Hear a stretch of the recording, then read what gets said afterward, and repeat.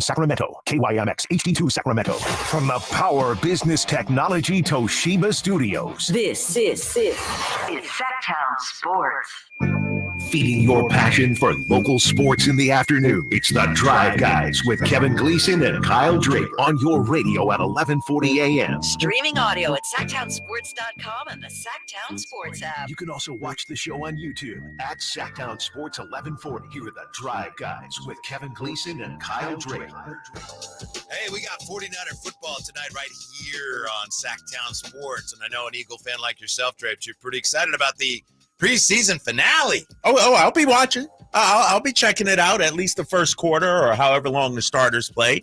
You know, unlike some 49er fans who won't support their team during the preseason. As a Eagles fan, I'm a football fan. Of course, I'll be watching tonight. I'll be checking them out. You know, you got some fake Niner fans that, you know, aren't into the preseason. That's not me. You know, anytime I can watch football and especially see the starters, I'm going to take that opportunity. I hate to do this, but I'm going to give you an opportunity to look at him back there. He's salty. Sorry. I ain't talking about you, Jay. Go ahead, Whitey. I'm sorry. Start the show off that way. Got him. Give you an opportunity to maybe take some shots at the Niners. I'm going to open that door up for you here. Did you hear what Michael Silver, he's, of course, with the Chronicle. He's tied in, right? Yeah, he definitely. Yep. He's allegedly. Davis. Yeah, been covering the NFL for a long time. Here's what he said on their Bay Area flagship. This was yesterday. Talking about the Brandon Ayuk hold-in, which a lot of people are talking about, as you know. Yeah.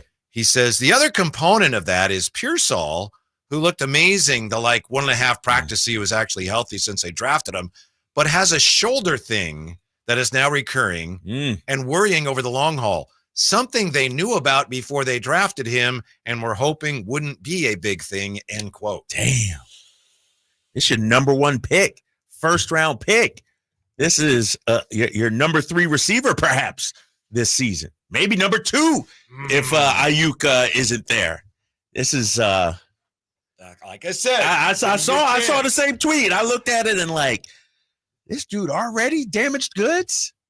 And if I'm correct, according to the tweet, they knew about it going in. That's what he said. Right? Yeah. Yes. And so that's this has been. Yeah. Quote, something they knew about before they drafted him and were hoping wouldn't be a thing. I tell you what, anytime you're hoping your first round pick, you can't be hoping. You got to know, right? Our Sacramento Kings dealing with the same thing with Devin Carter. You know, it's like you draft a guy first round. You got to know about the injury. With that being said, I'm not going to pile on the Niners. You know, why? You don't feel well today or no, something? I'm just saying, you know, they're already down in the dumps. You know, my boy Spike Eskin, was it Spike or Howard Eskin I sent you? I forget. Daddy. I forget. It was Daddy. Howard. It was Howard. You know, he says the Niners basically in for some trouble this season. Talk show host out of Philadelphia. Yeah. So, you know, why kick a team out when they're down? Why kick an organization, a fan base when they're down? What they're he already says licking their about them wounds. has nothing to do No, with I'm just saying, it's been all right. If we were to grade this Niners training camp preseason, what would we give it? In all honesty, and it can't be a C, Whitey, because you know what a C is? Average. This ain't average. This ain't average. What's happening? Training camp, preseason, everything. Yeah, D. Damn. But D so for what? damn. I was just talking to Alan about this. You remember a year ago, you and I were doing a show, I believe, and it was just about a year ago, I have to check the date, that the whole Trey Lance thing went down. Oh, yeah. Remember? Yep. And Bosa hadn't signed yet. Remember? Yep. And their quarterback, there were still some people that said he wasn't very good. A lot of people said that. Some people still said he was coming off of elbow surgery. So a year ago, I was like, oh my goodness, these things are falling apart. Remember we talked about how I remember all that. Yeah. They looked like an incompetent organization, the way they handled the Trey Lance thing. Yep. Yeah. So my point is, that doesn't mean that everything's going to be fine. But all I'm saying is things can look a certain way in camp, and if you handle your business, it doesn't matter once the season starts. It happened a year ago. Hopefully it'll happen again this year. Hopefully? Yeah, we don't. I mean, if you're a Niners fan, hopefully, right? Yeah. I don't know what they're going to figure out with I have no Ayuk, idea how this guy's shoulder is going to be. Well, here's the thing about it too, Whitey, and we've talked on this show ad nauseum about the Ayuk situation. This feels different. This feels different than the Bosa situation. This feels different than previous situations. And when I look at it, the fact of the matter is, every offseason, it seems like the Niners are involved in something that's just wonky. The Jimmy G situation a couple of years ago, Trey Lance, his situation, Debo a few years. Like, there's always drama going on in the Niners camp. Eventually that catches up with you. I don't know if it'll catch up with you this year. I don't know. But you just said it. Yeah. This offseason, this training camp, this preseason has been a D. And now you're telling me your first-round pick, Tricky Ricky P, we call him here on the Drive Guys Sactown Sports, is dealing with an injury that might linger into the season? Let me put on my John Lynch hat. All right, please do. Sell me, John Lynch. Sell me here. Yeah. Well, I wish I knew why this was taking so long. We have these problems every year, but it's a good problem to have, Kyle. When you have, it's a good problem to have because it means that you have quality players that they're earning this amount of money. And, it's difficult for us to figure out. We can't pay everybody what we'd like to, but yeah, it may look like, wow, they always have these issues. But let me tell you, doggone it, it's a good problem to have. That's what happens when you have a good roster. First of all, you look more like Newt Rockney over there, or Vince Lombardi, or somebody, Dick Butkus or something, than John Lynch. And that's good. That's GM speak, coach speak. We get it. We understand that. And like somebody said from the 916, Niners are favored to win the NFC. Hardly down in the dumps, this fan base. But I call a spade, Whitey. It has not been sunshine and rainbows this preseason. I mean, even when your quarterback is on the field, he hasn't looked great. Yeah, but that's not a thing. Hey, give me something in the training camp, Whitey, Jay, Niners fans, that I can hang my hat on as a Niners fan and say, man, this is going great. You've had some rookies. Mustafa? I got a list. Oh, come on, man. On this side. He's playing great. That's like the King saying, you know what? I tell you that, Jones and Crawford, they're looking great in camp. Well, you're talking 10th, 11th, and 12th, man. Okay. I'm talking about top-tier stuff, Jay. D. Winters, probably going to be a starting linebacker. Right guard, a starter. Dominic Puny, looks like he's going to be the starter. Debo, from all accounts, is at the best. No. That's what Debo said. Debo said everyone that has covered this team has said Debo looks like he is in the best condition form. He's focused. This is the best he's looked since he's been in a 49er uniform. To my colleague's point, there's things that go on that we don't see. There's things that go on at practice that are just as, if not more important than what we see in the exhibition games. So as Niner fans, you guys got to look for the bright side, the positives. Instead of, I'm just saying, because on this show, it seems like we started the show. We focusing on the negative, Tricky Ricky P. Where's the positive? It's not sexy. It's not making headlines. To your point, Debo in the best shape of his life. Puny looking like he might start week 1, looking great. But then you got that. You got to balance it with our number 1 pick, our first round pick. Can't even get on the field because he's hurt. That's tough to swallow, man. You can't, I understand you gotta look for some diamonds in the rough, look for some positives, if you will. You guys are y'all like the leprechaun, trying to go over the rainbow and looking for some gold. You got your 3rd round pick that's starting on your offensive line that you needed to fortify. What does that tell? That's good. No, or the offensive line wasn't good to begin with. That means he's a beast. Side. Yeah. Okay. Well, he got the start because the right guard was hurt. Right. So now he got an opportunity, and now we've seen okay, maybe this dude is a lot better than everybody in the NFL thought. Hey, don't get mad because the pot of the pot at the end of the rainbow is a little better than everybody else thought. Stop that, man. Stop. Don't stop. Well, let me say this. Go ahead, Jay. Okay, listen, real fast. I'm with you on the Tricky Ricky P. That is a terrible job. Is a terrible way to move if he is truly injured, and it has been something that has been there over the last couple of years. The other part of that too, though, Drapes, is this. I ask both of you, how many times do we hear good stories in training camp? How many times do you, of all the stories that you've seen in training camp, I'll even go to the Eagles. No one has talked about Jalen Hurts being perfect. The very first thing I seen all year about Jalen Hurts was him throwing a pick a couple days ago. That's the very first thing. Everybody else has been, it's a job he's been doing for the last 3 weeks. Why do we hear about one interception that he's thrown? It's the negative. The drama. Because he went 300 and some passes in camp without an interception. So why we ain't heard about that, though? No one's talked about that until he threw a pick. So what I'm saying is in the media, they're not reporting positive all the time. 9 times out of 10, we talk about the negative. So let me ask you, Jay, because Whitey gave his take on it. What kind of grade would you give this? That's a D. I don't even need to let you go. I'll tell you point blank, period. I think the 49ers have did a terrible job with Ayuk. I think they've done a terrible job with Tricky Ricky P, depending on what it is. We haven't heard nothing about that. This is something, and not just only this training camp, fellas. This is something it's an occurrence. It's a habit. It's habitual. They have to tighten this up. We can't go 6 years in a row. We're working on 2 different hands now, fellas, of not signing a guy over the last 5-6 years in training camp. That's terrible, man. Listen to this. I think this is a very on-point paragraph here from Mark DeLucci. The fact that the Niners used a first-round pick on Pearsall, despite some degree of health concerns, speaks to their confidence in his profile as a prospect, but also this front office's historic willingness to gamble on players with some longer injury history.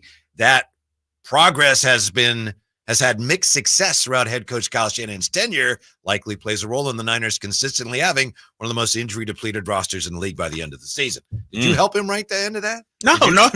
He's spitting facts there. At first, I thought he was going to go all sunshine and rainbows and everything, but then he spit the real as well.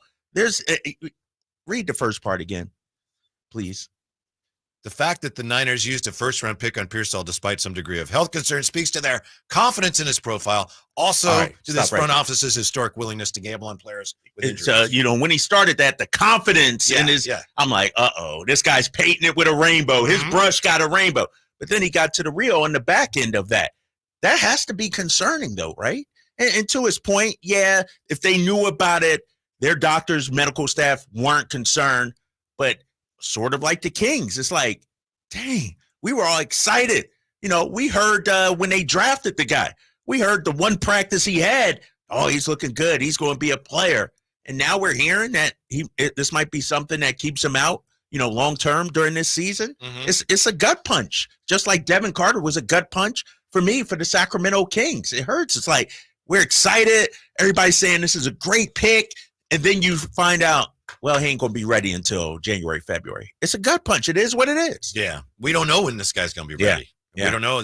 Obviously, the doctors looked at it and said, look, it might be nothing. That they gave him some kind of idea that, there's a chance that this is going to linger, blah, blah, blah. And they decided, all right, we'll roll the dice and we'll see. They could still roll 7 on that. It's a little too early to tell. There is a habit I think we all have. I'm not saying you have this habit. Right. We all do in camp of taking this thing's not ideal. That's not ideal. Oh my goodness. It's all catastrophic in Niners. You can call him Kyle Eskin. No, he's an Eskin, man, and that's fine. So this isn't worse than previous years? Yes, it is. You guys just called it a D. You guys just called it a D, and they're like, I ain't worried about it. It's a D. No. I didn't say no. It's training camp. Thank you. Yeah, it's preseason, Drapes. Now let me get 3 weeks into the football season, and we still have these issues. Then we'll talk about it. Right now, August, brother. All right, people. Technically, you shouldn't be even back in school yet. Like, come on.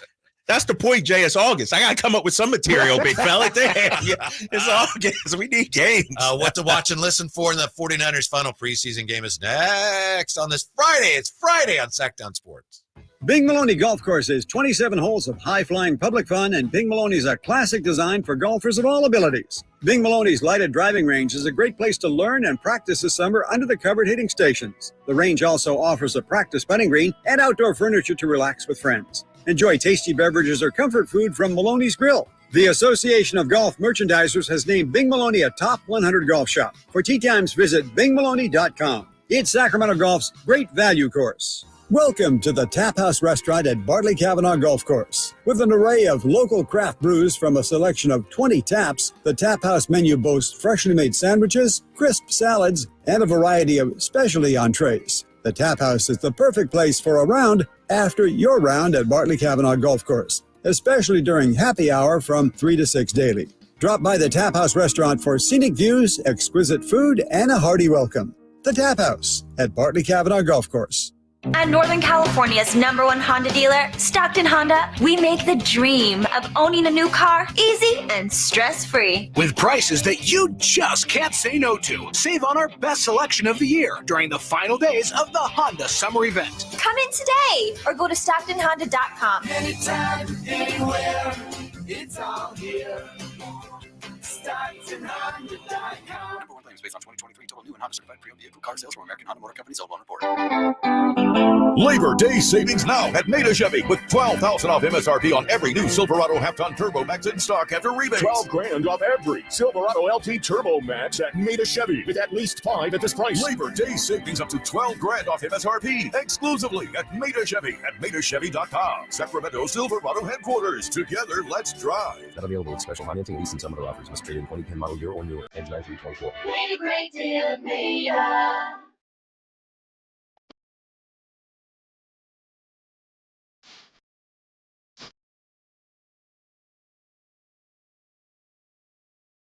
Your afternoon home for Kings talk and so much more. The Drive Guys on Sactown Sports. Look, we appreciate the passion.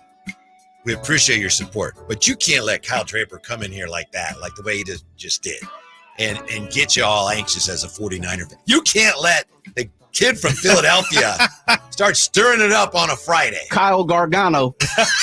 What? What do you want listeners to do? Stick up for their team? Scott's is a fan base of a team that most professionals in the football business are picking as a favorite to win the NFC is hardly down in the dumps. Okay, all right. That's reasonable, right? Yeah. Not too emotional. How about this from Tin Lamb? Refurbished players can win hardware. There you go. Dang. So that's what the Niners got? Refurbished players? Is that what's happening? Don't say that. They're not refurbished. They come in with different body parts and refurbished parts and everything. Is that what's happening, Jay? Your team is refurbished? Brock Purdy got a refurbished elbow. Good as new. Tommy John, baby. Yeah. All right. David Neal, if the Niners stay healthy, they should make it back to the Super Bowl. Everything else is just water under the bridge. You see that? You're not getting to these people. No, these people are too smart for you. You know what it is? David is delusional. Let me just call it like I see it. Because we know the Niners, when they get to the Super Bowl, what seed are they, Jay? What seed are they, Whitey? One. If they don't have home field advantage in the NFC Championship game, it ain't happening. And I think the NFC is a better conference this year than it was last year. So I think the division might even be better this year. So you got to get off to a solid start. 1-2, 1-3. It might be time to hit the panic button in terms of the number one seed. And so it's not water under the bridge when your number one wide receiver and your number one offensive lineman aren't in camp participating. It's not water under the bridge when your first round pick probably ain't going to start the season on the field. It's not water under the bridge when your quarterback looks suspect in his first preseason game. And I understand it's preseason, but you can't tell me, everything's good. Niners are good. We chill. You know what the Niners fans are sounding like right now? You ever see the meme, the dog inside the house when it's burning down? Everything's fine. It's all good. These are signs that show me that, you know what? All's not right now. Can they rebound, Whitey? Yes. Okay. But if I'm a Niners fan, I'd rather everything be honky-dory, everything nice and good. Yeah, but when it's not, what are you going to do? Panic? You're saying panic? Preseason? Haven't played the last preseason game? Find the panic button, Niner fans. Now, if they come out and look great tonight, well, they better. Raiders already been playing their starters. They better. Why do they better, Whitey? It's preseason. Well, it doesn't matter. You should be better than the Raider reserves. You should. Yeah. Yes, you should. Yeah. To your point, though, see, I understand where you're going. Okay, all right. I just want to point this out. There are a lot of people that are looking for the 49ers to regress. We do that with every team in every sport, right? When they're really good over an extended period, and I know they haven't won a championship, but every year, some people are like, you know what? I don't think they're going to be as good this year because they can't be good forever. This is from The Ringer. How will every NFL defense perform in 2024? Number one, so they rank the defenses. Off the top of your head, where do you think the 49ers would or should rank? The total NFL? NFL, yeah. I'd say top 2 or 3. This is what the Ringer says today. Number 1, New York Jets. Number 2, Cleveland Browns. Number 3, Baltimore Ravens. Damn. Number 4, Dallas Cowboys. Number 5, Seattle Seahawks. Number 6, Pittsburgh Steelers. Who wrote this? Number Kevin O'Connor 7, wrote that. Houston Texans. Number 8, Chicago Bears. Number 9, San Francisco. Wow. See, now that's not me writing that. I'm not that bad, Whitey. I'm not that. I would love to hear who wrote Sheil Kapadia. Oh, Sheil, yeah. You know Sheil? Yeah. We might have to get him on. So you respect his credentials? He's been around NFL a long time. Okay.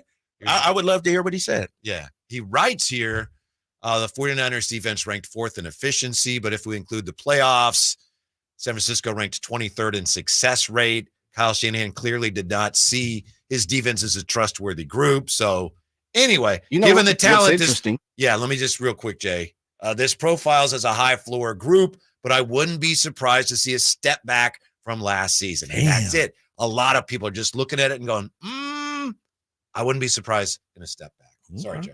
No, apologize to you. Sheil is a Philly guy. Don't do that, Jay. Don't do that. He used to write for the Philly magazine and The Athletic. When I used to work with him years ago, Sporting News, he was a Philly guy. Look him up. He used to write for The Athletic and Philly magazine or Philly something. Where does he have my Eagles then? The Eagles defense? Yeah. Let's see. 10 Lions, 11 Chiefs, 12 Vikings, 13 Jacksonville, 14 Okay. Eagles. So it sounds like he's unbiased then. Sounds like, He's definitely from Philly. They had the 4th worst injury luck of any defense last year. Which is true. That's facts. That's facts. He had him 14. Mm-hmm. That's not anything to write home about, glowing or anything like that. So sounds like he's unbiased. I like that. So the reason I mention that, again, is there are just a lot of observers who are looking at the Niners saying they can't stay as good as they've been forever. We'll see. Well, I think when you look at the Niners, fellas, and the defense, the absence of Dre Greenlaw is going to be huge for this team. While their secondary may be improved, I question whether the defensive line is going to be as good. It quite possibly may be. We talked about this yesterday. Some different names on that defensive line. It may be last year the expectations were so high because of all those names. Randy Gregory, Chase Young. They had names on the defensive line. Now you don't have as many names on the defensive line, and so to me, it's a question mark. We got to wait and see. I'm not saying the Niners, what was it, 8th? He had him 8th? Yeah. Nah, I probably got him a top 5. I think he had some second best in the division. Oh, yeah, he had Seattle better than them, right? Yeah. I look at their secondary. I think that could be their strong suit, their strength. Whereas last year, maybe they had some holes. I was never all in on Travarius Ward, but he did a fine job. He was fine. But when you look at it, I think that could be their strength this season, the secondary, and the depth in the secondary as well. With Renato Green, you got some young corners should be better. Right, exactly. And so I'm not putting them 8th. I'd probably say top 5. Jay, I don't mean to put you on the spot here, but you're obviously a keen observer of all things Niners. Is there anything, and if there's not, it's fine. Like I said, I'm not putting you on the spot. Anything that you are looking for tonight in the funnel game? To me, Purdy, we'd like to see him play better, but if he doesn't, whatever. Want to see how Dobbs plays again. And obviously the number one thing is you don't want anybody getting hurt. But Isaac Guerrero, who's got hurt, just started practicing. I think he's got to show tonight that, he's got a little something. That's what I'm looking for. Okay. Yeah, for me, absolutely nothing. Just don't get hurt. I'm with you. Do not get hurt. Don't get hurt. Simple, plain. We got Kyle Sirianni. That's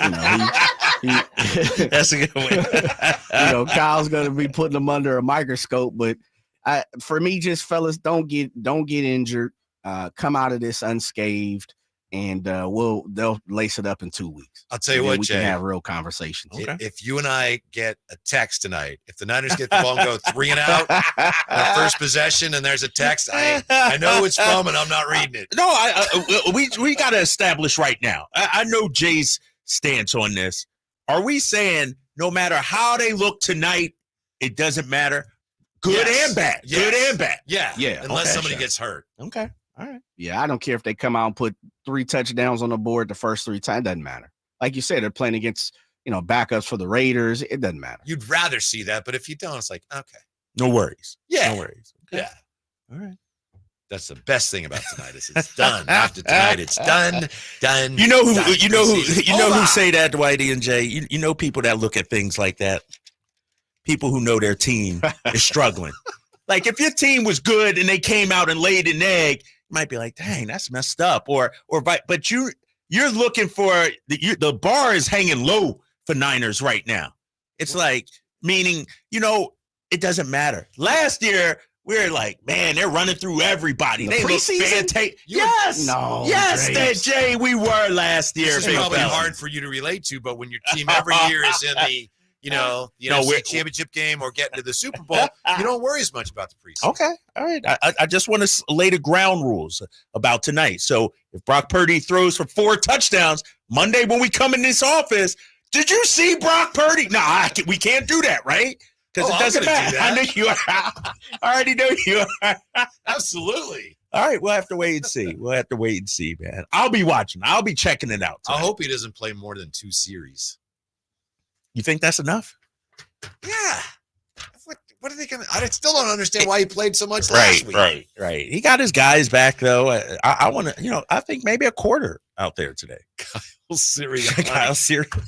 Hey, man, can't you just call me Kyle Reed? At least, Sirianni, he might be out midseason, Mike Golic Jr. is going to join us, see what he thinks of where the 49ers are right now and how far they can go next on Sactown Sports. In a crisis, your number one need is food, because when things go sideways, it's always one of the first things to sell out. But if you wait to stock up, all you'll find at the grocery store are crowds of desperate people and empty shelves. That's why FEMA and the Red Cross say you need at least 72 hours of non-perishable food. But here's the good news. For Patriots, the trusted preparedness company is offering listeners of this station a special buy one, get 2 free deal on its best-selling 72-hour survival food kits. This new and improved kit has 20 servings of delicious food for breakfast, lunch, and dinner, all designed to last for 25 years. It sells for $29 and has been rated 4.4 stars by thousands of happy customers. But when you act quickly and buy 1 kit, you will get 2 more kits absolutely free. That's 3 kits for the price of 1.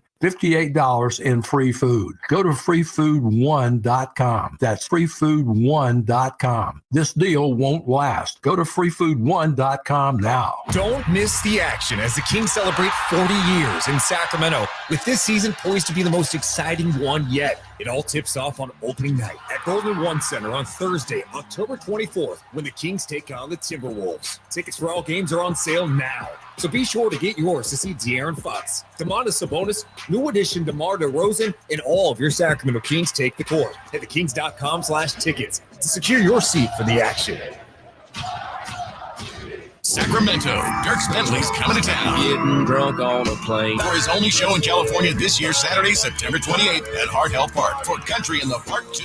What was I thinking? And he's bringing some friends. Carmelie. I want to close your eyes for this. Tyler Rich. Be the difference. Dasha. And more. Saturday, September 28th at Hard Health Park. Get your tickets today before they're sold out at CITPFest.com. Brought to you by the California Army National Guard and Red's Pizzeria and Tap House. For most of the people that walk in our store, it's been an ongoing, nonstop issue, and they're finally walking into the Good Feet store. Okay, the guy that came into my store last year that has had plantar fasciitis for 30 years. I looked at him, I said, "Are you kidding me? I've been here for 14. Where have you been?" I helped relieve a problem that's plagued him for 30 years. I mean, how do you not go home and talk about that? Come to the Good Feet store now for a free fitting and test walk. At aimyourdigital.com, we'll help you target the right audience, build your leads, and crush your quota. Take your business to the next level. Our digital marketing strategies help grow awareness of your product or service, all while building trust in your business. Our approach involves leveraging multiple tools and strategies to deliver exceptional results that are customized to your unique business needs. Don't wait to run out of sales leads. Keep your business growing. Get started with aimyourdigital.com today. Sponsored by Xfinity Internet. Enjoy ultimate control of your home network. Personalize your Wi-Fi name and password. Assign user profiles. View and control connected devices and more with the Xfinity Internet app. Michael Dave here for Capital Casino. Sacramento Summertime Heat is back. And, of course, Cap Casino, Sacramento's #1 poker room, wants to invite everyone to soak up some air conditioning, still with the most variety of table games in the region. And, as always, the best food, best service, and the best action, conveniently located in downtown Sacramento. Capital Casino, of course, reminding everyone to please make sure you gamble responsibly. 1-800-GAMBLER.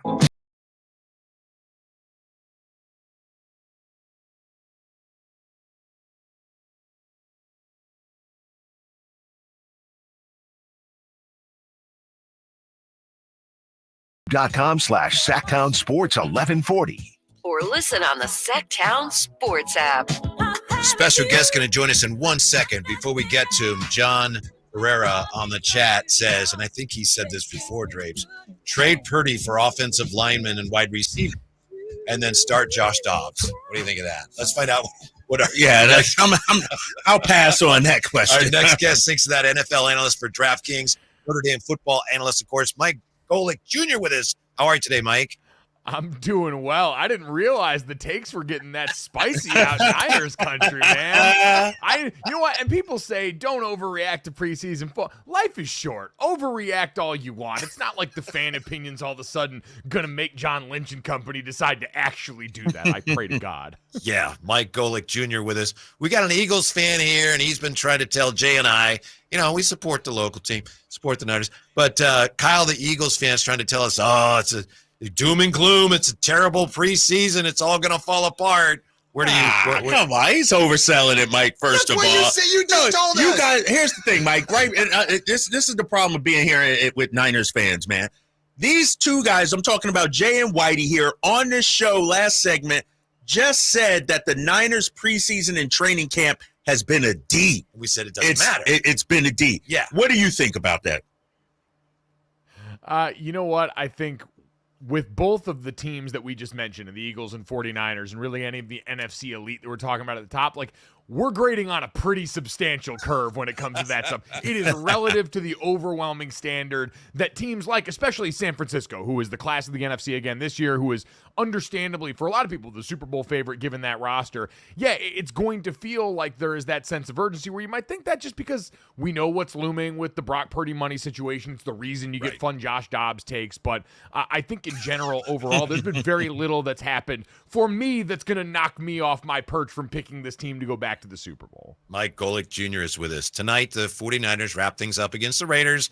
Raiders aren't expected to play any starters. But, that Gardner Minshew is a quarterback there, surprising some people. Who would you say, Mike, is the team with the iffiest quarterback room in the NFL right now? Could it be the Raiders? Yeah, I think they're probably up there. I mean, a lot of people are going to point to Pittsburgh. That's the most, I think, intriguing one right now. But I think both of those quarterbacks have demonstrated a much higher ceiling than anything we're going to see in Las Vegas this year. And I said this in the offseason when they brought Gardner Minshew over there. Aiden O'Connell, obviously, got some time last year as a rookie, as a mid-round pick. And I think some people thinking, all right, hey, we saw how it worked for the 49ers when you got Brock Purdy late in the draft. Maybe you get some veteran players, take a flyer on them late and see if anything pops. And Gardner Minshew is a good line of demarcation quarterback to have in your room, meaning he's going to come in, he's a veteran, he's played enough in this league to go out and get you enough in the way of results to find out if the other quarterback on your roster is a guy that's capable of being the answer long term. And that, to me, is what this said more than anything else is, hey, the quarterback of their future is not on the roster. If Aiden O'Connell couldn't go through camp and beat out Gardner Minshew, then I have questions about him being anything resembling their long-term answer. So for the Raiders, it's a tough season because we know they missed out on the quarterbacks in the draft. There were a lot of people hoping they'd probably get a crack at Bo Nix or Michael Penix Jr. or someone in that range. And so now they're a year away from figuring out who that's going to be. Hey, Mike, can you speak to just how difficult it is to repeat as conference champions? We know the Chiefs can do it, but I look at the NFC, and it's been a while since we had a team. I thought my Eagles last year were poised to do it again, starting off 10-1, and then it fell off the cliff. How do teams, I guess, prepare themselves mentally and physically to really stay at a high level, a place we haven't seen in the NFC often with a team going to the Super Bowl twice?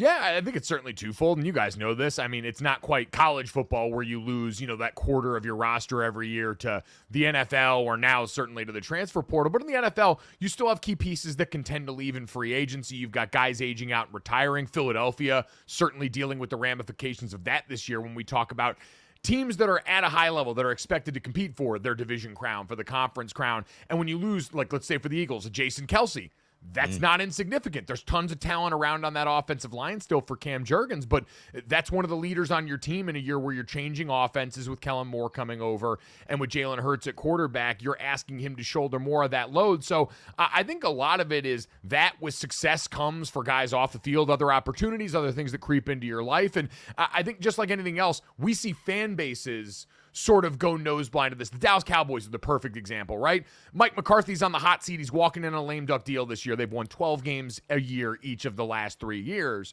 but they haven't won in the postseason, so now all of a sudden that's not good enough. For a player, you can get caught up in the routine. It can become too familiar to you. You're maybe so used to, hey, we're going to walk in and based on the talent on this roster, be able to accomplish at a certain level already, and maybe that for some guys mentally relaxes you in a way that a team that's been on the up and up, let's say the Detroit Lions, who before last year had been on this slow build with Dan Campbell, everything in the process about winning had been new to them, and so it's a lot easier to sell them on the next level when they haven't been there before time and time again. Mike Golic Jr. with us, host and NFL analyst for DraftKings and Notre Dame football analyst, of course. And Mike, I know that we won't have a really good idea of how good anybody is for a few weeks till we see them actually play real games. With that said, 49ers open against the Jets. Do we have any idea how good the Jets are going to be this year?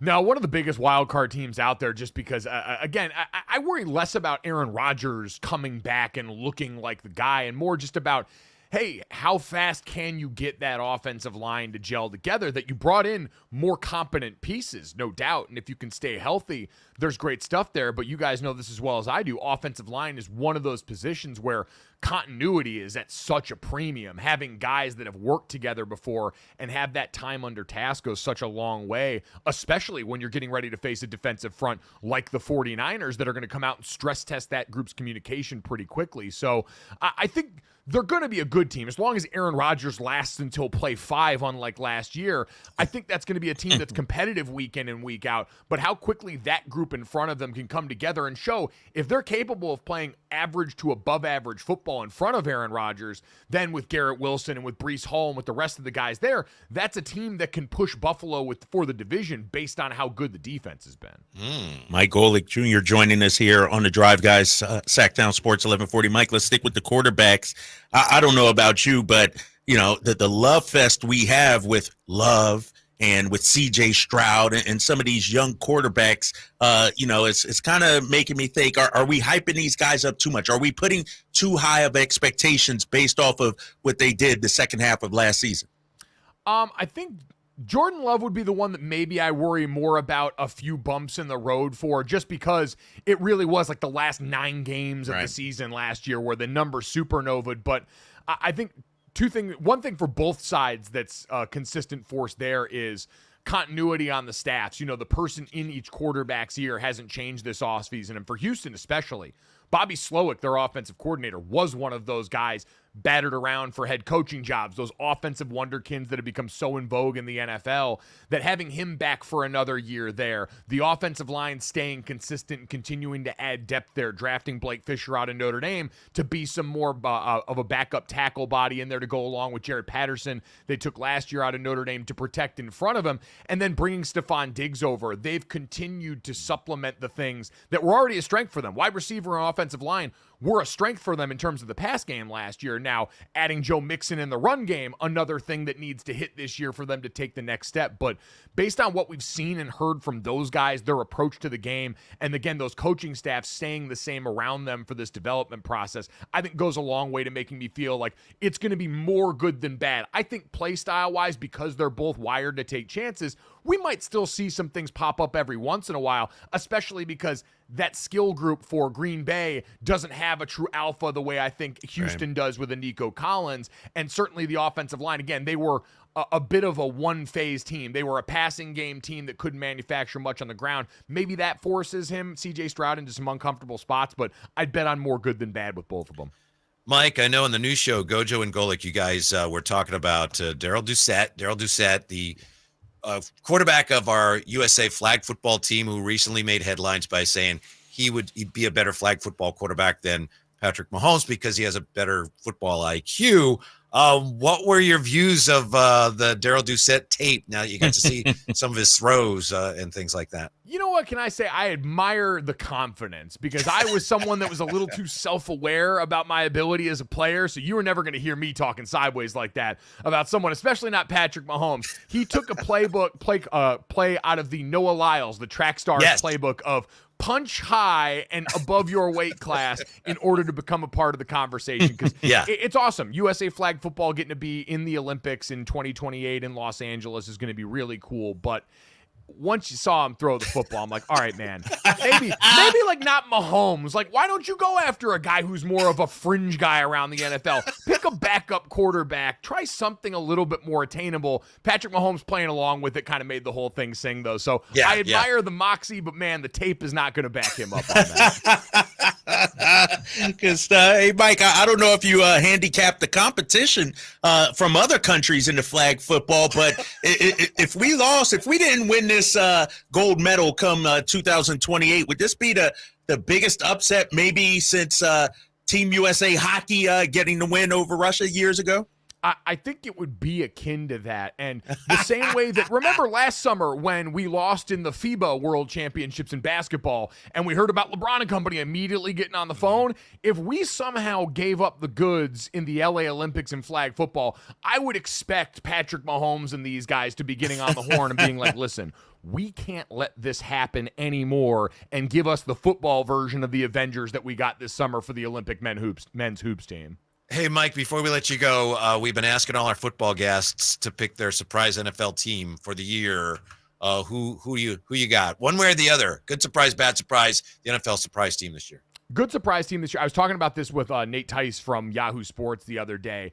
Really high, and I'm fascinated by the Arizona Cardinals this year. They play in a division that's too difficult for them to be a playoff team just because I think Seattle and Ryan Grubb's offense with Geno Smith is going to hum. Mike McDonald looks like he's going to get that off the ground in year one. But Marvin Harrison Jr. coming over into an offense with a Kyler Murray that may finally be as locked in as everyone's wanted him to be since that contract clause got put out in public. Trey McBride was a huge boom for them last year on offense at tight end. And so I just think they're starting to lay the groundwork for something pretty special there. Jonathan Gannon had them as the tough out early on, even though competition-wise and talent-wise they were undermanned. I want to see especially that offense. I think they can start to put it together this year.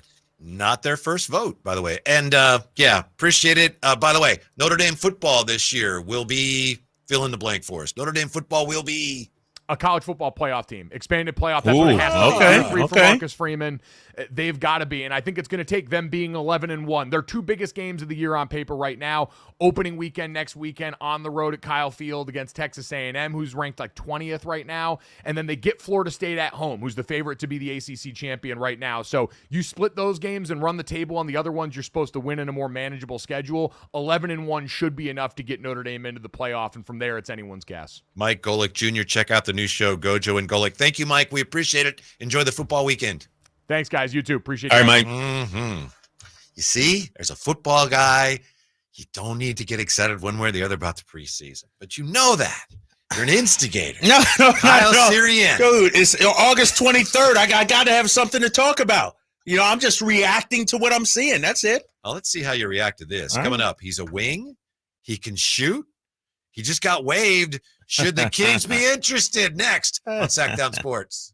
Our first year as the radio home of the San Francisco 49ers is one we will never forget. And Logan Ryan picks him up. Looks like they're playing man. Laporta's over there as well. It's 5 out. It's empty on 4th down. Goff back. Not going to get out to his right. Being chased. Throws, and it is incomplete. The 49ers take over on 4th down again. Congratulations to the 49ers on a terrific year. And thank you for so many wonderful memories.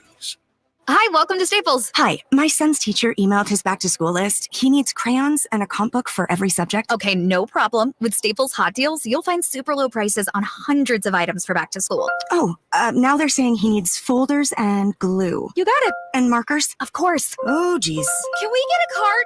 please. Save big on back to school with Staples Hot Deals. Right now, 24-pack Crayola crayons and comp books are only 50 cents each at Staples. NC24 in-store only, limit 10. Why choose a Sleep Number smart bed?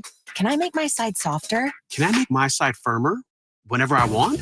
Can we sleep cooler? Sleep Number does that. Cools up to 8 times faster and lets you choose your ideal comfort on either side. 94% of Sleep Number smart sleepers report better sleep. JD Power ranks Sleep Number #1 in customer satisfaction with mattresses purchased in-store. And now, during our biggest sale of the year, save 50% on the Sleep Number limited edition smart bed. Limited time. For JD Power 2023 award information, visit jdpower.com/awards. To find a store near you, visit sleepnumber.com. This is your captain. We are going to be experiencing some slight turbulence. Please fasten your... Oh, hold on. Just got a video of my cat. Imagine the pilot of an airplane was as confident as you are texting and driving. Seems kind of crazy when you put it like that. Visit StopTextStopWrecks.org. A message brought to you by the National Highway Traffic Safety Administration, Project Yellow Light, and the Ad Council. This year, Dell Technologies' Back to School event is delivering impressive tech with an inspiring purpose. Learn how Dell is helping Computer Aid, whose work is helping solar community hubs with tech and AI literacy skills to empower remote, displaced, or disconnected communities around the world. Help Dell make a difference and shop AI-ready PCs powered by Snapdragon X Series processors at Dell.com/deals. That's Dell.com/deals. My kids call me Tom.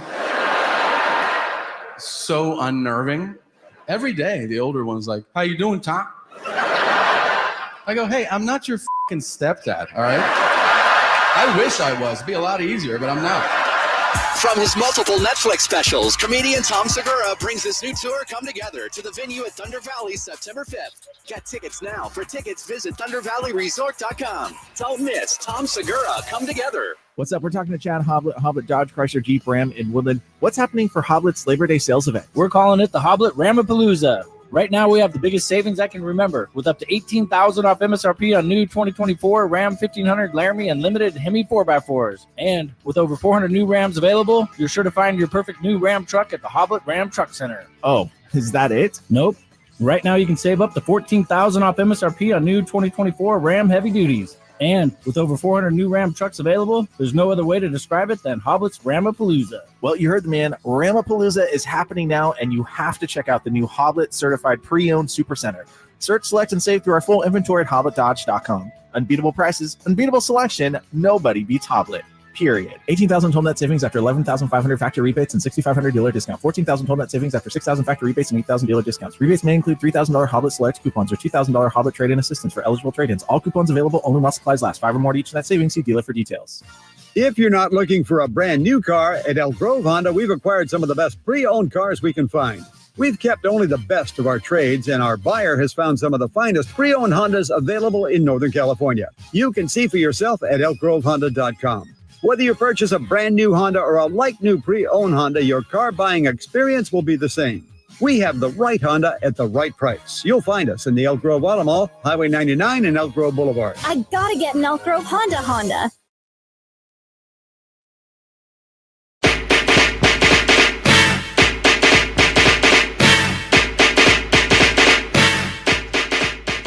Drive Guys, live and local, every afternoon, Monday through Friday on Sactown Sports. Could this be one of the answers to the Kings roster equation? I don't want to say problem. It's not a problem, but we know that they're looking for still a player or two, maybe a player to fill out that roster. We were just talking with Mike Golic Jr. about Notre Dame. Drapes, as you know, we got a guy who went to Notre Dame who just became available today. You talk about a shooter. This guy, for his career, is a 41.1% three-point shooter. Last year, 45.1%. Small forward. He's only 6'6", but he is a 3. I mean, it sounds too good to be true, right? This guy's available. This guy's, an all-star caliber player based on some of the numbers you would say, 41% three-point shooting. I mean, a dead-eye shooter. Steph Curry kind of numbers. Waived by the Pelicans today. And by the way, for no apparent good reason. I mean, they had roster room for him, so might be money. Sure what? Yeah, could be. I can't imagine you make it too much. Matt Ryan is available. He's on the open market. If you're money, snap him up. You know what's crazy about Matt Ryan? First of all, let me say this as a player. We need shooting. You can never have too much shooting. Never. He probably wouldn't be my top guy, but I'm at the point now, Whitey, where I don't care who they sign. Can he play? That's my only question. And I think Matt Ryan is an NBA player. I think he can play in the NBA. And so we had the conversation about Lonnie Walker and all those guys. Whoever they get of that kind of ilk is not going to be a huge difference maker. And so if they said tomorrow we're signing Matt Ryan, all right, I applaud it. You know what I mean? I'm not booking a trip to June, the NBA Finals, to Boston when we face them yet. But, okay, it's a move. Mm-hmm. That's the issue, I think, with the free agent market right now. There's nobody that really excites you. And so if you're Monte McNair, are you filling that roster spot to just fill the roster spot? Or if you're not in love with them, you know what? We'll pass. We'll keep our flexibility, keep that roster spot open for somebody that may come available throughout the season. He's played, 4 years? 1, 2, 3 How many years. teams has he been on, Whitey? He was with Boston in 22. One game. 23, he was with the Lakers in Minnesota. Yep. And then last year he was with New Orleans. So he's played 63 games, one start. I've never seen rebounding numbers like this in my life. You know, or 3 seasons. 0.5. But he's a shooter. I mean, he really is a good shooter. 41% from threes, as I said. Free throws for his career, 89%. But he's a really good shooter who can't stick anywhere. So, you know, it's probably 6'6". Kind of a defensive liability. I don't think there's anything there. Yeah, nothing there. Nothing. And the thing about bless him. Wish him nothing but the best. The thing about Matt Ryan, it's not like he's 22, 23. He's 27. Yeah. So he's kind of who he is. You know what I mean? It's not like he's going to have development in his game. He's going to turn into this, 15-point per game score or anything. I sent that in the text because, he is a shooter, but I'm not enamored with any of the free agent options, really. We talked the other day about our guy, Isaiah Thomas, who I like as a player, love it, but I don't want IT coming here just to be a glorified assistant coach. With that final roster spot, I'm hoping we get somebody by way of trade maybe that can actually impact the team. Mm-hmm. I just think it's slim pickings out there right now. Yeah, little upside down on his offensive defensive rating, a defensive box plus minus not great. So I think if that's one of the issues. He's not going to give you a lot defensively. So, right. Hope he ends up landing with someone. But you put up shooting numbers like he put up last year with a team, and that team doesn't keep you. Right. Yeah, that's true. But I do believe New Orleans, the Pelicans, and he, like you said, he probably didn't make that much money. Looking it up right now, I do believe they're looking to shed some salary, if you will. And he was a two-way guy last season, made $1.5 million. This year would have made $2.2 million, and then next year $2.38 million. And so I think it was just a financial thing for that organization down there. Mm-hmm. As far as the Sacramento Kings, and none of these guys, like I said, are the answers to what we want. I've done a Drapes take before on who I need Monte McNair to go out and get, and that's John Collins. Anybody other than that on the free agent market that you can get, okay, great, but I don't think it's going to impact us that much. The Sacramento Kings, in order to be better next year, mm-hmm. one thing more than anything else that they have to do is what? Obviously, there's a whole bunch of things they have to do. But one thing, the Kings to be better next year, they have to what, would you say?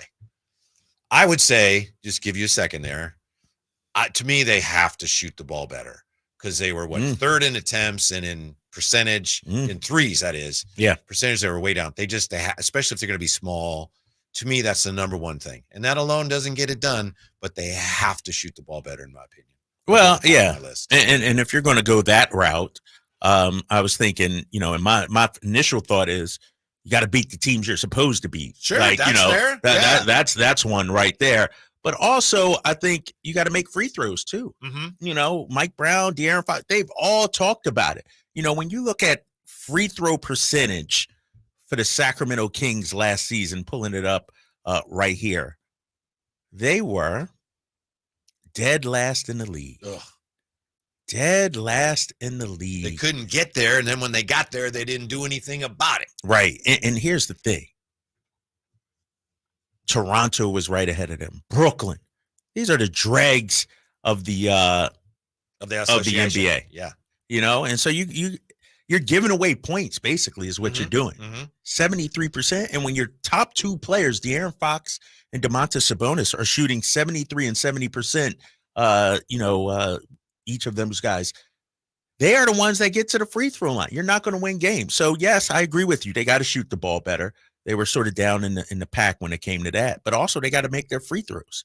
That might be the most overlooked aspect of DeMar DeRozan's addition. Yeah. He's going to help them get to the line and make free throws. Right. It was that bad last year. Yes. And here's the thing. When you look at, free throw attempts last season, Sacramento checked in at, I got to go way down, 21st in the NBA.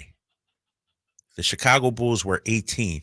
DeMar DeRozan, he was one of the leaders last year. I think he was at 8 or 9 a game last season, and he shot better than 80%.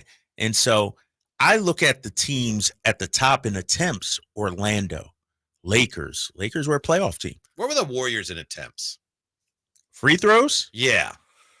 They didn't get there much last season. Yeah, they never do. They were worse than us, 27th. See, and we run attempts. Basically the same offense. Same offense, and yeah. They never got to the line when they were running, even when they were a really good team. They didn't get to the line much. So the Kings are, the way they're playing, they're probably not going to get to the line much. So DeMar DeRozan's going to he's going to have a huge impact. A team that didn't get to the line much, and this will surprise you, they were second to last, 29th in the league in attempts. Boston? The Denver Nuggets. Wow. That's kind of surprising, right? Yeah. Jokic and Jamal Murray. You would think Aaron Gordon. Nope. Celtics were 26th in getting. So I wonder, too. Yeah, that's what I was going to say. The correlation, teams that maybe shoot a lot of threes, you're not going to get to the line. And so, to your point, the addition of DeRozan, the mid-range game, taking it to the hoop, a guy that can get to the line, I think that'll help us out. By the way, we just found out Jerry Reynolds going to join us 5 o'clock today. We got Drape's Takes coming up today. When we come back, A's tickets for games in Sacramento selling at a brisk pace. We'll look at that next on Sactown Sports. I didn't ask to be thrown in the streets with nowhere to go. I didn't think I'd survive. But I did ask for help, and Covenant House was there for me. 1 in 10 young adults will experience a form of homelessness this year. For these kids who didn't ask to be put in this unthinkable situation, Covenant House is there. Covenant House helped me break the cycle of homelessness in my family. They gave me the love that I needed. Over 2,000 young people will sleep safely in a Covenant House bed tonight. When youth who are experiencing homelessness have a hot meal, a safe place to sleep, medical care, and love, they can overcome heartbreaking challenges and have a brighter future. They just really genuinely just wanted to help me succeed, and I'm succeeding. I'm a speaker, I'm an author. Covenant House really helped me and really helped mold me into the woman I am today. If you or someone you love is asking for help, go to safeplacetosleep.org today. It's a myth to think you don't play golf well enough to get fitted for golf clubs. The professionals at the Hagen Oaks Player Performance Studio would argue that playing the game with golf clubs properly fitted to your body and swing characteristics is the best way to improve your game and have more fun on the golf course. With a professional staff of fitters, all the major brands of equipment, and cutting-edge technology featuring TrackMan, the indoor-outdoor Hagen Oaks Player Performance Studio is worth a look. See for yourself, Fulton Avenue at the Cap City Freeway. Schedule your fitting at 916-808-2531, 808-2531. Last year's RV trip, we met a couple with the same bumper sticker. What are the odds? Your cousin isn't a good storyteller. He was a podiatrist, or was it a pharmacist? You don't say. Oh, I can't remember. But she owns an RV protected by Progressive, and you don't. So until you get your own RV, her stories are the most interesting stories you've ever heard. Wow, interesting. And when you do get your own RV, save money by bundling it with your home, auto, or other vehicles with Progressive. Oh, anesthesiologist. He was an anesthesiologist. Progressive Casualty Insurance Company affiliates and other insurers. Not available in all states. We all know what UV rays can do to our skin, but they can also do damage to your car. Keep that from happening with 303 Protectant. 303 Protectant keeps the sun's harmful rays from causing fading and cracking in rubber, plastic, or vinyl surfaces. From the dashboard to the tires, 303 Protectant keeps your car looking new longer. Get 303 Protectant today at AutoZone. Visit 303radio.com for more information. Hey, check it out. We've got an incredible lineup of live music and events with the Sactown Sports live events calendar. It's a gathering of soul legends in one fantastic summer show at the Soul Fest 24 Live on August 24th at Thunder Valley. Plus, take a trip back in time with 80s Rewind at Thunder Valley on September 1st. Then Train and REO Speedwagon at the Toyota Amphitheater on September 6th. And the Doobie Brothers are appearing there on September 10th. Also, on September 6th, check out the live music at Crawdads on the Lake with Jared Neiman. And don't miss the Lodi Grape Festival, September 12th through the 15th, featuring Joe Nichols and Smash Mouth. And you'll laugh out loud with George Lopez at Hard Rock Live Sacramento on September 21st. And looking ahead, it's Bad Religion at Hard Rock Live Sacramento on October 19th. And that's your Sactown Sports live events calendar, your ticket to the hottest shows in town. I would end the day with sore feet, sore legs. The drugstore inserts that I was purchasing were really not very useful at all. I walked into the Good Feet store and the guy kind of grinned at me and said, I hear that a lot. I was living with chronic pain before going to the Good Feet store. Now I don't really have that problem. I'm able to do the things that I expect to be able to do, even at my advanced age. I feel pretty good about what's going on. Come to the Good Feet store now for a free fitting and test walk. KHTKAM Sacramento, KYMX HD2 Sacramento. Take it on the local level. Live and local, 6 a.m. to 6 p.m. Monday through Friday. From the Power Business Technology Toshiba Studios. Sactown Sports.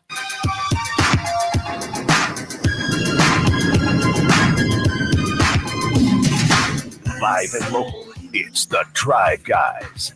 Watch the show on youtube.com/Sactown Sports 1140. Or listen on the Sactown Sports app. We got Drape's Takes coming up today. Jared Reynolds going to be with us. Going to take another look at our 40 for 40, top 40 Kings in 40 years almost of Sacramento Kings basketball. I got an all-time grade. The question is, how high should he rank? We'll get into that today as well. But Drapes, Jay, got to ask you guys, dear listener, do you have your Sacramento A's tickets yet? Nah, I get the press pass, big fella. You know, media credential. You're not taking the family? Nah. I mean, I request those. I'm not going to buy season tickets, but I'll be in the house. I'll be in the building for it. Chris Biederman on Twitter has a nice piece in the B as well. He says, the A's sold out their most premium seats for the next 3 seasons. I know Jay has some inside information on this. At the ballpark, they're selling other premium suites before standard tickets go on sale later this fall. Jay, you know some people that were interested or did buy the tickets? I don't know how much you want to talk about that. Yeah, no problem, man. It's by one of my closest friends. It's like my brother. Family is. Yeah. He and his family, huge A's fans, like everybody should be on this earth. And, they inquired about garnering 2 season tickets next year. They were met with, it's not just going to be 1 year. It's not going to be 2 years. We're going to have to buy all 3 years worth of these 2-seat premiums. And people are doing it. Yeah, they're selling out. And my guy, my brother, my friend, he's like, yeah, I think Pops and the family's going to do it. I'm like, what? He's like, yeah. So I look over and I'm like, $45,000 a year. Okay. That's for 3 years. Not bad. See, I don't think the B had that. They had some prices, but they didn't have that number. Yeah. So right now, fellas, they're selling first base to third base to first base, however you want to call it. Those are considered the premium seats. And of course, the Kyle Drapers, the box seats. Yeah, got it. Those up that way, Kyle Sirianni. And so, it's just one of those things where I looked at it and was like, 45 for 3 years? Look, I sent it back. How do I get in? I got something on that. And then he's like, yeah, that'd be $45,000 a year for 2 seats. Damn, $45,000 a year? Ooh, now we talking a soft 130. Yeah, that's tough. 5? That's tough. 40 with taxes? The most sought after seats closest to home plate sold out in 2 weeks, according to a source quoted by Chris Biederman. The sales were part of a 3-phase plan to sell high-end options and luxury suites before standard tickets went on sale this fall. And that's why it's very interesting, Jay, what you have here, because according to the B, the cost of the luxury seats were not disclosed. Other premium seats were expected to cost between $15,000 and $20,000 per seat each season, or about $183 to $244 per game to see baseball. And again, this is phase one. There's other phases, and standard tickets go on sale this fall. That's the plan. But I was surprised by, I had a little sticker shock looking at that. I was also surprised to hear that, maybe I should have been, but surprised to hear that they're going. Yeah, they're going fast. Same thing like the report in the B. I was told anytime they throw something on the market, people snatch them up. We had Greg Vaughn on the other day. Yeah. He talked about how excited he was. And so I think Sacramento is embracing this team when it comes here for the next 3 years. I think fans, too, they're going to totally embrace the A's as our own, Yeah. And I know that there's a lot of A's fans in Sacramento already, but I don't think there's going to be any kind of, is that our team warming up period? Fans are going to be 100% behind this team. And I think a lot of fans will see supporting this team as part of a civic duty to make it more likely the Sacramento gets a team. Yeah. I think, that first series is going to be against the Cubs. That'll be a big series, obviously. But to your point, Whitey, I think the sadness over the team leaving Oakland, it might already be done. Like, if it seems like there's no debate anymore, or how do you feel, or you sure you want to be, it seems like the city is all in, like the fan base is all in right now. And like you said, I think they're going to treat it like it's their team, city of Sacramento and West Sac. So when the Cubs come in March 31st next year, it's going to be raucous. It's going to be rowdy. Fans are going to, be cheering for their team to get the W. Mm-hmm. So you were thinking about doing it, huh, Jay? Just Yeah. When light the work initial, for you, Jay. Yeah, Come on, bro. the initial situation, I was like, oh yeah, again, this is like my family, so I'm in.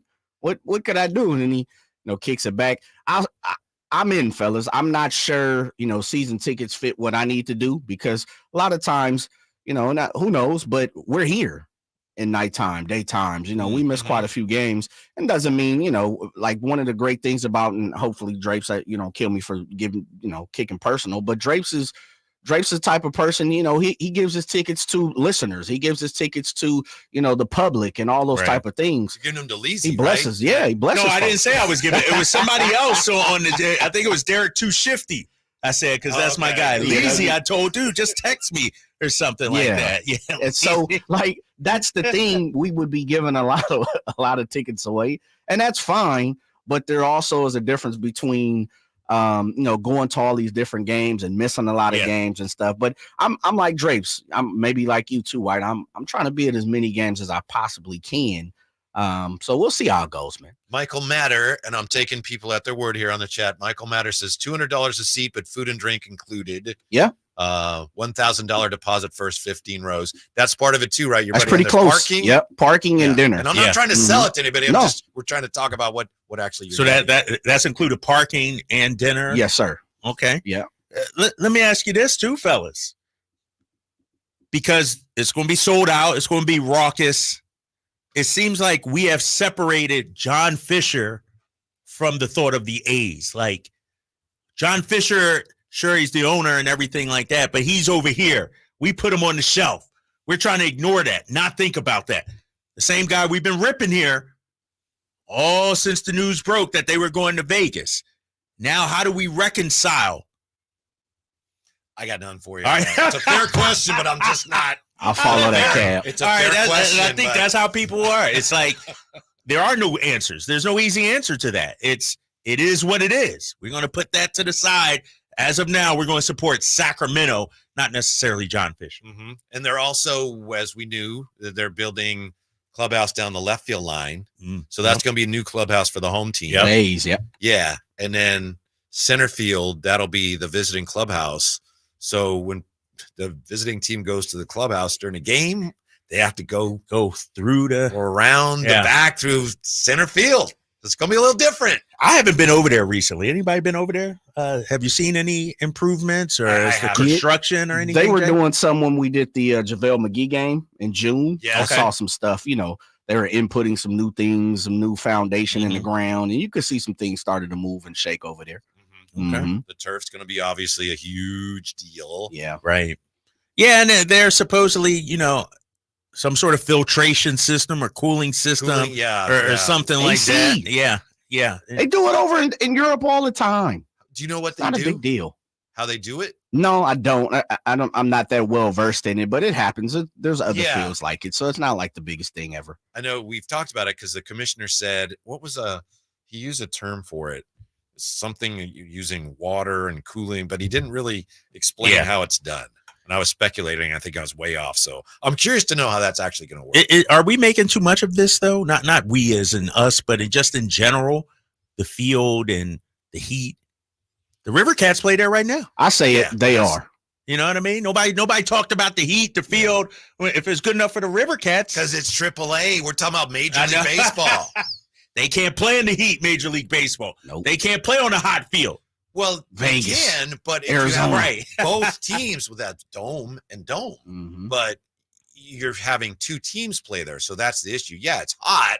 Guys play when it's hot, but you got two teams playing on there. So you're playing there every day. So that's the thing. You got to have artificial turf, and you don't normally have artificial turf baseball anymore. Right. So it's going to get hot. So I think it's a fair issue. And again, this is a really nice park, but it's a minor league facility. I know they're doing whatever they can to upgrade it, but I think those are fair questions. I don't know. Baseball's never done this before. Maybe this might be a shot at baseball. Jay, I apologize. You could come at me if you want. I think Jay's with you on this, though. But the dudes in the outfield, I understand it's hot out there, but this whole playing on the field, it's not like it's football where you're running constantly. There's some down times. You're out there for 20 minutes, then you go in the dugout, and then you're back out. Like, I think we're overblowing this a lot, to be honest with you. You mean just the heat? The heat of it, yeah. Well, it actually did happen once. I know Casey Pratt's written about it. Was it in St. Louis where the turf was so hot, shoes actually melted? So maybe we're making a little bit much of that because I don't think that's pretty typical. Right. But that's one of the things people are pointing at when they're saying it's going to be too hot. We've actually had people's shoes melt. So I don't think it's going to be that hot. Yeah, I don't know. that's But it's getting hotter. And that was hotter. one time. That was one instance in the history that we know of. I'm with Jay, man. I think we might be. First of all, these guys are athletes. You know what I mean? This is what they do. Second of all, a lot of them grew up as kids playing outside in the heat. It's what you do. Mm-hmm. Third of all, everything else, whether it's hotel, travel, is top notch. Now if the players start complaining and saying we don't want to play or it's too hot or games getting postponed or whatever, but I think, and you're talking what, July and August probably, as the months we're looking at. You got All-Star break in there. I think it won't be as an issue as we're making it out to be. Eric Stoneburner says I've played on turf in Roseville and it melts shoes. He says it's not a one-off. Oh, but he played with AC and he was okay and all that. Yeah, he played.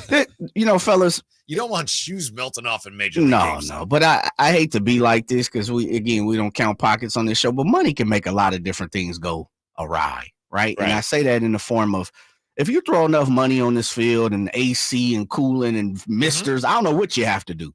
You'll figure it out. You can do it. If you want to make this work, I don't care if you got to put $1 billion, and I know that's over the top, but they'll figure it out if they want to really make it work.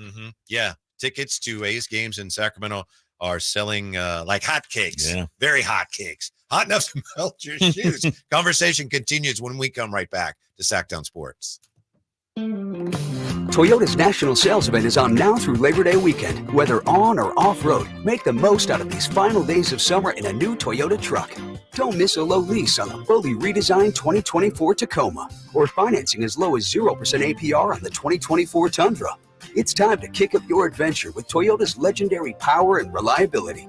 Toyota, let's go places. Offer available through TFS to buyers with premium rated credit. Offer only available on Tundra Capstone. Ends 9/3/24. This Labor Day, head to the Roseville Auto Mall for our biggest sale of the year. It's the only place where you'll choose from 20 top brands. Brought to you by 17 award-winning dealers. The giant Labor Day sale at the Roseville Auto Mall, where selection, savings, and satisfaction meet. When an overwhelmed injury victim calls Ashton or Price, we immediately remove their legal burden and introduce them to the very best medical care in the region. They focus on their health, and we handle all the rest.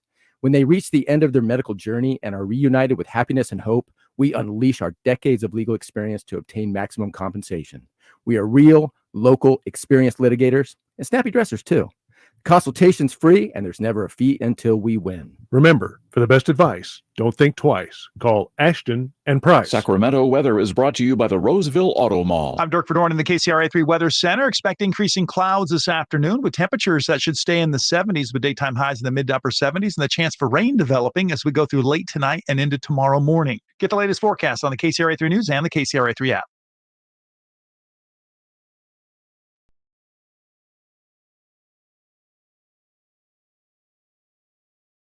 Live and local, 6 a.m. to 6 p.m., Monday through Friday. Sactown Sports. Is this David Bowie? Wow. Drive Guys with you. Flashback Friday.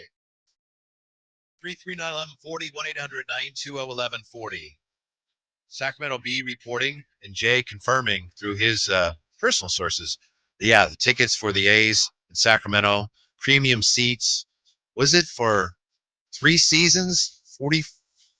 This was about I think it was like $285 a ticket. Yeah. I had to triple check, and I didn't dive into $45,000 a year? Yeah, $45K a year off the $285. And they're moving. Yeah. Closest seats to home plate sold out in 2 weeks. What do you guys think of this? And again, this is from Chris Biederman in the Bee. Points out that according to his source, a list of average season ticket prices for 2023 suggests the Dodgers had the most expensive average season ticket price in baseball at $209 per game. That's in line with higher end A's tickets planned for Sacramento. So Chris is pointing out, the Dodgers are the Dodgers. They've had a lot more success. The A's haven't really done anything. This is a report. It's not a column, but he's implying that, that seems a little high for Sacramento when that's like the Dodgers ticket prices. Ooh. What do you think of that? So to me, it's like, it's so exclusive. There just aren't as many. Right. Supply and demand too, exactly. right? I That's mean, it exactly. Capitalism, like you said the other day, and I'm not going to say price gouging because, price gouging to me is what I paid for those Taylor Swift tickets, if you will. But, it's going to be one of the hottest tickets in town. I mean, it's going to be an event. It's going to be historic too, Whitey, too, when you look back at it. How many times have we seen people or talked to people or heard from people that say, I was there at the first Kings game, or I remember that first Kings season. Like it's a historic moment for the Sacramento A's to be playing here. And so I get it. It might be too rich for my blood. Family of 4, what you talking, $1,000? Come on, man. $200 a pop. $200 a pop season. Plus everything. As a consumer, and that's like, no, it's out of my ballpark. What I would be uncomfortable with would be, wait, I got to buy this year for 3 years? That's the one that gets me. Yeah. It's like 3 years. A 3-year commitment. And and you know why, fellas? Because we know the history, and me and my guy was going back and forth. We know the history of the Oakland A's. Right. Right now, they have a nice young core, what it seems like. And they're probably, I don't want to say ahead of schedule, but I think they're playing well to the point to next year, you infuse 1 or 2 other top-notch talents, which we know the A's haven't done forever. They could be something down the road, right? You got a nice closer. You got some youngsters. And that's my point is, for me to invest in 3 years where you may put anything on the field, it's tough. Not knowing, if they're going to go for it, trying to even make the playoffs. Especially if you already have your money, then you really don't have to divulge what's going on. Yeah, I give them credit. It's smart because there's so much demand now because it's brand new. Yeah. If you can do it, you can sell that. Good for you. But you wouldn't be able to sell it to me. Good luck to you. Best I'm of luck not the to guy. I'm not the one, right? You know what I mean? And like you said, like you pointed out, we're very fortunate because we, theoretically anyway, we can get to some of these games while we're working and don't have to pay. But I wouldn't be comfortable with that, but if they can do it and fans are willing to do it, good for everybody. How about this, fellas? Speaking of the Oakland A's, this was as of a couple of days ago. I haven't checked how they did last night, but since July 1st. They won yesterday. Did they win again yesterday? Yeah. In Tampa, baby. All right, so getaway day. They're 25-16 since July 1. Yeah, that's solid. 4th best record in baseball since then. something to get excited about. Maybe. A little bit, like Jay was is. saying. Yeah. You know, it's when they come here, they got some nice young talent, some young players. If they keep them. That's been the issue, right? Is, you get somebody good, build them up, and then ship them off for assets. Yeah, it's not like any of them are making a ton of money now. So, I mean, that's working in their favor. Right, exactly. And so, and you would think as an organization going to a new city, you'd want there to be some players to rally around. Mm-hmm. So I hope, these guys stick with it. But the A's aren't as bad as they've been in the past years. They actually, I'm not saying a decent team or, anything like that, but they're respectable now. Yeah, let's see. They lost 102 and 112 the last 2 years. Ooh. So they've already almost eclipsed the 102. Right, yeah. Isn't it incredible to look at where we were with all this just a year ago? Remember a year ago, we were all feeling so sad about it and hoping that there was some way that Vegas would fall through and the A's would stay in Oakland. And, it was kind of like, there's this possibility maybe Sacramento gets involved. Oh, boy, wouldn't that be something? And now here we are talking about, ticket sales for Sacramento opening day. Very brisk. It's amazing. It's happening, man. It's happening. And it's exciting. It's exciting. And, here's the thing, too, about it, fellas, because we know Vivek, it's long been a dream of his to bring another professional franchise to Sacramento. It's long been a dream of the city to bring, whether it's MLS, whatever it may be. And here we are, less than a year from it actually happening. Mm-hmm. That's tremendous. It's going to be huge for the city. Yeah. What was Greg Vaughn telling us? We got to catch up with Cincinnati and Milwaukee and places like that. Right. I mean, there's no reason why we should. Cincinnati, Milwaukee got multiple teams. I've been to Milwaukee several times. Fine people, but they ain't got nothing on us. We're a bigger media market. We should have a team. Real quick baseball note. I thought this was kind of sad. Brandon Crawford, he wanted to come back with the Giants for his last year, and they said, sure. And I think they offered him maybe a minor league deal. So he goes to the Cardinals. Well, the Cardinals finished the season at Oracle. So it would have been a nice way for Brandon Crawford to wrap things up. And the Cardinals DFA'd him. Was it last week? Yeah, so I saw that. So he won't even be there for that. Yeah, isn't that too bad? Well, can you sign him to a ceremonial one-day contract or anything? Yes, you could. Brandon Crawford Day. He probably wouldn't want to. I don't think he's too happy about the way they handled the way things went down. Yeah, exactly. Yeah, that is kind of sad, man, because it is. I'd imagine fans, there's an affinity for him, obviously a connection for him, homegrown guy that came up through the ranks, and now we're not going to be able to see him. Mm-hmm. And I guarantee you there is a segment of the fan base that bought tickets for that game. Yeah. Knowing that and thinking that. Yeah. As far as how that relates to the A's, I'll never forget this. There's a famous picture of Brandon Crawford when he was at a game when he was 8 years old or whatever. And it was one of the last games at Candlestick before they supposedly were moving to St. Petersburg. I don't know if you've ever seen that picture. And he's a sad little kid. Oh, shoot. Yeah. And I remember when they were going to move, they got sold. They were going to move to St. Petersburg. The Giants were gone.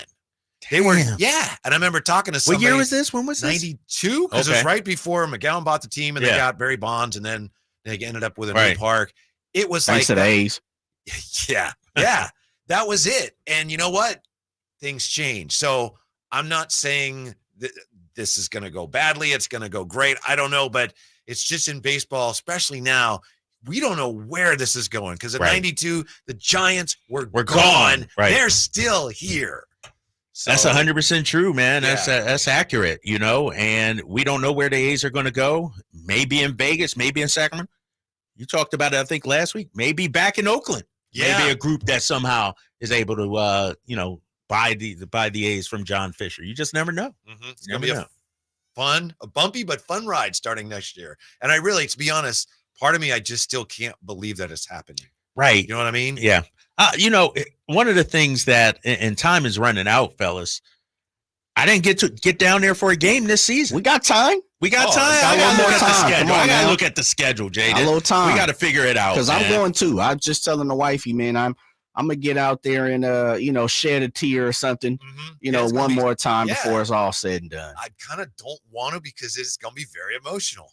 Yeah, it is. Yeah, it is. It's, that's where I grew up. Yeah. It's the ballpark I grew up. That's the ballpark, as I said, Canseco was my guy and Lance Blankenship, Like Walt Weiss, the middle Walt infielders, Weiss, guys like that, Mike Gallego, as I talked about a couple days ago.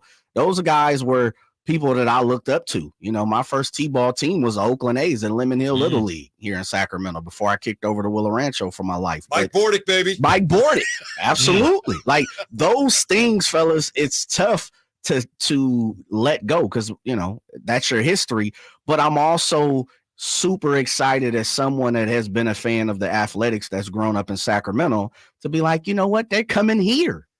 I don't have to take that drive, the 680 to 24 or up to 80 to kick over. I can go right here, 10, 15 minutes down the road from our house. So I'm excited about that, especially a Friday night. Aaron Judge is in the building. Why wouldn't we want to be there? Stanton in the building. These are guys who are, tell me this real quick. Aaron Judge is sitting on 59 and they're playing out here at Sutter Ballpark and he's looking for the 60th of the year.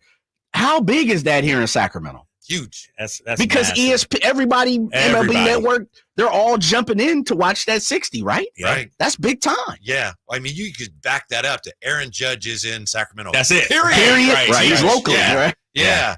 Cam Inman from the Bay Area News Group, 49er beat reporter. He's going to join us at 3:45 when we come back.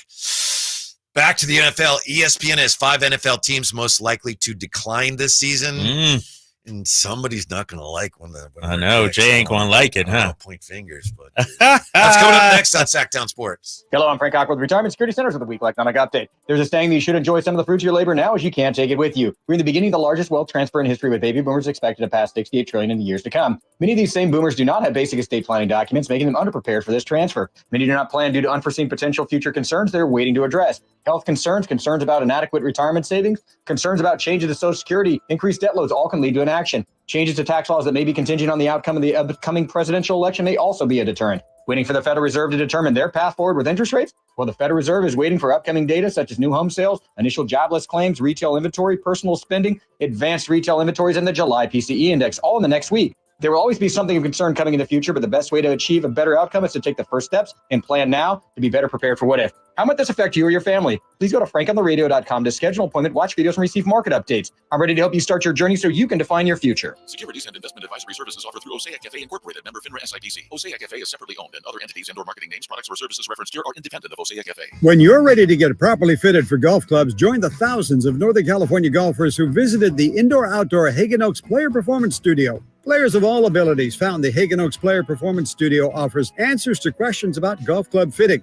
You'll find a professional staff of fitters, major equipment brands, and cutting-edge technology featuring TrackMan. See for yourself at the Hagen Oaks Player Performance Studio, Fulton Avenue at the Cap City Freeway. Call 916-808-2531 to schedule your fitting. 808-2531 for longer, straighter drives. Sacramento, Dirk Bentley's coming to town. Getting drunk on a plane. For his only show in California this year, Saturday, September 28th at Heart Health Park for Country in the Park 2.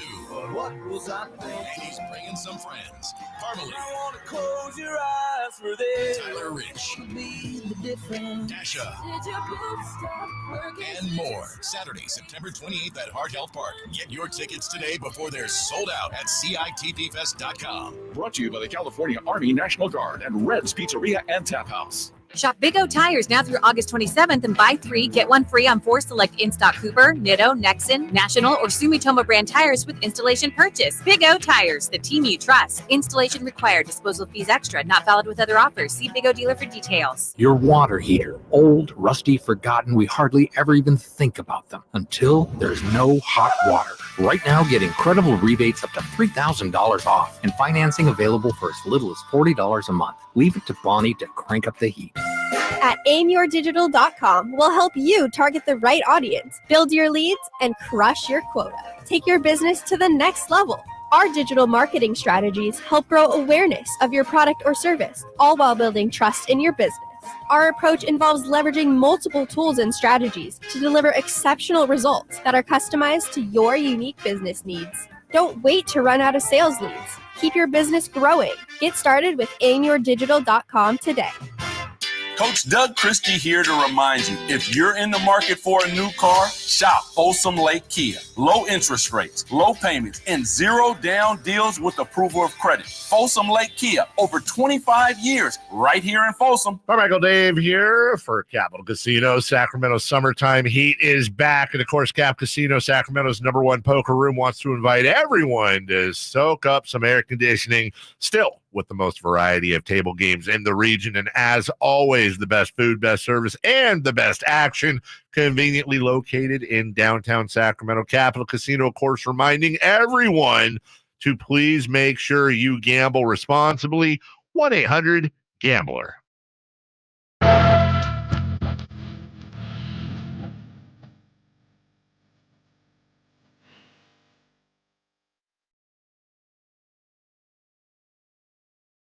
Your home for Kings basketball for over 25 seasons. Sactown Sports.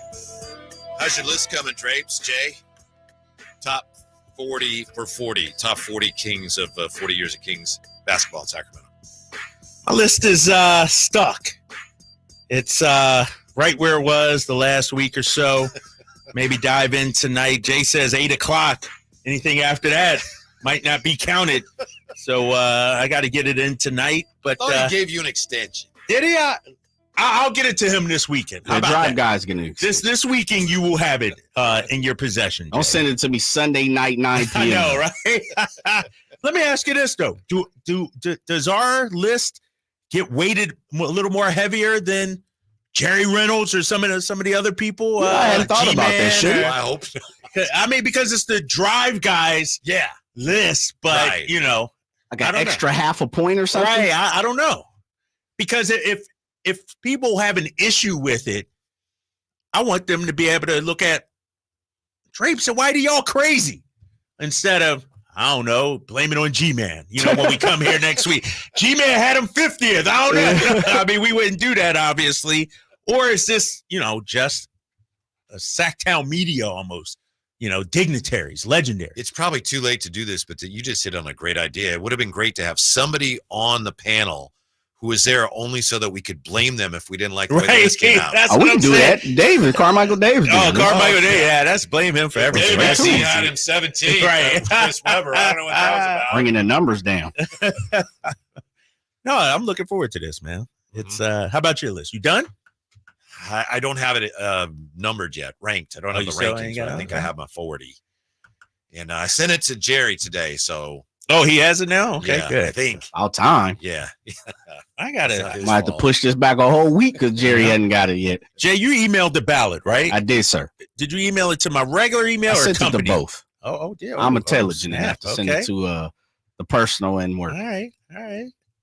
And I just got to fill in the names. Got and to then- fill in the names. Okay. There's like 5 questions on the bottom, too. Oh, yeah. I'd put that in there. I have it on good authority that some of the people have been told you don't need to answer those last questions if you don't want to. Truth.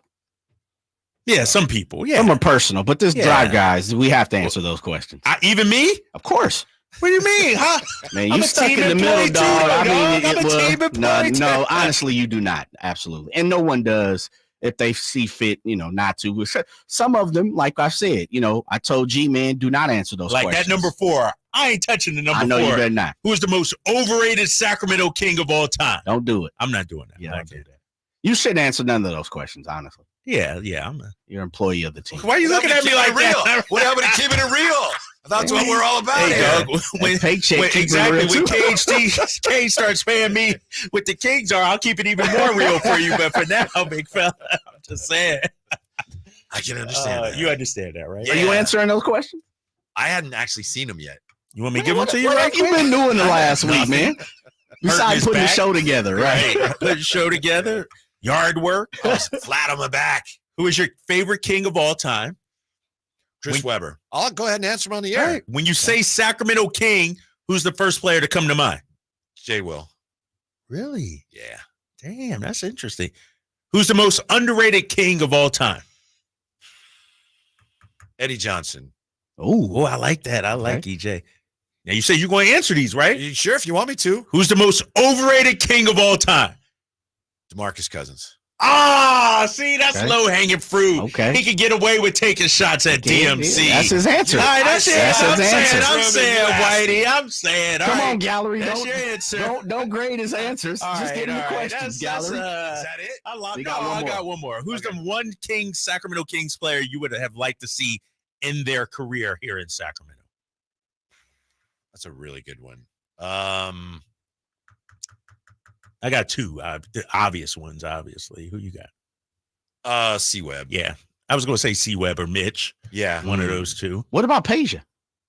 Forgot about Peja. And again, too. I know Peja got his chip, but yeah, man. Then I was thinking of, Lifelong. my first thought was some of the guys that I got to know a little bit. Like Harold Presley's the first guy that came to mind, really. Yeah. Yeah. Well, say that. Yeah. Yeah. Harold Presley. There you go. no Marvin Bagley. No Bagley's not top 7. right. Yeah, right. Top 7, right? So yeah, this I think is he's gonna nice. be on somebody 40. I truly think so. And what I've done, fellas, is if you send it back to me, I just kick it over to the Excel sheet. I don't even really look at it. I copy, paste, send it over because I actually want to be surprised too. Okay. I don't want to gauge people, and then this is anonymous. The only thing I do have to look at is the bottom 5 questions. I know sometimes people, when they fill these out, they want to give provocative answers. So if someone wanted to do that, I could see how they'd say Marvin Bagley. Other than that, how could anyone say Marvin Bagley? For any of those questions? For top 40. Top 40. Right. Yeah. Well, I mean, some people are trying to, headlines and everything, clicks and stuff like that. I can't see. No. Jay says he thinks it'll be on there, and maybe he will. But I think someone's gonna vote Marvin Bagley. That means Jay is. Yeah, I mean, no. It ain't gonna be us. That's what it ain't gonna be me and Whitey. I'm sorry. The third, but he has numbers. Don't talk to Trace about numbers. No, empty numbers. Empty. I'm talking about the emptiest of him. Anytime he played, he was a reminder of what we could have been. Yeah, I remember watching that summer league game. It was 2 against 1. It was DeAndre Ayton, the first pick, against Marvin Bagley, the number 2 pick. Right. Yeah. Damn. Yeah, that's tough. That's tough. Drapes, you got anything for those 5? Any of the positive ones? Oh, for the bottom 5 that you can't. Is there a positive one? We asked, what was it? Who do I think of when I think of a Sacramento King? Mm-hmm. I'm gonna go Mitch Richmond. I think I go back to the 90s with Mitch. I think he's the first guy that comes to mind. My favorite Kings player of all time, I'm going to go somebody not current just because I don't want any of the fellas to I was a Rudy Gay guy. I'm a big Rudy Gay fan. It's either Rudy Gay, Francisco Garcia, or L Train, Lionel Simmons. Those would be my 3 most favorite Sacramento King of all time. I'm going to skip overrated and underrated. Sacramento King play. Yeah. Hey, dog, as soon as you start paying them checks, paying them bills I got going on. And I talked about the which King I'd like to see in their career, Mitch or C-Web would be my answer.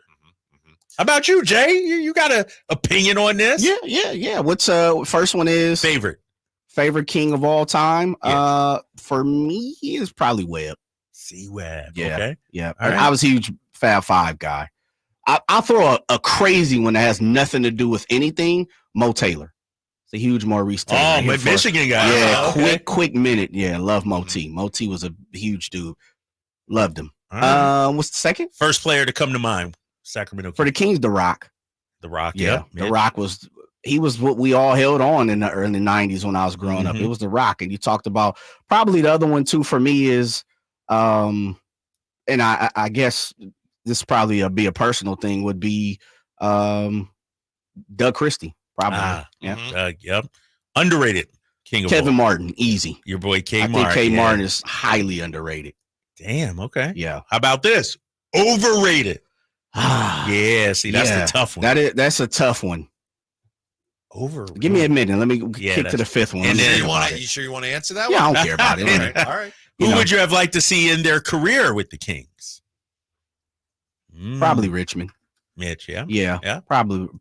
The other one too, Wayman Tisdale. Yeah. That's a tough one too. Like Tizzy was a family friend, one of the nicest people you could ever meet. The nicest person. Nicer than Jason Ross. Really? That's saying a lot. Damn, that is saying a lot. Stunning. I've never heard anyone say that. Can I tell you a Jason Ross story real quick? Please. This is how nice Jason Ross is. I'm in Vegas for Summer League this past year. And we're at practice, and I'm trying to get some interviews using my phone, not quite going well. He's like, here, you can use my recorder. You know, he records things and everything. I'm like, great. But he was going to somewhere else, New Orleans or something. He said, keep it, and then just give it to me when you get back. And so I'm like, all right. So I got the recorder. I drop it in the elevator at the hotel, break it. Like the back comes off. I got to jerry rig it, put scotch tape around it. I'm like, damn. This dude gave me his recorder, got all his interviews on there. He's going to be upset. So I get back and, I tell, hey, man, I broke it. Just so you know, I bought you a new one. Here, I could bring it in. He's like, you know what, Kyle? Don't worry about it. Just, I'll just keep my own. Don't you keep the new one. Wow. And I'm like, dang, I was fronting it. I was upset. Can I have the new one? No, you're out. You're out. But seriously, like you break something, you replace it. That's the rule, right? Uh-huh. And he said, don't worry about it. I was like, that's a good deal. Nicest cat. Yep. Overrated, Bobby Hurley. Oh, you sat on that for a minute. I think about it. I knew it was somebody in the 90s I was overlooking. Bobby Hurley. Came in with so much fanfare. Not a Duke guy, me personally saying, not a huge fan of Duke. Yeah, Bobby Hurley. Okay. Jerry says that he would have been something special. I understand. I'm not, arguing with you or anything, but yeah, interesting. Jerry sees some of the things like I didn't really see it either, Jay. But Jerry says, "Oh yeah, he could pass for layups." Real quick, because I mentioned this. Oh yeah. Before we went to break, according to Bill Barnwell, ESPN, maybe you've seen this. Top 5 teams most likely to decline this season. Thing about Barnwell is he looks at a lot of analytics, and he has a pretty good record at this, because you can check them year by year. His 5 teams most likely to decline this year: Pittsburgh Steelers, New York Giants, Baltimore Ravens, Cleveland Browns, and the Philadelphia Eagles.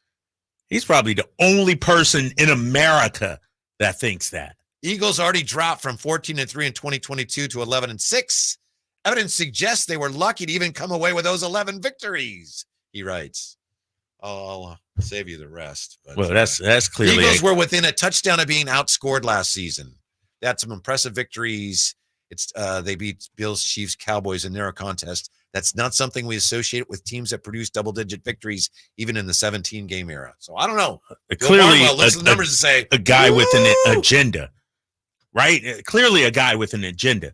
Because I just sent you guys something. Whitey, I could play this game all day, big fella. My boy Chris Sims. I got analytics. No, exactly. Take your head out of your calculator and everything. Chris Sims, the most talented rosters in the NFC. Number 4, Niners. Number 3, Packers. Number 2, Lions. Number 1, fly, Eagles, fly. So we could both play that game. Bill Barnwell. Clearly a guy with an agenda. Because everybody says the coaching staff is improved, the roster's improved, the draft was great, the trade for the wide receiver. He's the only guy I ever heard take a step back. They were awful last year. Jay, question for you. The Eagles outscored their opposition by how many points per game last year? What would you guess? No, they weren't that good. 2.5. 0.3. Oof. Facts. These are facts. No, where's Tim Legler when you need him? No, where's Tim Legler when you need him? You know what I mean? Don't worry about the facts. Don't worry about the numbers. It's about, are they a better team? They're a better team this year. Mm-hmm. Roster-wise, they're more functional. 10-1, yes, smoke and mirrors last year. No doubt about it. They shouldn't have been 10-1. Hair their chinny chin chin. But they're a better team this year. Come on. All right. Take it up with Bill Barnwell, or you can take it up with Cam Inman, 49er beat writer. He joins us next on Sactown Sports. Sacramento weather is brought to you by the Roseville Auto Mall. I'm Tamara Berg in the KCRA 3 Weather Center. We're seeing a lot of cloud cover out there for this Friday. Heading through the overnight tonight, a lot of clouds will stick around and temperatures will be in the 50s first thing Saturday morning. Might be a brief shower in the Sacramento Valley, but the rest of the day is partly cloudy with highs in the low 80s. Get the latest forecast on the KCRA 3 News and the KCRA 3 app. This Labor Day, head to the Roseville Auto Mall for our biggest sale of the year. It's the only place where you'll choose from 20 top brands. Brought to you by 17 award-winning dealers. The giant Labor Day sale at the Roseville Auto Mall, where selection, savings, and satisfaction meet. I juggle a lot. I'm managing constipation with belly pain from my irritable bowel syndrome with constipation, or IBS-C, with laxatives and fiber isn't enough. My doctor recommended a way to get ahead of it. Then I said yes to Linzess. Linzess linaclotide is a prescription medicine that treats IBS-C in adults. It's not a laxative. It's a once-daily pill that helps you get ahead of your symptoms. It's proven to help you have more frequent and complete bowel movements and helps relieve overall abdominal symptoms, belly pain, discomfort, and bloating. These symptoms were studied in combination, not individually. Do not give Linzess to children less than 2. It may harm them. Do not take Linzess if you have a bowel blockage. Get immediate help if you develop unusual or severe stomach pain, especially with bloody or black stools. The most common side effect is diarrhea, sometimes severe. If it's severe, stop taking Linzess and call your doctor right away. Other side effects include gas, stomach area pain, and swelling. Talk to your doctor and learn more at linzess.com or call 1-800-LINZESS. The feet have a really big impact on how the rest of the body moves. The knees, the hips, the lower back especially. If the foot isn't properly aligned, all of these joints are going to function incorrectly. That results in a lot of muscle tension and chronic pain. What I really like about the Good Feet system is that the right arch supports can put the foot in its proper alignment. So all the joints up the rest of the body will be aligned properly as well. And when the body's aligned, we can reduce the risk of injury and chronic pain. Come to the Good Feet store now for a free fitting and test walk. Hey everybody, it's your boy Drapes, Kyle Draper, and now is the time to make your dreams come true at Mercedes-Benz of Stockton. Their Dream Days event is going on now till September 3rd, and they have specials on the 2024 C-Class sedan or a 2024 GLE SUV. So whether you're looking for a nice luxury sedan or a family-friendly SUV, Mercedes-Benz of Stockton is the place to go. Now you may say, Drapes, why should I drive to Stockton for a new car? And I'll tell you right back, you can't afford not to. Trust me. In addition to great rates and bonuses, my good friends of Mercedes-Benz of Stockton treat you like your family. They're friendly, loyal, and hassle-free. So rush down now to Mercedes-Benz of Stockton for their Dream Days event. It's happening right now, and it's just a short drive down I-5 or anytime at mbfstockton.com. And tell them your boy Drape sent you. You won't be disappointed.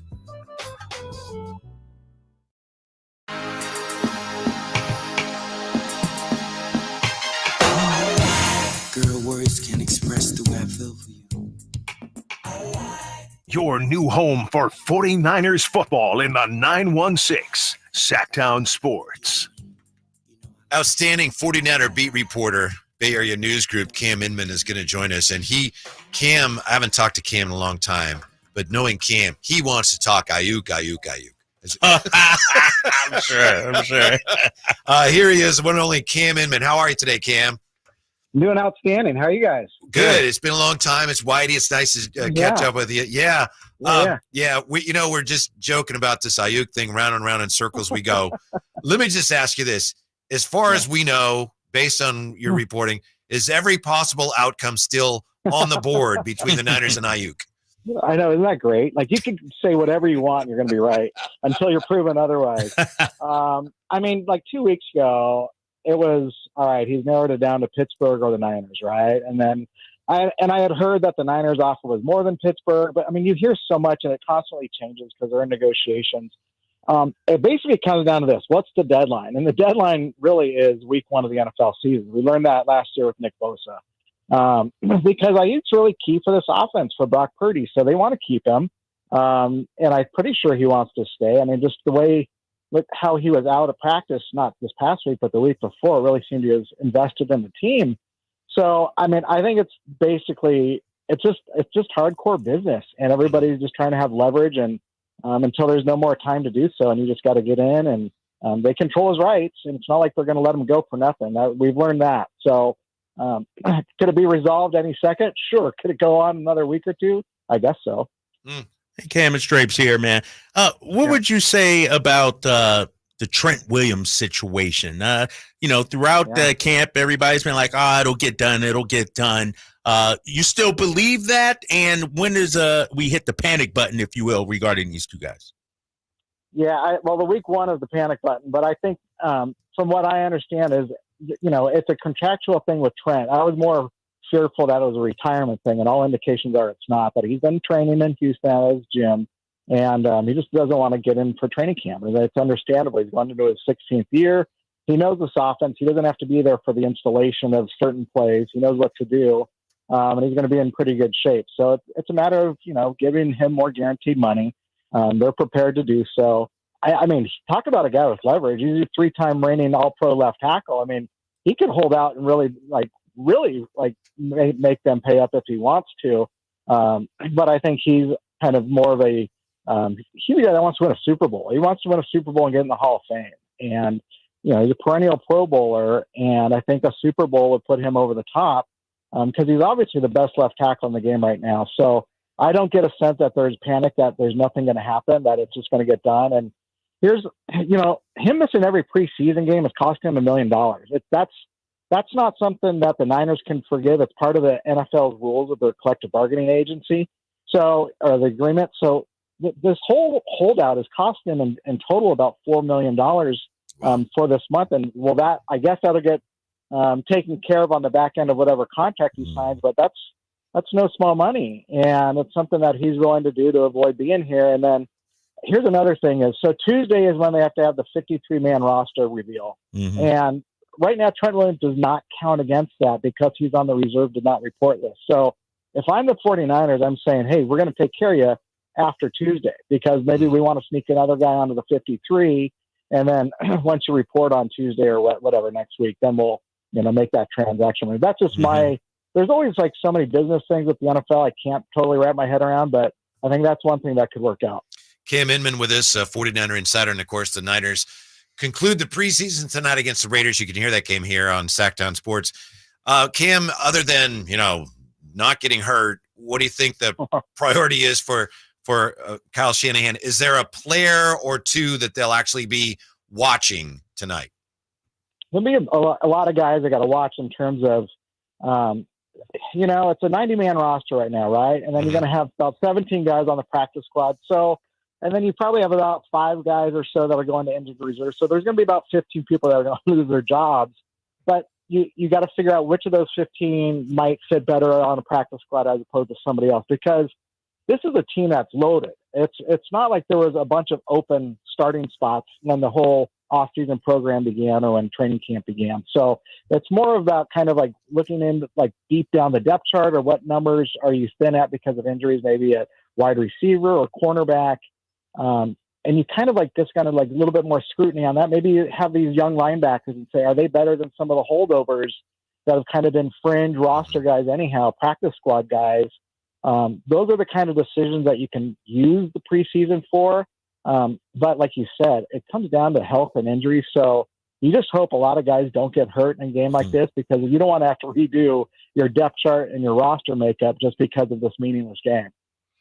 Hey, Cam, how concerned should Niners fans be about Ricky Pearsall in this injury situation? Can I just say before you answer, Cam, if I may, just so you know, Drapes is a huge Eagle fan. Why you got to always throw that in there? Because he should know that you're laying these traps for him. No, I'm not. I want to know the latest. I want to hear if Cam got any information. I just think Cam should know. That's all. That's all. I can fire back and say, are you still an Eagles fan after last year's collapse? Oh, yeah. Dude, our moves we made, my boy Howie Rosen getting it done out there in Philly. The moves we made. I'll tell you, when the Niners were back there in November, and that was quite an electric atmosphere until drunk Eagle fan bangs on the press box window, and the window opens up. He's ready to jump in the press box. Myself and Matt Mayoka, we had to slam that window shut, and we look at the Philly people and they're like, yeah, no big deal. We're like, dude. Anyhow, by the end of that fourth quarter, that fan was trudging away dejected because Niners are taking tough loss. Yeah, right, tough loss. Right. So Ricky Pearsall, your first-round draft pick, right? So Ricky only practiced for about a week of training camp because he started late with a hamstring strain from the off-season workouts. And then he aggravated a shoulder injury he had back in the spring. So that's a red flag. And you're like, well, that's not great. Your first-round pick. It's not like the Niners offense is pretty complex where you don't, and no matter what, it's really hard for a rookie wide receiver to really dominate his first year, especially when you have an Ayuk, a Deebo Samuel, Juwan Jennings, McCaffrey, Kittle. You don't need a lot of that of Ricky Pearsall, but you do need him healthy. And is it a big problematic injury? I don't think so, just judging by the body language I see on the practice field of him working out and training on the side where he's running. It's not like he's in a harness where he can't move his shoulder.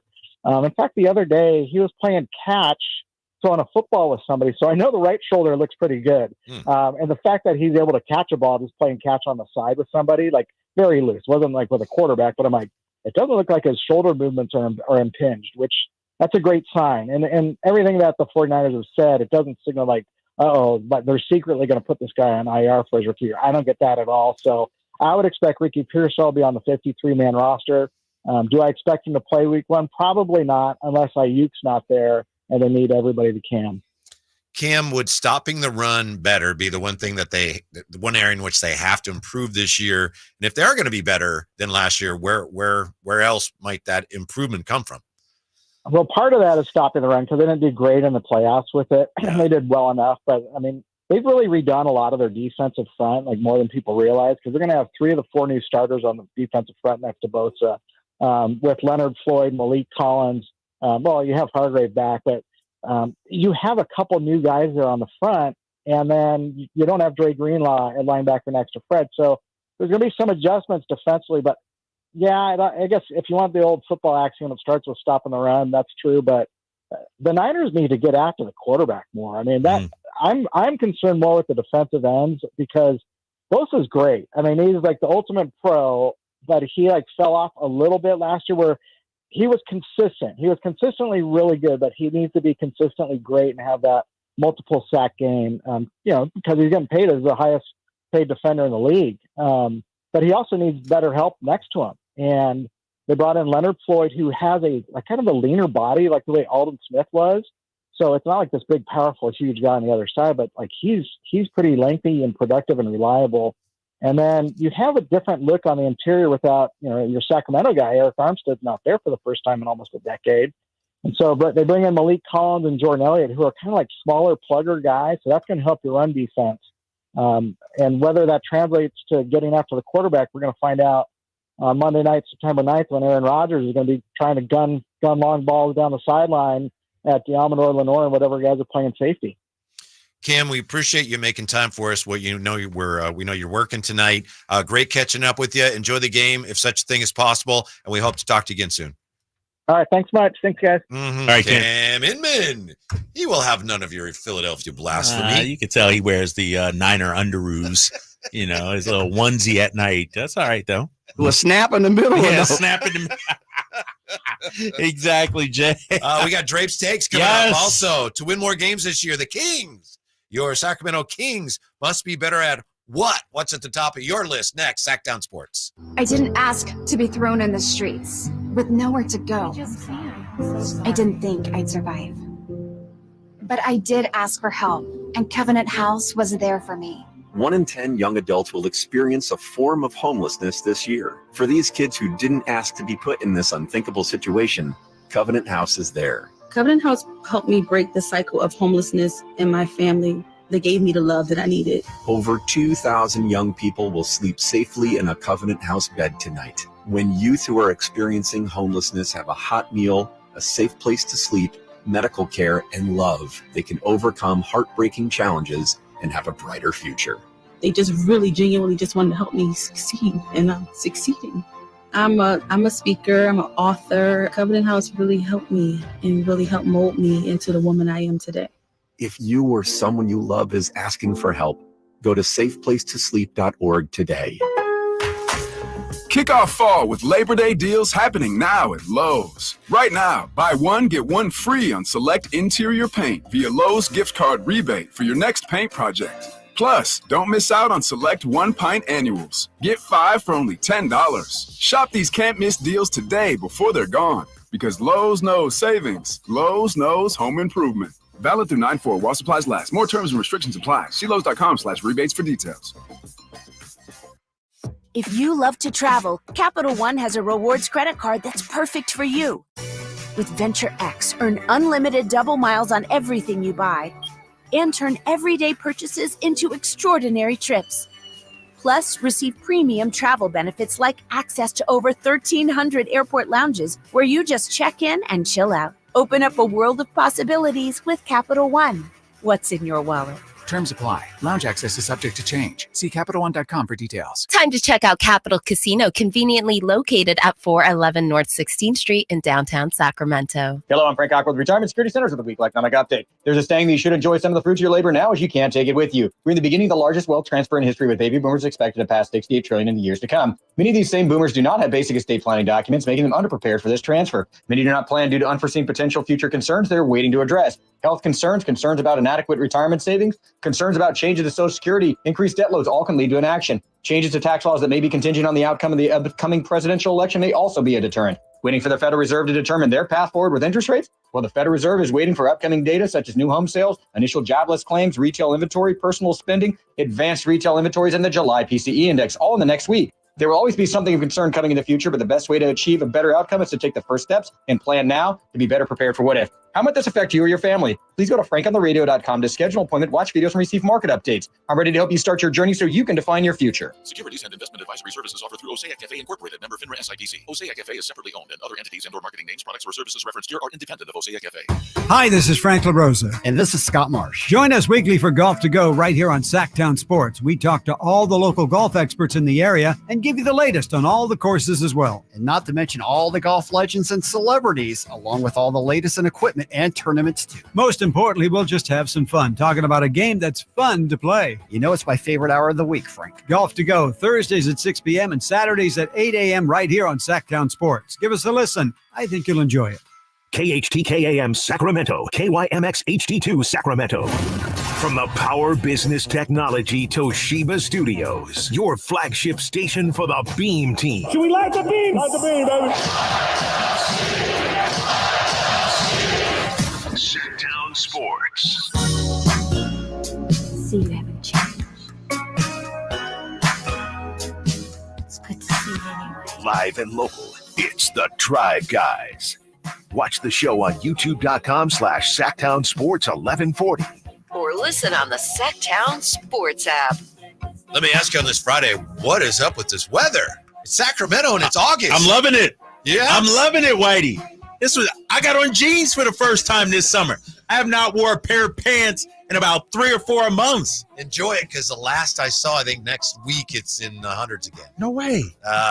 That's according to a forecast I saw earlier, unless they've changed it. Dude, this is perfect golf weather as far as I'm concerned. You know, outside right now in Sacramento, it's 75. That's perfect. Even the clouds, I'm okay with. Mm-hmm. I'm okay with the clouds once in a while. I'm looking at the 99 on Tuesday, Whitey. Yeah. 90. Damn. 90's all next week in Sacramento. Mm-hmm. It's ridiculous. It's almost September. I told you this story before. My favorite time of year is actually September. Leaves start changing a little bit. Kids are back. Yeah. Leaves start changing. Kids back in school. Gets dark a little earlier. You know, that's like my favorite time of year, man. That's great. I always hated September. Love football, but back to school was just a crusher for me. End of summer was always like a poor student. No, I don't want to go back to school. Then you go back, you know, it's okay. But when you first have to go back, I like school. Maybe I was different or something. I enjoyed it. Mm-hmm. That was a chance to flex a little bit. You know what I mean? Like show off the good grades and everything. Until you got to college. Until I got to college, right? Rude awakening, my boy. Rude awakening. Drape's Takes are coming up. Jerry Reynolds going to join us 5 o'clock. So top of the next hour. Got a ways to go for that. But we touched on this earlier, Drapes. To win more games this year, the Kings must be better at what? What is at the top of your list? 339-1140, 1-800-920-1140. You want to hit us up on the chat or text us. Top of your list. The Kings, to be better, must be better at what? I said beating the teams you are supposed to beat. Nice. And here's the thing, Whitey. It's one thing to lose one game here to Detroit or to Charlotte, but you lost to Portland. You lost to all the bad teams. Yes. You know? Yeah. It's okay to, all right, you lose one or two. You should be sweeping Detroit. You should be sweeping Charlotte. Exclusive club last year that you did not want to be in. That's what I'm saying. We performed terrible against the worst teams in the league. We let a team like Indiana with nobody. We made TJ McConnell look like Steve Nash. We were supposed to win that game. We let the Sixers come in. No Joel Embiid. Beat us. We let Detroit come into our building and beat us. And so I think we need to take care of business. Beat the teams you're supposed to beat, and then split with the teams that are near you or above you. Yeah. That's a recipe for success right there. Yesterday, we were wondering why the Kings didn't play better at home, why they didn't have a better home record. And that, it's the obvious one, but that would have gone a long ways towards having a better home record if you just would have beaten the terrible teams in your own building last year. Yeah, and that's the thing. And I get it. I've been in meetings with the Kings, and I know it's something the players were aware of, that they play down to the level of competition. And that's why I'm hoping, and we'll get into this in Drape's takes coming up in just a minute. That's why I'm so bullish on this team this year, because I think last year was sort of a lesson learned for the Sacramento Kings, that you can't just show up. You can't just use your reputation from a season ago to get wins. You actually got to go out there and get it from the mud, and I think they'll be in a better position to do that this year. Let's see here from the 916. Must be better at closing out games. Ooh, okay. That's from DeMar Time. Hashtag. Oh no, sorry. Hashtag DeMar Time. Oh, you're like DeMar DeRozan weighing in. Hey, good to hear from you. Yeah, must be better at closing out games. No, 100%. Because when you look at it, 2 years ago, that was one of our great strengths, if you will. Late game execution. I'm looking at the stats right now in clutch games within 5 minutes or less.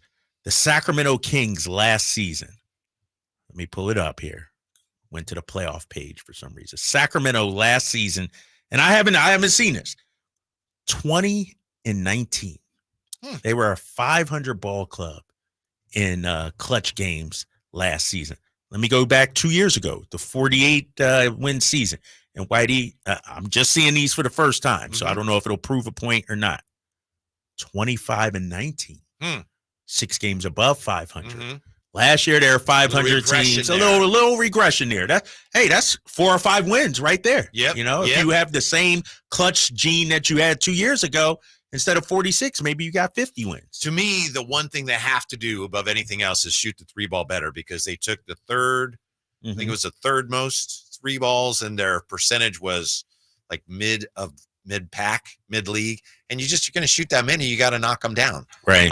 So to me, and also shooting also brings into play, as you mentioned earlier, free throw shooting too. You got to make your free throws. So this is a team that is built around, because they're so small too, they're built around the perimeter game. They're built around getting those open threes. With DeMar DeRozan now, he's going to get you some shots in the paint, but he's also going to drive and collapse the defense and get you more of those threes. So you got to make them. How about this, Whitey? And you just said the numbers. I got them right here for you to back you up here. 3rd in 3-point attempts. Behind, I think, Boston and Dallas. Yeah, Boston and man, why does NBA.com got to stop doing this? Going to the playoff page, when you click on something. Boston and Dallas, right?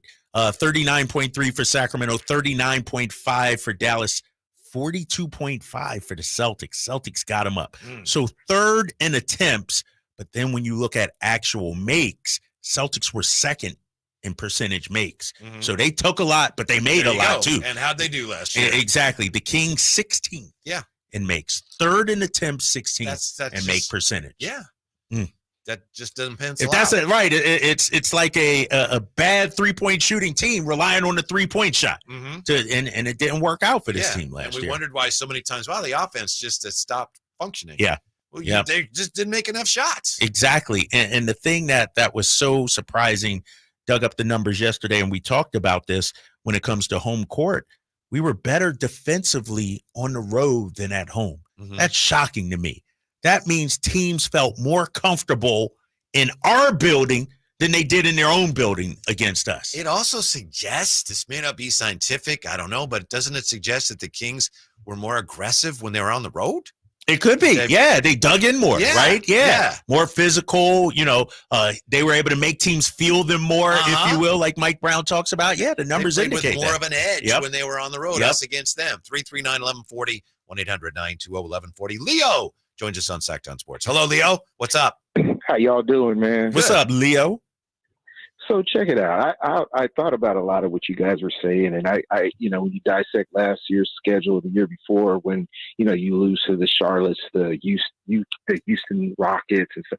The thing that I noticed is that the difference, the problem that the Kings have is those teams that are up and coming, that may not have a good record, they're really athletic.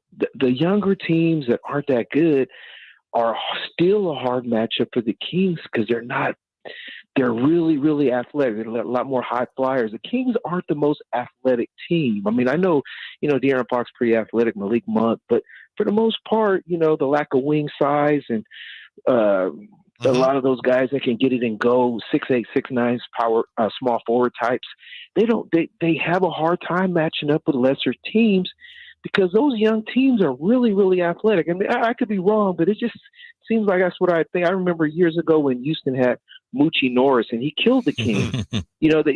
I just noticed that over the past few years, they have a hard time with lesser teams because they're just young and athletic. I'll take your thoughts off the air, but I appreciate the call.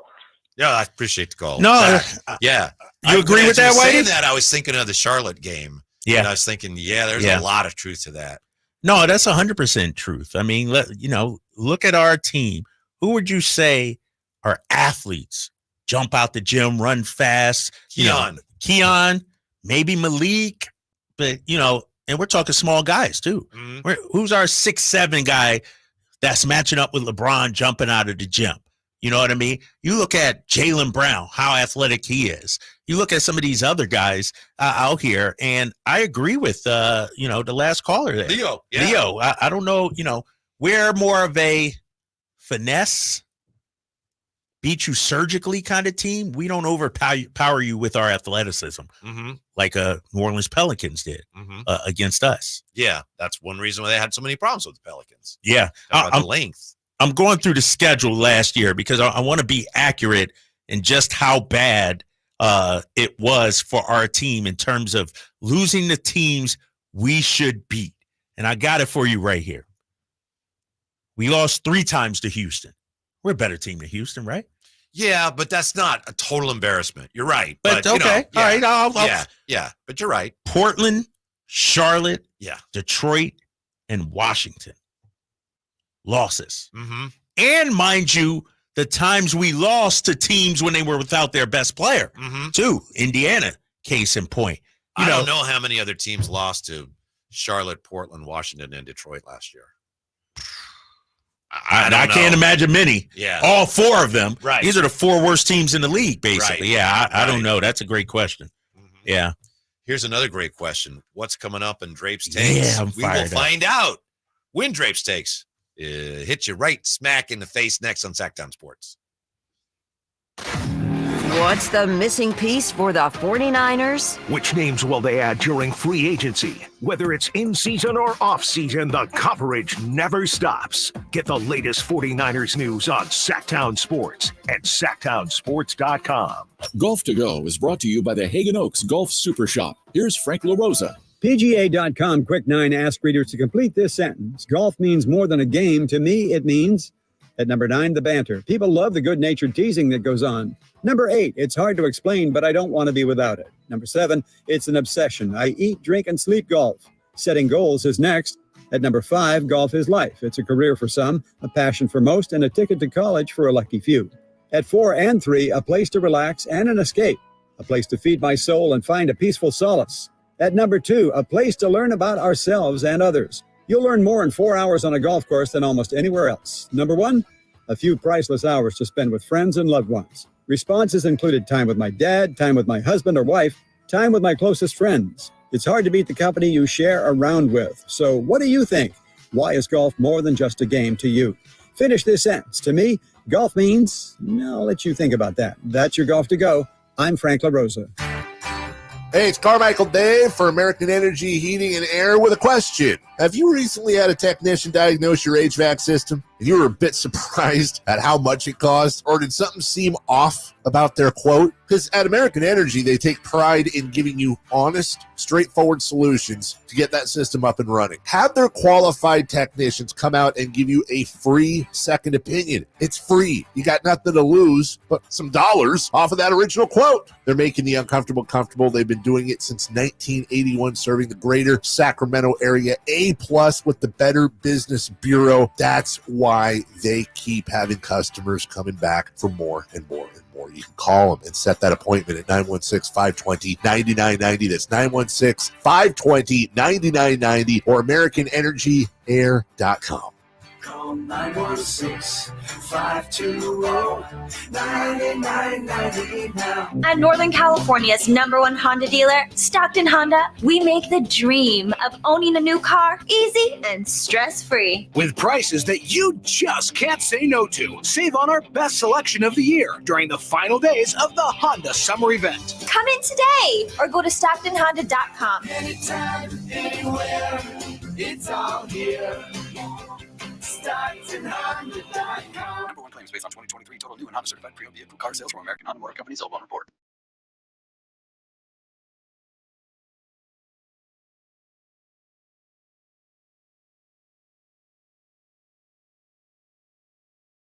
The Drive Guys, live and local, every afternoon, Monday through Friday on Sactown Sports. For the record, I love this weather too, so people don't shout. Well, what about you, Whitey? What do you like? You like cool weather? Yeah. Yeah. It's a little surprising that we just had the forecast, KCR3 forecast. Rain possible tonight.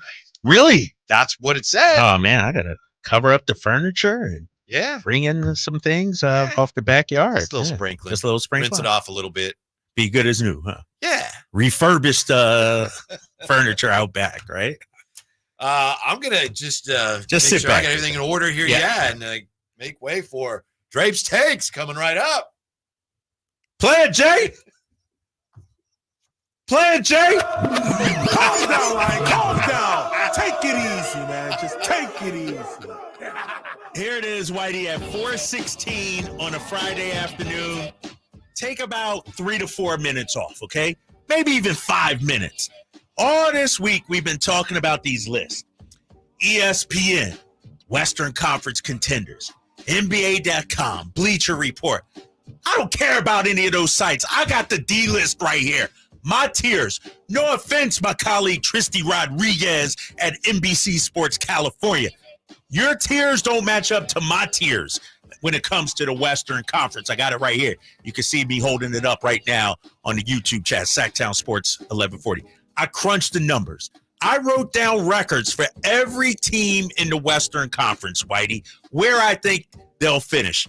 And I'll admit, readily, there's some personal bias in this. Teams I don't like, you know what? I didn't give you the benefit of the doubt. Teams I do like, I gave you a little nudge up. Let's start from the bottom and work our way up. It's the best way to do a list. Portland, we all agree Portland will be the worst team. You know, I think they won 21 games last season. I got them at about 18 and 19 games this season. I think they'll be even worse. Utah is going to take a huge nosedive. The Jazz, 25 and 63. Sure, they re-signed Lowry Markkanen, fantastic player, but they have no direction. They have no path.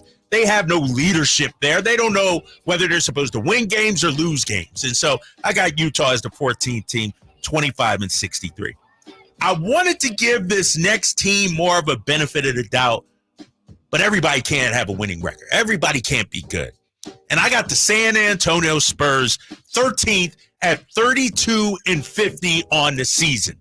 That's about a 10-game jump for them. Add in CP3, add our boy Harrison Barnes. I think that's a respectable finish. You know, but you're counting on 80-year-old Chris Paul to lead you. He's going to miss some games. So I got the San Antonio Spurs 13th. At 12th, the Golden State Warriors. I don't know who in their right mind got the Warriors as a top 6 or top 8 team, but some of those lists are out there. Golden State's going to take a nosedive. They're going to be right around 500. I got them at 42-40. Now, mind you, Whitey, I started off this segment by saying some teams I don't like. I gave them a little nudge down. That's the Golden State Warriors. Steph Curry, great. Steve Kerr, great. Fantastic individuals, but their time is up. Steph has to do too much for that team. I got him at 42. You don't see him making a major move that's going to change their fortune. I don't think so. I don't see that player out there. I thought Larry Markkinen was their guy. Paul George was their guy. Once they struck out on those two guys, I don't know what plan C is for Golden State. They're just going to run out what they have. And anybody that tells you Golden State is a top 8 team or a team to be feared, they're in the bag for Joe Lacob and the Warriors. There's no offense to Steph, because Steph's fantastic. But we saw it last year, Whitey. Steph had to do entirely too much. And they lost Klay Thompson. They lost CP3. There's a little dysfunction there. I got the Warriors at 42-40. Steph made an appearance last night, but Beyonce Yes, he did. No Beyonce, but Steph Curry was there. Shout out to Steph. Number 11 seed, the Los Angeles Clippers, 43-39. Here's the problem with the Clippers. I actually like the moves they made. You lose Paul George, but you go out there and get Derrick Jones Jr. You bring back Kevin Porter, maybe has some upside if he doesn't have any off-the-court problems. New arena, new excitement. But the problem is you're banking on Kawhi Leonard to be healthy 2 seasons in a row. By most accounts, he was pretty healthy last season, Whitey. He was solid. He was healthy last. I can't see it happening again. And then you got the corpse of James Harden also. Come on, man. I'm not banking on those guys. I got them at 43-39. At number 10, this team will be slightly better. Ime Udoka in his second season, they'll play with a chip on their shoulder. But they won 41 games last season. I can't see them winning a ton more in the West. I got the Houston Rockets at 44-38. Reed Shepherd, great. He's in the rookie running for Rookie of the Year. He's going to be fantastic. But they got too many chefs out there. You know, there were years when that'd be a pretty good record, and this year in the West, it's like this year in the West, right? I got him at the 10th seed, the 9th seed, the Los Angeles Lakers. And you love the you don't no, stop. Hold. But you respect LeBron a lot. I do. I'm a big LeBron fan. You know that. I think he's the greatest of all time. I got them at 47-35. I think they'll have a similar record as last season. For the Lakers, it's not about the regular season. It's all about potential matchups in the postseason. I thought they could have made some noise in the postseason. I like what they did with Dalton Connect. I'm not sure about J.J. Redick yet. Let's see what happens, but I'm not going to close the book on him. So I got the Lakers at 9. Memphis at number 8. The Memphis Grizzlies, number 8. Same record as the Lakers, 47-35. I know everybody says, watch out for the Grizzlies, but I can't see them being 20, 30 games better. They'll make a major leap. 47-35, nothing to sneeze at. John Morant back healthy. Marcus Smart. I like Zach Edey for Memphis. I got him at 47-35, and they're in the 8th spot. So playing. Another playing team at number... Jay, I need my music. I can't do this without my music, big fella. Number 7, the New Orleans Pelicans. That's right. The Pelicans will have a sort of a similar season to last year. But the DeJounte Murray signing, will it work? Him and CJ? That's my guy. But who's your starting backcourt? What you going to do with CJ McCollum? Do you move CJ McCollum to the bench now and start Herb Jones and DeJounte Murray in the backcourt? I think they got holes. And I love Daniel Tice at center. I love Daniel Tice, but as a backup, not as a starting center. You know, he's a solid player, but I can't see him as a starter. So New Orleans, 7th seed. So those are my playing teams right there. Now, here's my second tier. The guys, the teams that can make some noise in the Western Conference. I'm calling them.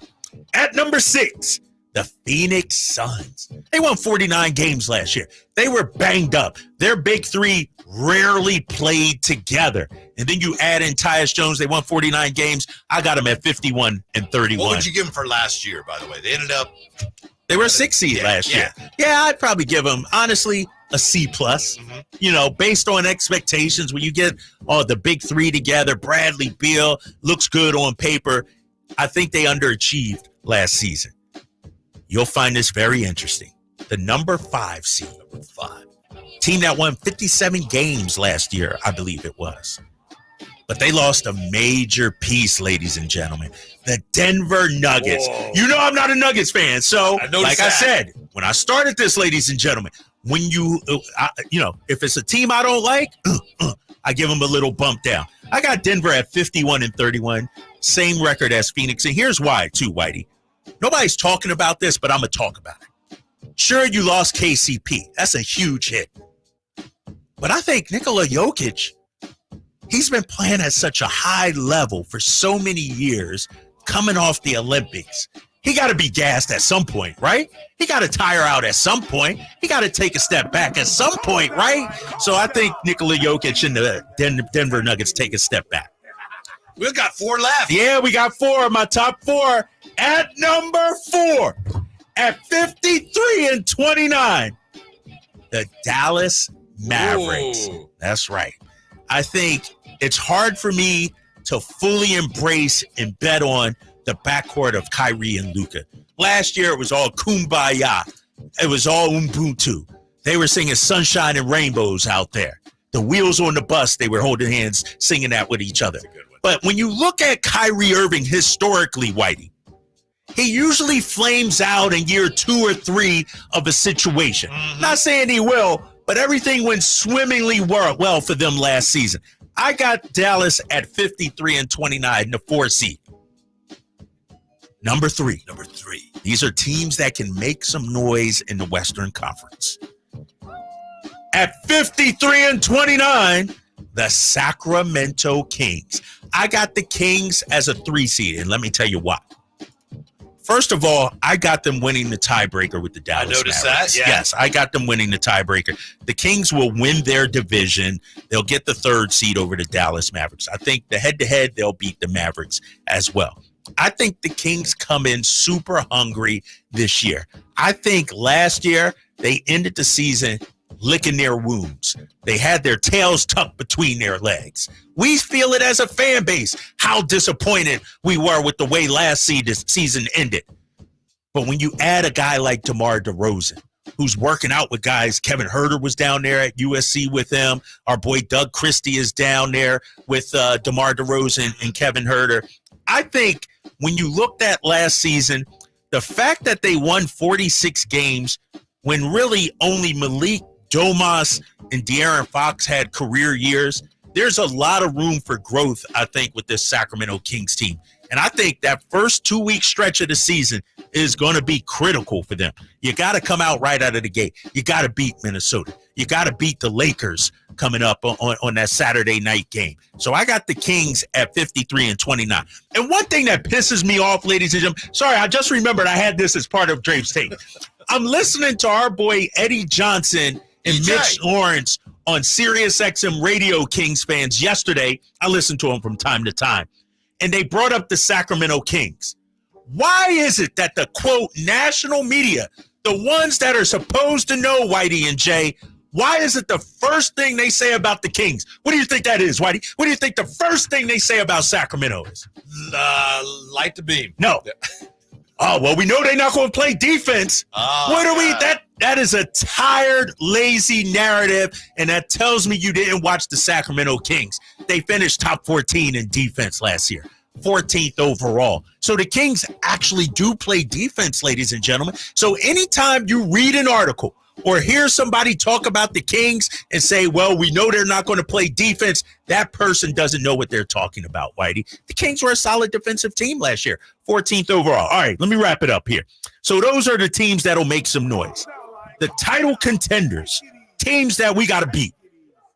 Minnesota, 55-27. I don't think they're going to fall off. I think Edwards is getting better every day. I like the addition of Dillingham. He's going to be fantastic. And number 1, OKC, 60 wins. I got him at 60-22. A 60-win team. All right. That was a little longer than 3 minutes. That was Drape's Take, Jay. And you know who is brought to you by Alsco Uniforms. Discover why it pays to keep clean with Alsco Uniforms. All right, there we go. Yeah. That's it. Dude, that was like 10 minutes. Yeah. You need I was shower. cooking. I was cooking there. Yeah. Let Drapes cook. Yeah, when we come back. Hold up. Time out. You just had off a whole segment, didn't you? No, I was in there. Oh, you were in there? Yeah. I was in there. All right. Yeah. You were there. That's right. I just realized, damn, I'm looked at the clock. All right, my bad. Sorry, go ahead. No, all good. All right. Overrated is next on Sactown Sports. Sacramento weather is brought to you by Folsom Lake Kia. I'm Tamara Berg in the KCRA3 Weather Center. We're seeing a lot of cloud cover out there for this Friday. Heading through the overnight tonight, a lot of clouds will stick around and temperatures will be in the 50s first thing Saturday morning. Might be a brief shower in the Sacramento Valley, but the rest of the day is partly cloudy with highs in the low 80s. Get the latest forecast on the KCRA3 News and the KCRA3 app.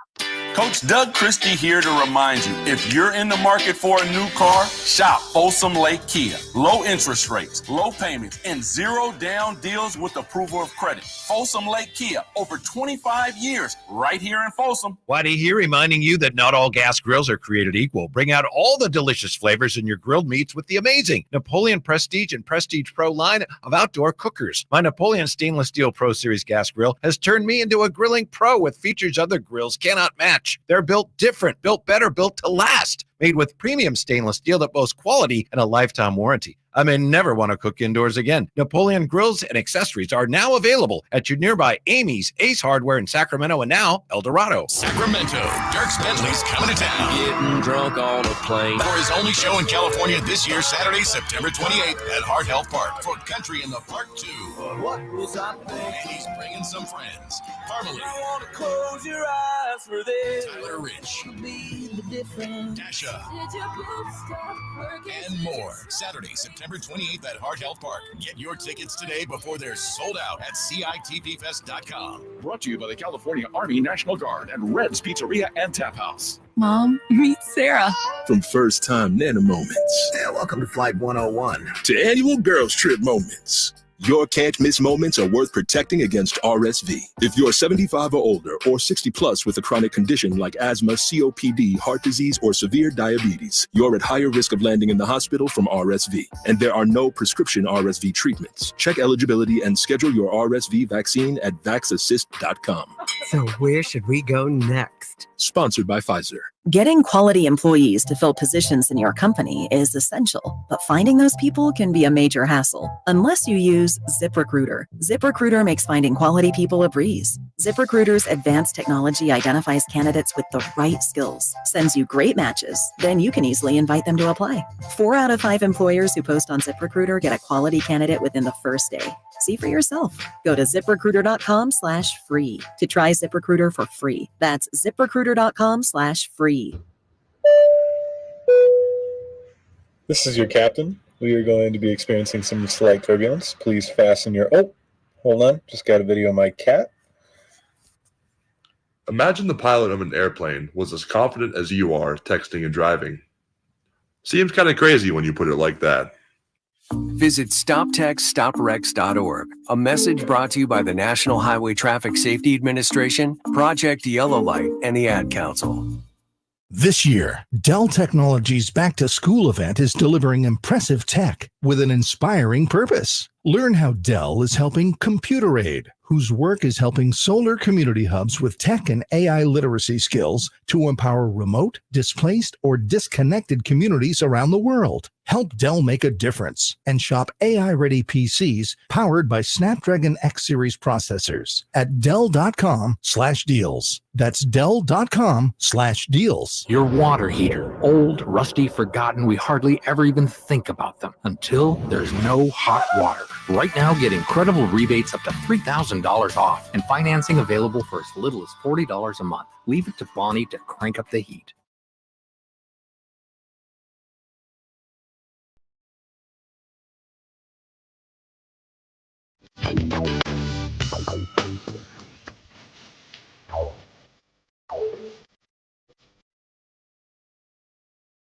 Live and local, it's the Drive Guys. Watch the show on youtube.com/Sactown Sports 1140. Or listen on the Sactown Sports app. Sactown Sports has teamed up with Tech Shots to get you laced up with the ultimate state-of-the-art simulated shooting range experience. Now open in Elk Grove. No hassling with our phone lines. Just enter over at SactownSports.com now through the end of August. Terms and conditions apply. For more information and to enter to win, visit SactownSports.com. Lots of reaction, Drapes. People enjoying your Drapes takes. Drapes cooking steaks. Is Manny too legit? Compio says Draper Steakhouse, home of the best steaks in Northern California. Drape Steaks. So sound like an endorsement deal right there. Anybody got a steak company? Your boy loves some steak. Ribeyes, please hook it up. On the text line, Ramsey. This is Ramsey. I need my 100-degree heat back. 100, Ramsey? That's a little too much, right? 100? If it's not 100, it's not hot. Oh, yeah. How about 88? Nah? It's a waste of everybody's time. 88 is still pool weather, right? Still jump in the pool when it's 88? It depends how hot it's been. Oh. If it's been hot a few days before, yeah. But if it's like this, it's... from the 530, Kings lost 17 games last year as a 2-point or larger favorite.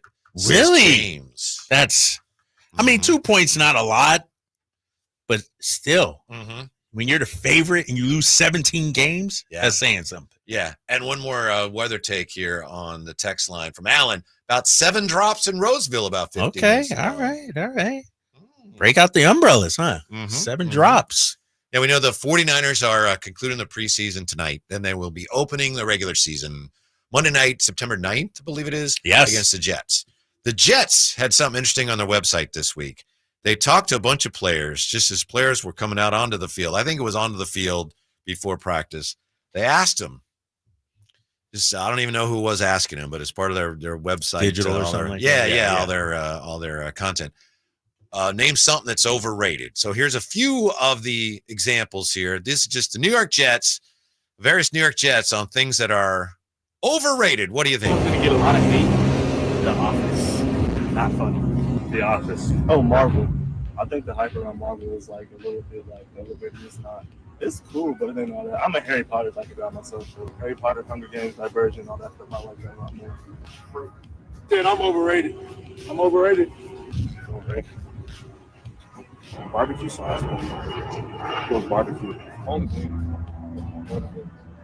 I don't. Where do you get boneless wings from? I get canceled for this with cornbread. I don't really like it too much. Damn, cornbread. Yeah. Some of that's hard to hear, but then you get the idea. We had The Office. It's not that funny.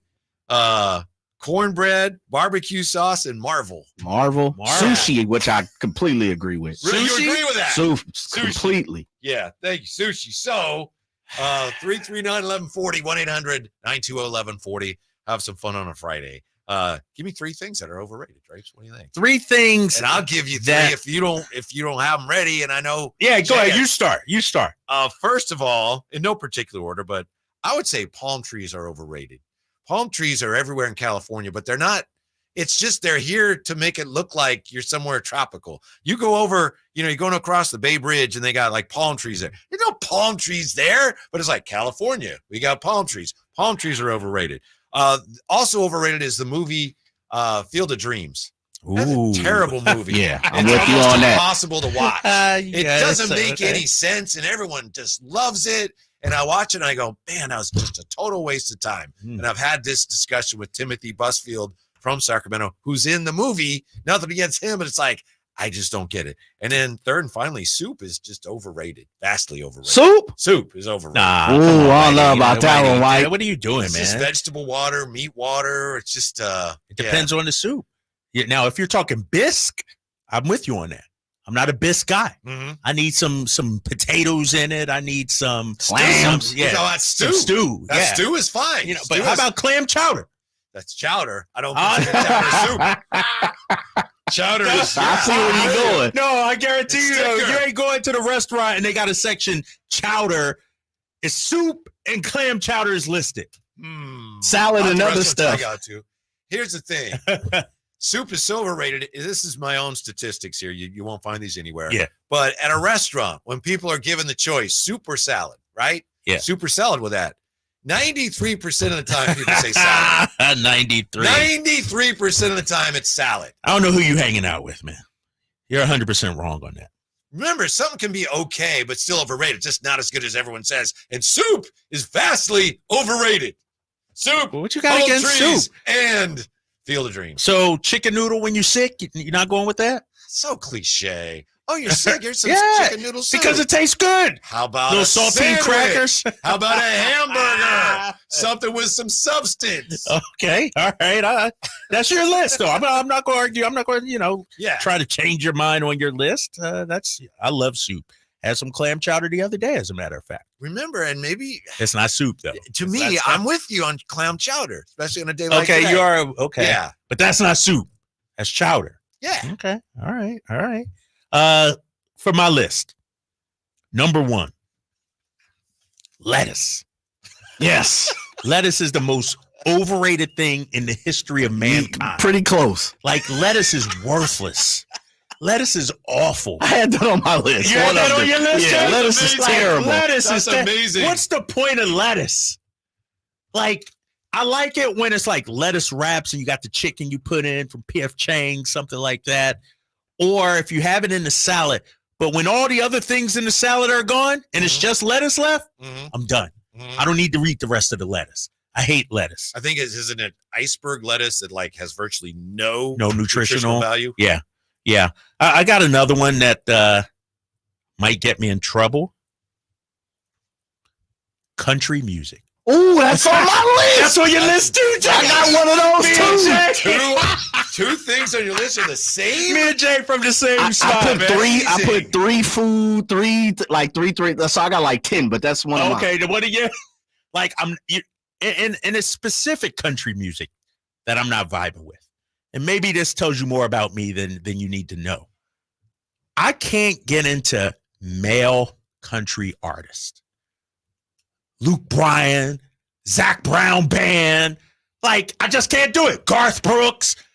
Never have, never will. I think it's overrated. And I know it's big out here. I know it's big. I'm not a fan. Yep. I've never looked at it as overrated. It's just not something I'm interested in, but yeah, I hear you. So country music is my second. And I got one final thing.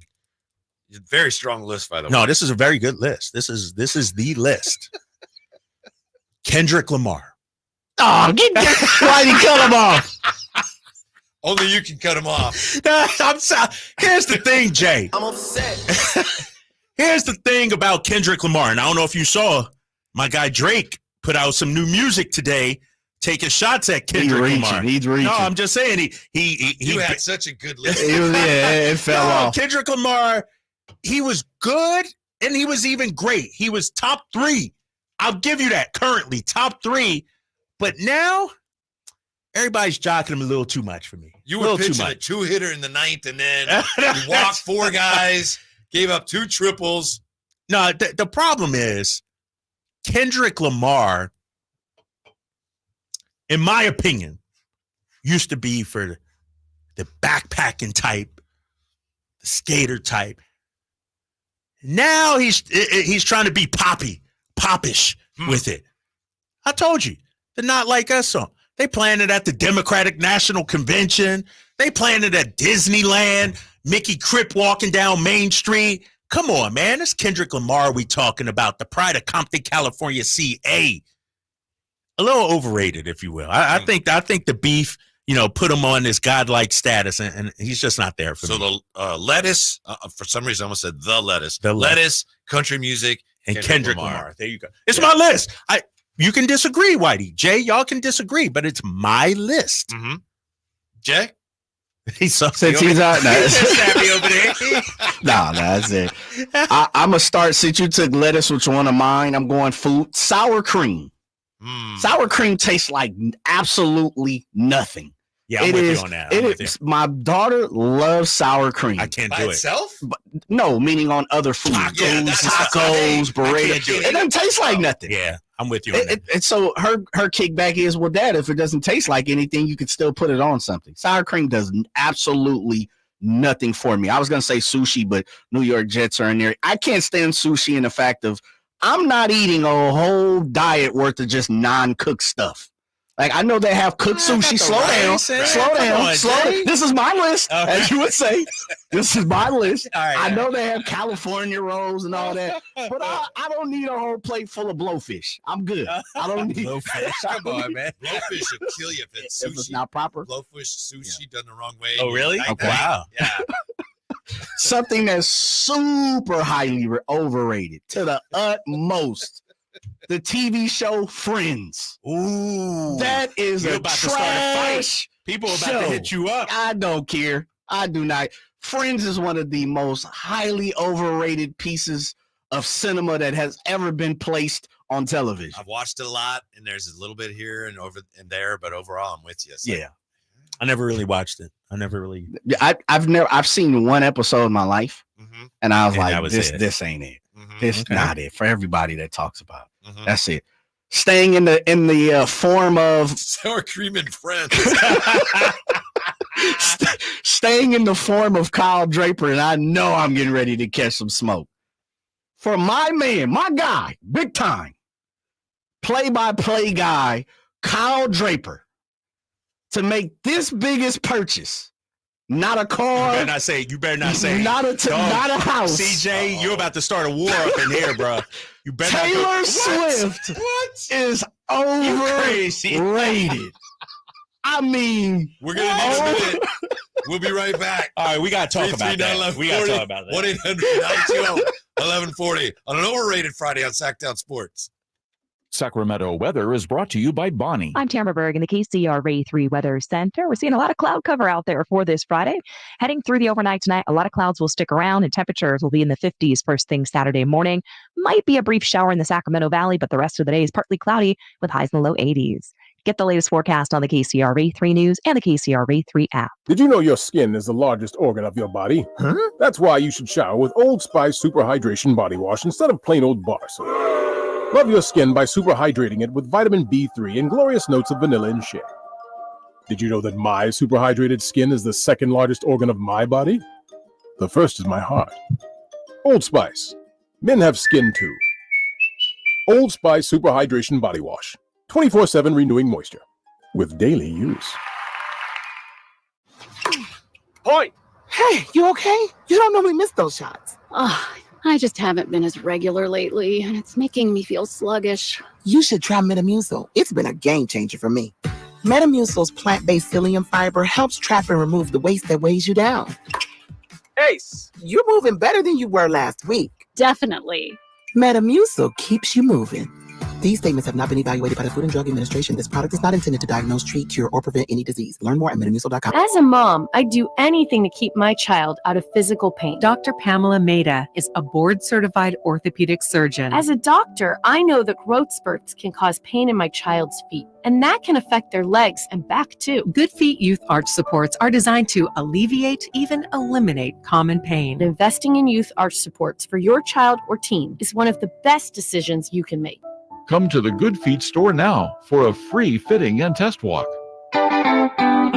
Labor Day savings now at Maida Chevy with $12,000 off MSRP on every new Silverado half-ton Turbo Max in stock after rebates. $12,000 off every Silverado LT Turbo Max at Maida Chevy with at least 5 at this price. Labor Day savings up to $12,000 off MSRP exclusively at Maida Chevy at MaidaChevy.com. Sacramento Silverado headquarters. Together, let's drive. Not available with special financing and leasing. Some other offers must trade in 2010 model year or newer. Ends 9/3/24. Made a great deal at Maida.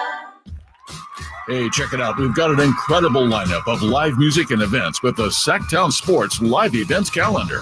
It's a gathering of soul legends in one fantastic summer show at the Soul Fest 24 Live on August 24th at Thunder Valley. Plus, take a trip back in time with 80s Rewind at Thunder Valley on September 1st. Then Train and REO Speedwagon at the Toyota Amphitheater on September 6th. And the Doobie Brothers are appearing there on September 10th. Also, on September 6th, check out the live music at Crawdads on the Lake with Jared Neiman. And don't miss the Lodi Grape Festival, September 12th through the 15th, featuring Joe Nichols and Smash Mouth.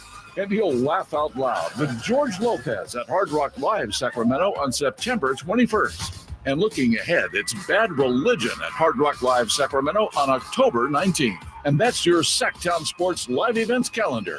Your ticket to the hottest shows in town. Where do you go when you need someone to represent you? For me, you want someone that is local and that you can actually get to and talk with. There are plenty of big branded lawyers out there with the name, but you never get to talk to them. So go to saclegaldefense.com and connect with the law offices of Jonathan Gonzalez. He's local, he'll represent you, and he'll have your back. Whether it's expungements, wrongful termination, when you're in a spot when you need legal help, call the law offices of Jonathan Gonzalez at 916-304-9187.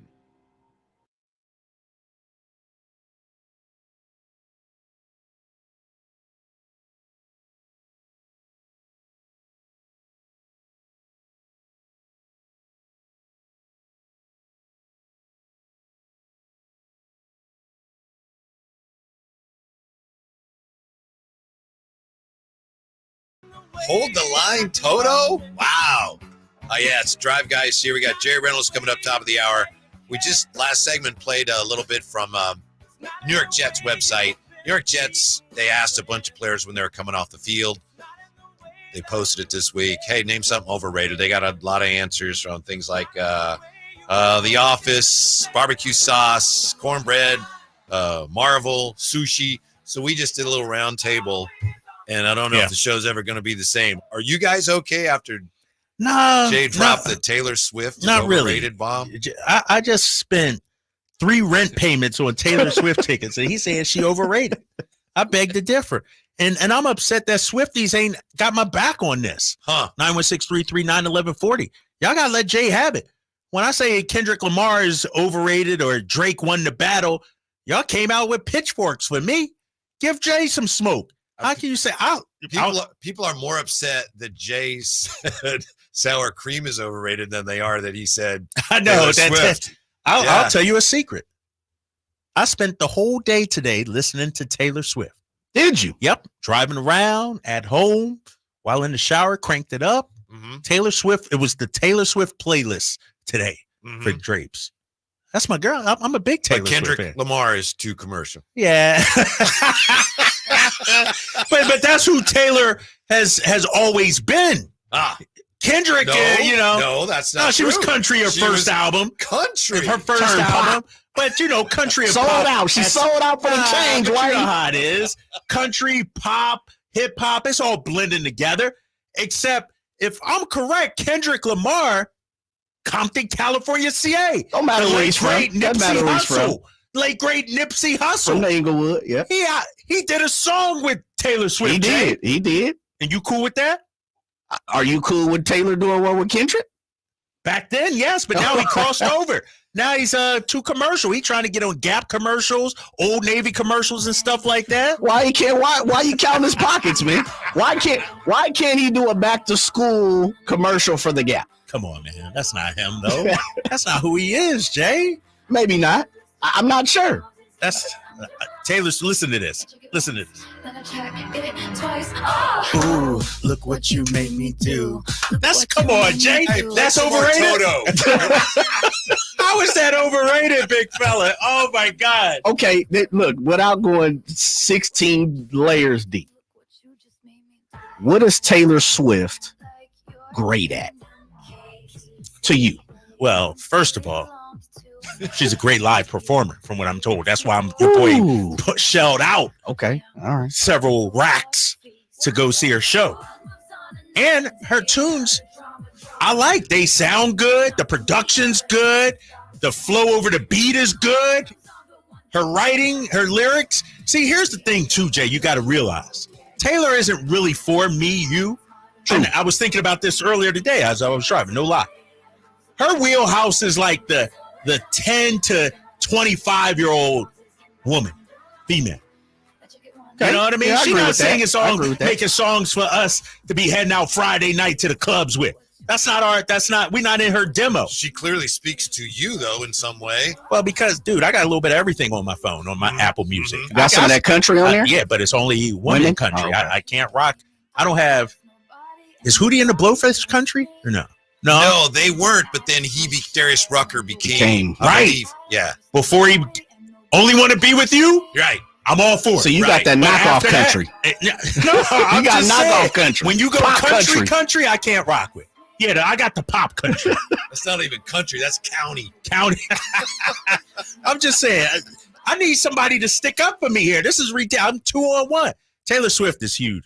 She's huge. Oh, no doubt. But that's why I believe she's overrated. I don't see, and I totally agree with what you said. Her music is not for our demographic. Right. Absolutely. The other part of that too, though, is for what people claim she is great at. Me personally, and I'm not trying to stick it to Taylor Swift personally. It doesn't matter. She's successful. She does what she does. She's great at what she does for who she does it for. But I'm saying what makes artists for me great, fellas, is when it transcends everyone. When it crosses over shapes, colors, sizes, ages, demographics, wherever. To me, Taylor Swift doesn't do that. And that's why I don't believe she's great. It seems to me that sometimes when an act gets that big, and there aren't many, but when it happens, Sometimes it's just the temperature, so to speak, has to be just right for that. Some of it is the talent and the message and the music. Sometimes it's just right place, right time. Right. Oh yeah, for I sure. really believe that. Oh yeah, You catch the spark and then Yeah. it goes up. Yeah, she hit at the perfect time for Taylor Swift. Hey, Jay, how Did about Kanye this? help her? Oh yeah, no doubt about it. Do you whole think the Kanye thing- stuff played a Yeah, part in that? yeah, Kind of, maybe. I think No, so, people felt yes. sorry for her. Yeah. Like, yeah. I think so. I think that, the Swifties came out and people started supporting her even more. How about this from Kenneth Williams? Jay, you tell me if you agree with this or not. Taylor Swift is to girls is what Too Short was to us back in the day. Nah. I was trying to figure out a way I could agree with that, but nah. You tried, huh? Yeah, I was thinking. I was like, I saw that. I was like, oh yeah, I gotta hit him with that one. I was trying to even think about in my Vallejo terms what I could do with that, but nah, that's not it. That's not the same. What is her message to girls? I'm not making fun. What is it that really people just like your daughter that it really resonates with them? No, here's the thing. When you listen to her lyrics, most of it is about relationships, dealing with boys, breakups, things like that. And I think that's what connects with girls, teenage girls at the time. She got a song, London Boy. I think that's what, that's her base. And for me, it connects, well, first because of my daughter. Sure. She loves it. She's into it. So by that reason, I'm into it. Same thing with my son. My son's into collecting cards now. Well, I'm into collecting cards now. Same thing. And so, and also relationships for me too, going through some things. And so it connects with me on those levels to an extent. Does she have forgive me for not knowing this.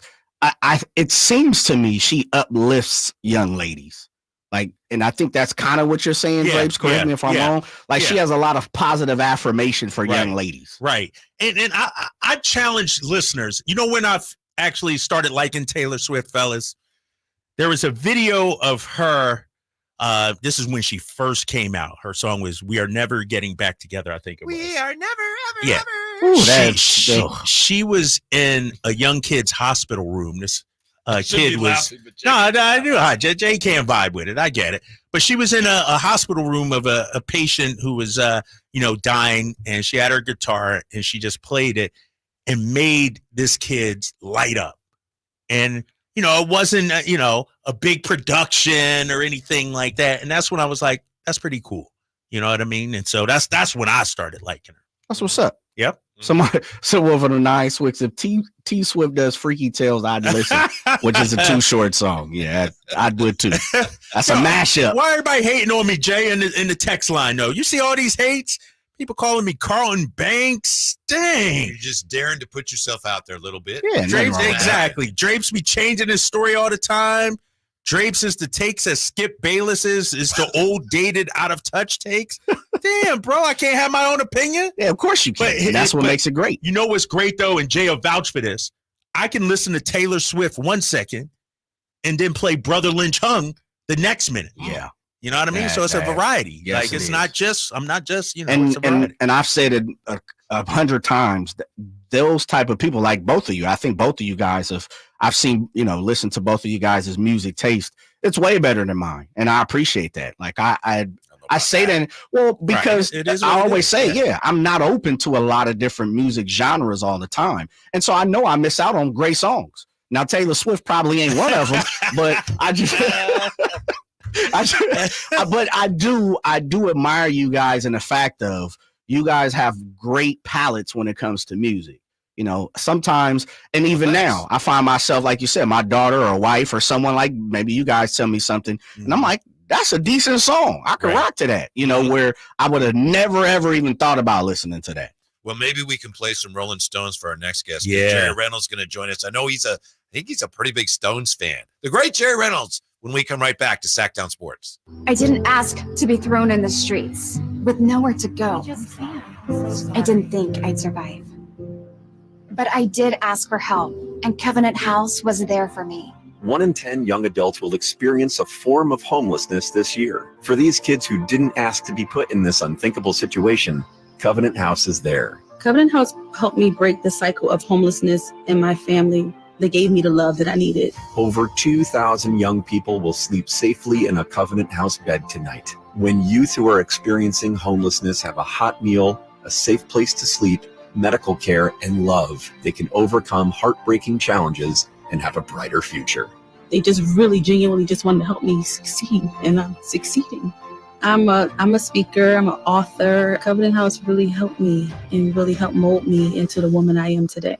If you or someone you love is asking for help, go to safeplacetosleep.org today.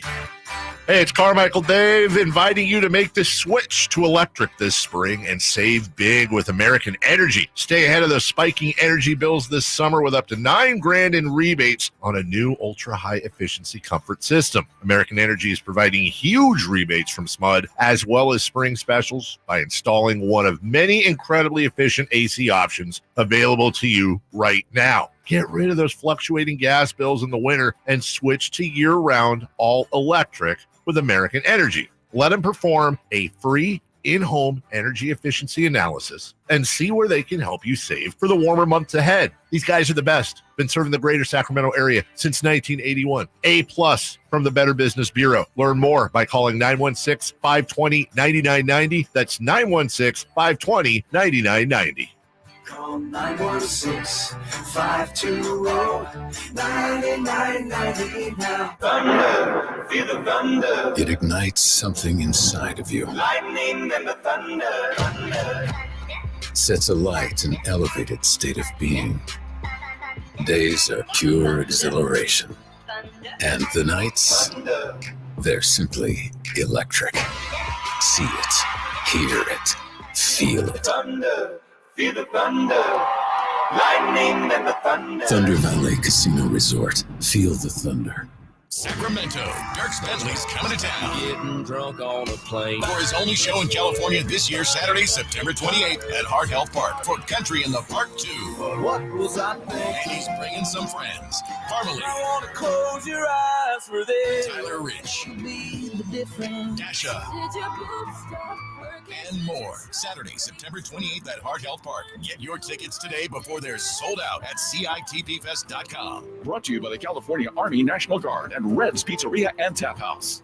Here are the top 3 reasons to get your golf clubs fitted at Hagen Oaks. First, the most knowledgeable professional fitting team in the country has been trained by every major club manufacturer. Second, Hagen Oaks has the largest inventory of golf merchandise in the area, and the club demo program is unmatched. Third, the indoor to outdoor player performance studio gives you incredibly accurate data, and you can see your ball flight. Add a 90-day club fitting guarantee, and that's more than 3 reasons. Fittings are available 7 days a week. Make yours today by calling 916-808-2531. That's 808-2531. At Northern California's #1 Honda dealer, Stockton Honda, we make the dream of owning a new car easy and stress-free. With prices that you just can't say no to. Save on our best selection of the year during the final days of the Honda Summer Event. Come in today or go to StocktonHonda.com. Anytime, anywhere, it's all here. StocktonHonda.com. #1 claims based on 2023 total new and Honda certified pre-owned vehicle car sales from American Honda Motor Company. Sold on report.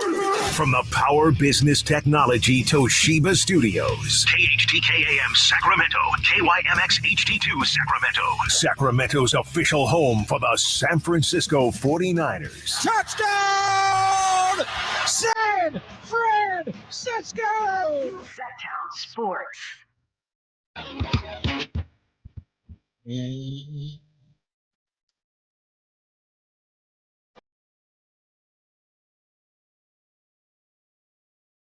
Live and local, it's the Drive Guys. Watch the show on youtube.com/Sactown Sports 1140. Or listen on the Sactown Sports app. Happy Friday. Jerry Reynolds going to join us in just a moment. Tonight, of course, the 49ers wrapping up the preseason against the Raiders. We did talk today to 49er insider Cam Inman.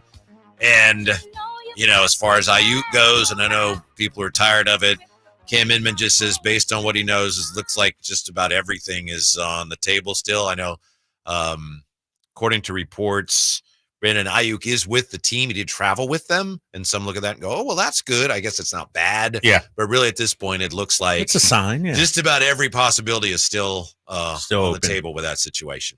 Yeah, I find it strange that Ayuk would travel with the team and that Shanahan would allow it too.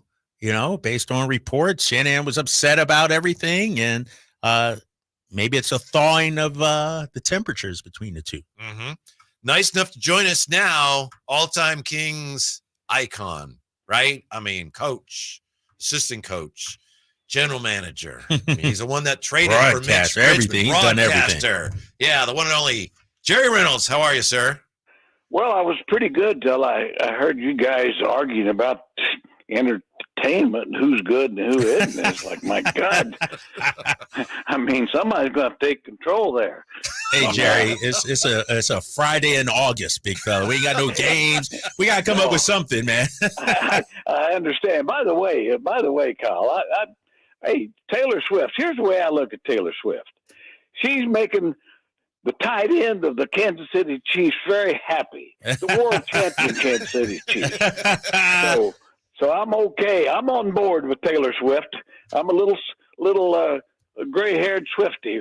Okay, all right. See, me and Jerry, man, we like a lot of the same stuff. It's awesome. Yeah. By the way, though, now I'm not a huge country fan. Some I like, but one guy is really more blues than country. But Chris Stapleton. If you ever get a chance to listen to Chris Stapleton and then report back, okay, I guarantee you, he'll raise your blood pressure a little bit for you.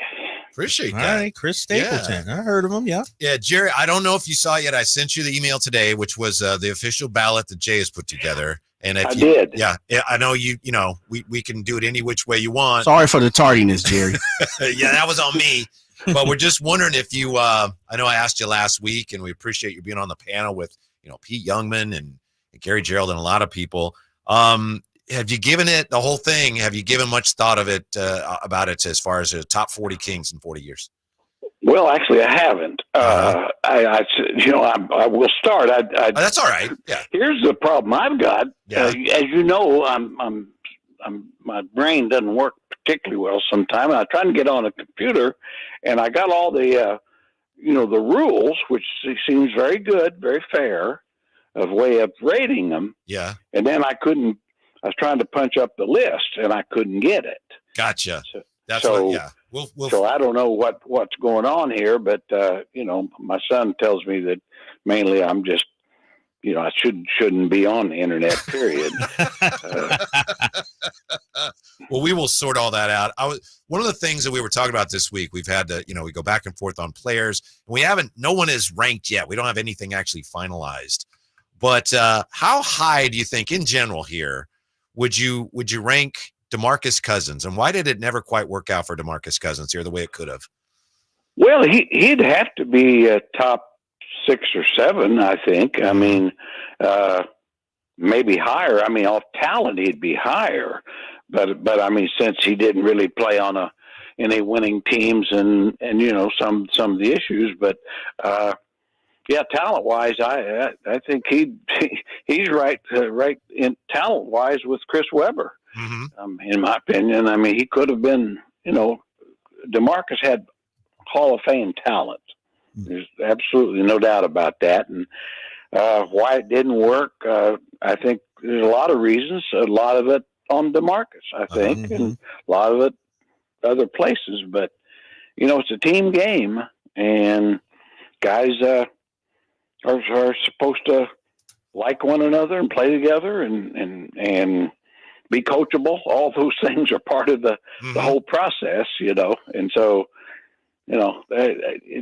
Some of those things hurt him, but just as a gifted player, he had just about all of it.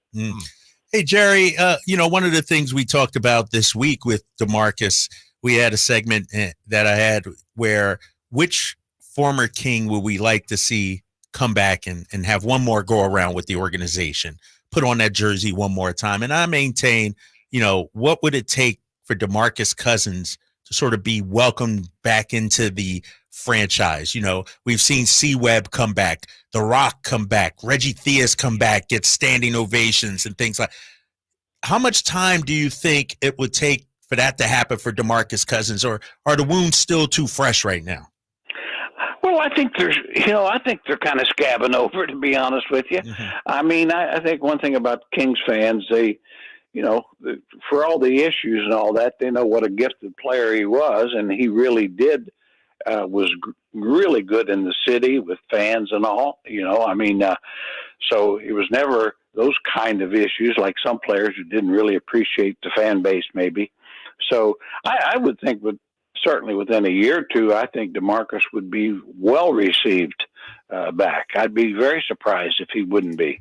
Mm-hmm. Jerry Reynolds, nice enough to join us. The one, the only. Yeah, Jay Will is a tricky one. He's one of the first players I think of when I think of Sacramento Kings. Obviously, the team really took off after he left. How high do you think reasonably we could rank Jay Will? He's possibly a top 10 Sacramento King. Obviously, it depends on how you look at it. Yeah, I mean, as far as importance to the franchise and all that, yeah, he'd definitely be in there top 10. But I think if you're really trying to rate it on ability, just his ability as a King and compared to others, I don't hardly see him in that high. And I'm one of his biggest fans. I know. But I mean, I think, you know, he really just changed, you know, more than probably any one player, how the Kings were viewed in those early 2000s. And those first few years, I mean, it was an ESPN highlight every night, Sacramento Kings. And so that counts for an awful lot. You know, like I say, I saw a lot of Jay Will, different sides of him, and there was a whole bunch of sides. Jerry Reynolds joining us here in the Drive Guys, Sactown Sports 1140. Jerry, who are some of the, I guess, underappreciated Kings from, you know, the late 80s, early 90s, some of those early Kings teams that nobody talks about? You know, I'm going through my list and I'm trying to, you know, put into context what some of those players did. Who are some players from, you know, late 80s, early 90s that maybe don't jump out the stat sheet or, you know, page on the stat sheet, but were big for this community? You know, I would say offhand, Spud Webb comes to mind. You know, he's one of those guys that was, you know, he's Spud Webb. Everybody knows who he is, but he had a heck of a career and was an awfully good player. You know, he's one of those guys that just kept playing at a high level, and everybody's saying, well, he's too little, and he kept outplaying people who weren't too little. You know, but Spud Webb would be at top of, I think, about any list on some of those kind of teams. You know, also think back of Brian Grant, was here briefly, went on to have an awfully good career. Obviously got some health issues, sadly, but was a terrific player. You know, I think one of the most underrated players in the history is probably Otis Thorpe. I was just going to ask you about Otis Thorpe. Otis Thorpe, I mean, and I was lucky enough to coach him. I mean, that guy, of course, naturally the franchise didn't want to pay him, so they lost him. Really pretty brilliant move, I thought. You know, but the guy was, you know, I mean, he was probably second or third best power forward for several years there, and very coachable, you know, just a good teammate the whole bit, you know. And then I think he was at least a one-time, if not two-time All-Star. So he comes to mind. And, you know, you think of guys like Kevin Martin who could really score. Yeah.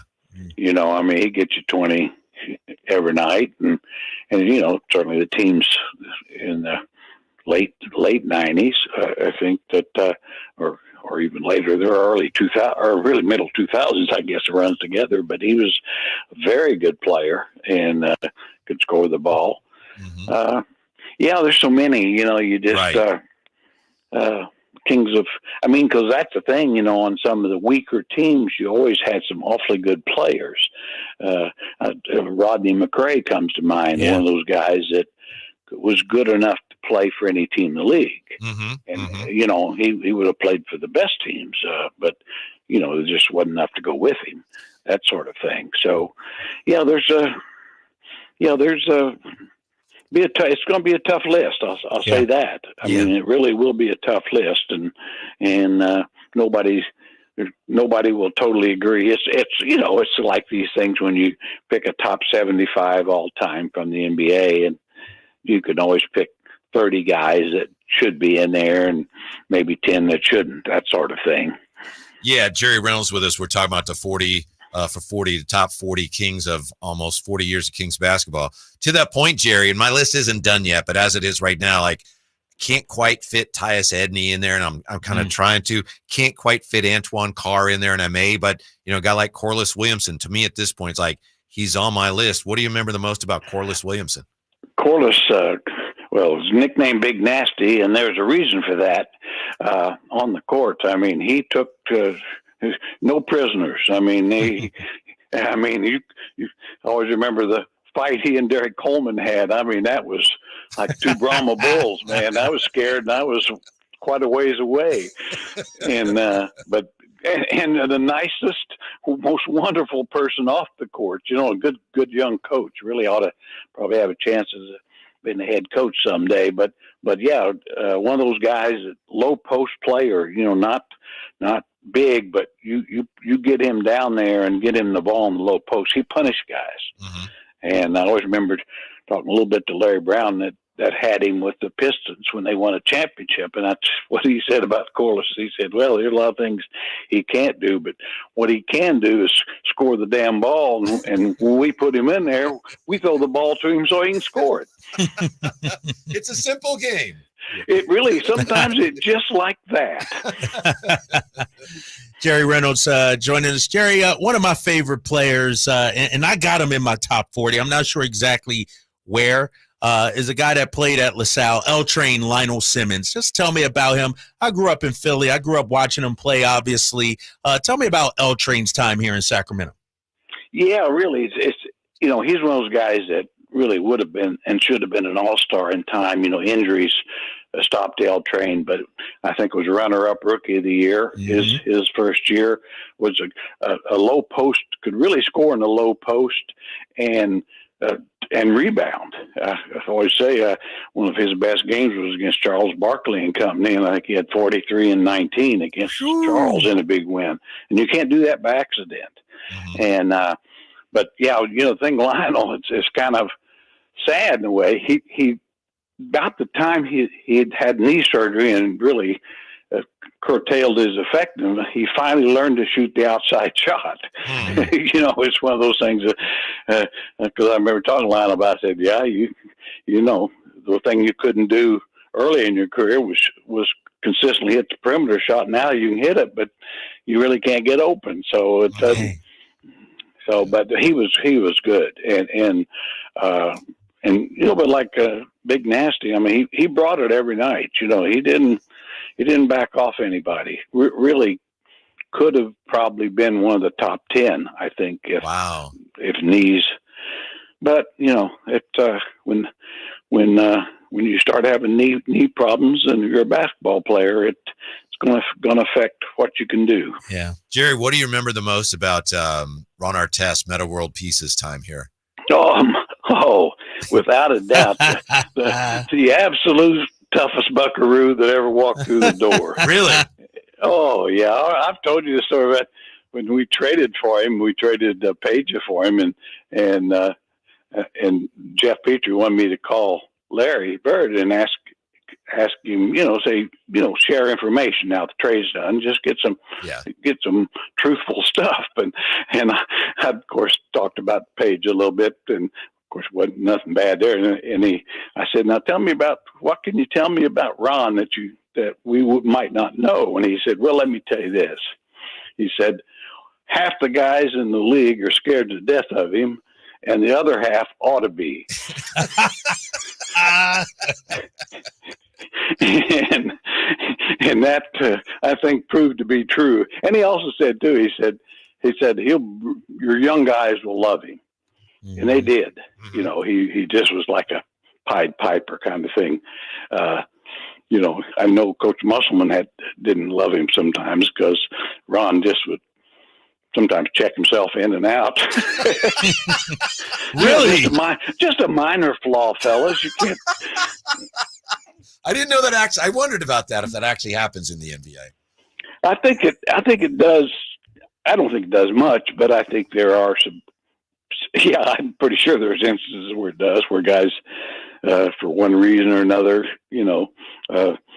kind of go out on their own a little bit. Ron was, he was. He's one of those guys too that a lot of teams too. When teams have come in to play the Kings and their small forwards would all of a sudden have flu-like symptoms or back spasms. They didn't want to deal with Ron back in the day. Didn't want anything to do with Ron, no, and I don't blame him. Jerry Reynolds joining us. Hey, Jerry, obviously you've seen it all here in Sacramento so far. We know about those early 2000s, late 90s Sacramento Kings teams, but from your standpoint, give me a team that you really enjoyed being around, coaching, broadcasting, whatever it may be. What was the team you really liked to be around? Well, gosh, that one was off. I think the first few years they weren't at their best, but I think that was honestly the most fun. I think, and I really did enjoy about the '96 Kings that played Seattle. You had Trunas, Marshallonis, and of course Mitch and Brian Grant and Michael the Animal Smith. Ty said was on that team. So, it's just that was a good bunch that, kind of everybody, was Mitch, and everybody knew Mitch was the guy. So it really kind of an easy fit, Right. Yeah. And, so, that's a good question, because some of the teams, that weren't particularly good were very easy to be around and liked it. They just weren't quite good enough, and some others that might have been a little better, might have been a little more difficult in some ways. But, the last team that Rick Adelman had, I thought was pretty remarkable, with Sharif Abdur-Rahim and Bonzi Wells and, Ron Artest. That was, that was Kevin Martin. That was a tough bunch. Yeah, they gave this. I mean, Bonzi and those guys and Ron Artest. I mean, they really, kind of give San Antonio a little bit of a scare there. Yes. And so that's it's tough when I've been around so long that they all run together, and hell, I can't even remember what day it is today. How about a guy who's solidly on the list, and unfortunately the team didn't have much success when he was here, but no question, I think that he belongs on this list, is Rudy Gay. What stands out to you the most when you think of the great Rudini? The great Rudini? Yes, he was. I mean, he was awfully good. One of those guys that I always remember Jerry West made the statement about him, because he had drafted him, I think, in Memphis. But he said, Rudy Gay should be a 5-time All-Star. So he probably won't, because he probably doesn't really fulfill all of his potential, but he's got it. He's got it. And I think when you watch Rudy, at his best, he was hard to guard. He's almost like a junior varsity version of Kevin Durant. Wow. I mean, he was that type of player, could beat you off the dribble and had length and could jump up over you and all that. And, probably, but fair, and great teammate. Everybody liked him. Probably didn't get all out of his career that he could have, I think, from his talent. Right. Yeah, Rudy Gay, man, one of my favorite players, no doubt about it. I'm just looking at his stats right here, Jerry. I mean, he was always in that 18 to 20 point per game range. It seemed like scoring came easy for him at times. Yeah, I agree with you, Kyle. I mean, I think it did. maybe almost too easy sometime. But, and certainly his career, he had a terrific career. But, I think, probably he didn't make any all-star teams and was good enough he should have. Hey, Jerry, looking ahead to this year, we've been talking a lot last few weeks about this roster, and boy, they seem small. Doesn't it appear that right now they're the way they're set up, they're going to be a perimeter-oriented small ball team. They're going to shoot a lot of threes. They're going to try to beat teams that way. Isn't that the way it looks right now? Well, I think they are going to be a small ball team. I do think with DeRozan, I think they're going to have the ability to get to the basket a little more. Mm-hmm. I just think he's going to make a real difference. He's going to draw fouls. He's going to get the Kings in the penalty a lot more often. It's going to be defensively, you have to be a little concerned, but I'm probably less concerned than some, because I just thought the way that Keon and De'Aaron and Keegan were playing defense at the end of the year. I mean, they could get out and really put some pressure on the ball and kind of get the game off the boards. And then if you can spread it out, then Domas is going to get them all anyway. Mm-hmm. So I think I was listening to you guys the other day, and I'm with kind of Kyle on this, or I see him winning 50 games. I do. Wow. Yeah. Nice. Yeah. I mean, injuries and right. We just can't. But I just think they're going to be the problems that other teams create for them probably isn't going to equate to what the problems that the Kings are going to equate for those. I mean, they're going to be hard to guard. Yeah. And I think the bench is improved now. Whether Herter starts or comes off the bench, but your bench is better. If you got, besides Malik, if say a Herter or Malik were both coming off, you've got a chance to keep the pressure on. Jerry, one last question from me for you, and listening to you, it got me thinking. I want the Kings to come out from opening night really with a sense of purpose. We've seen historically teams with veteran players sort of, ease their way into the regular season after the trade deadline and All-Star break. Then they really ramp up. As a coach, how do you get your team to be locked in early as well as late? And even though it's a long season, how do you get them dialed in early? Well, I do think you Coach Brown and staff will try to do that, and they need to. And because with the way the West is, well, you lose a game in October, it's going to show up in April too. Yep. I mean, you just can't give away games, and we saw them do that last year at home.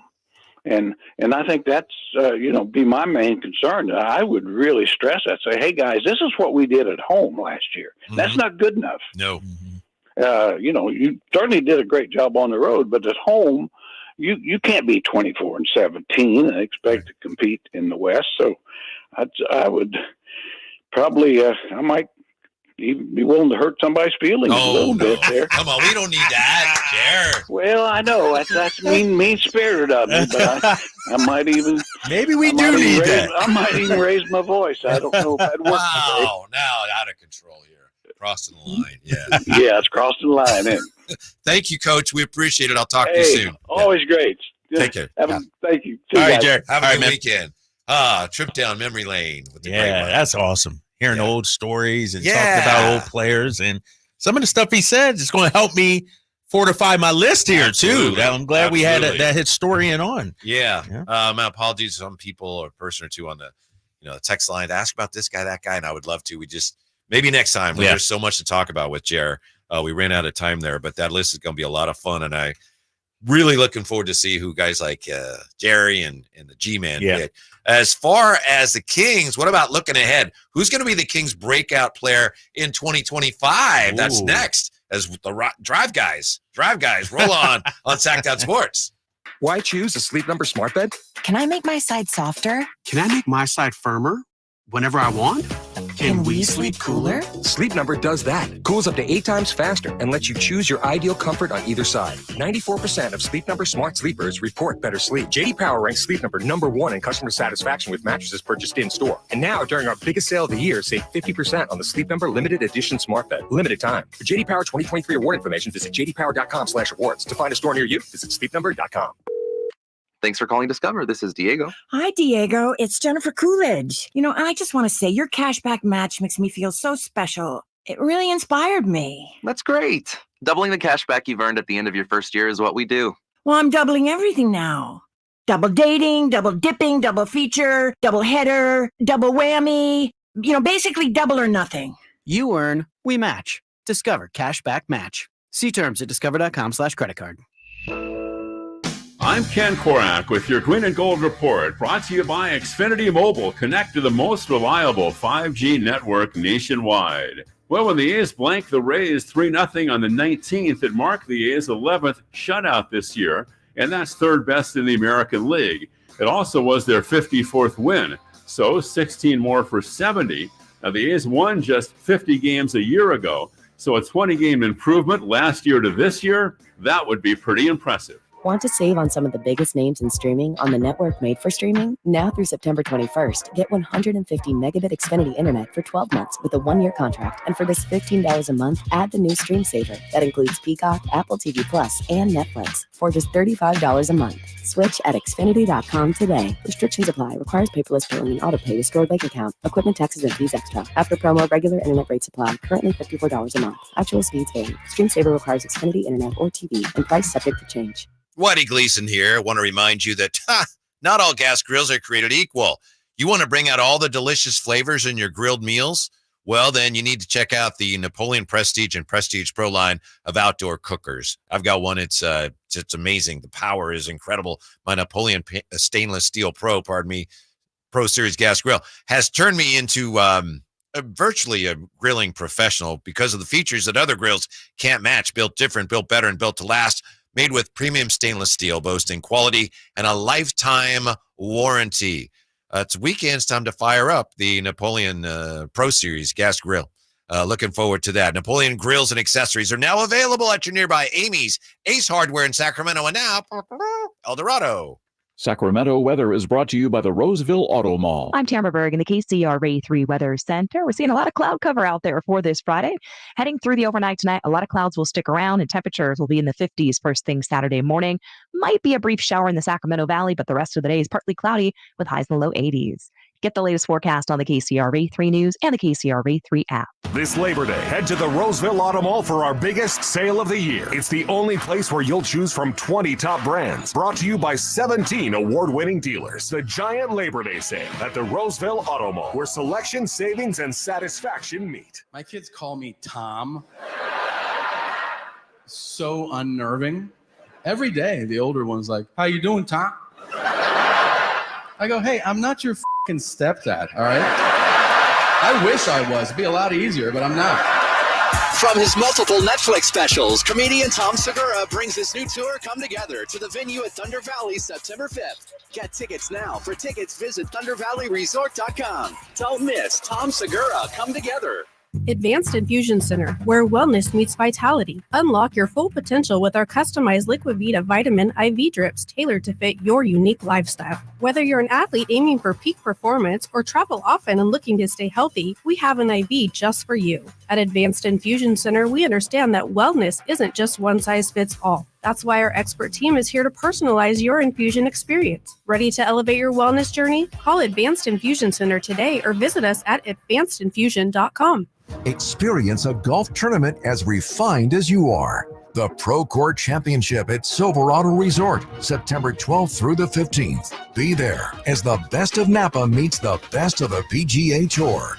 With world-class wine experiences, breathtaking views, and incredible golf. It's like this weekend was made for you.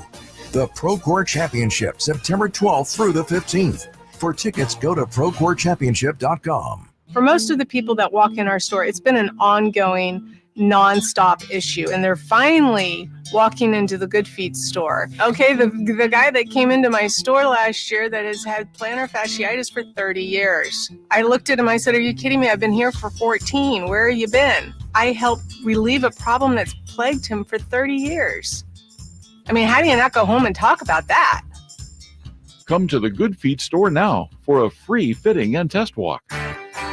Hey, it's Carmichael Dave for American Energy Heating and Air with a question. Have you recently had a technician diagnose your HVAC system? and you were a bit surprised at how much it cost? Or did something seem off about their quote? Because at American Energy, they take pride in giving you honest, straightforward solutions to get that system up and running. Have their qualified technicians come out and give you a free second opinion. It's free. You got nothing to lose but some dollars off of that original quote. They're making the uncomfortable comfortable. They've been doing it since 1981, serving the greater Sacramento area. A+ with the Better Business Bureau. That's why they keep having customers coming back for more and more and more. You can call them and set that appointment at 916-520-9990. That's 916-520-9990 or AmericanEnergyAir.com. Call 916-520-9990 now. Time to check out Capital Casino, conveniently located at 411 North 16th Street in downtown Sacramento.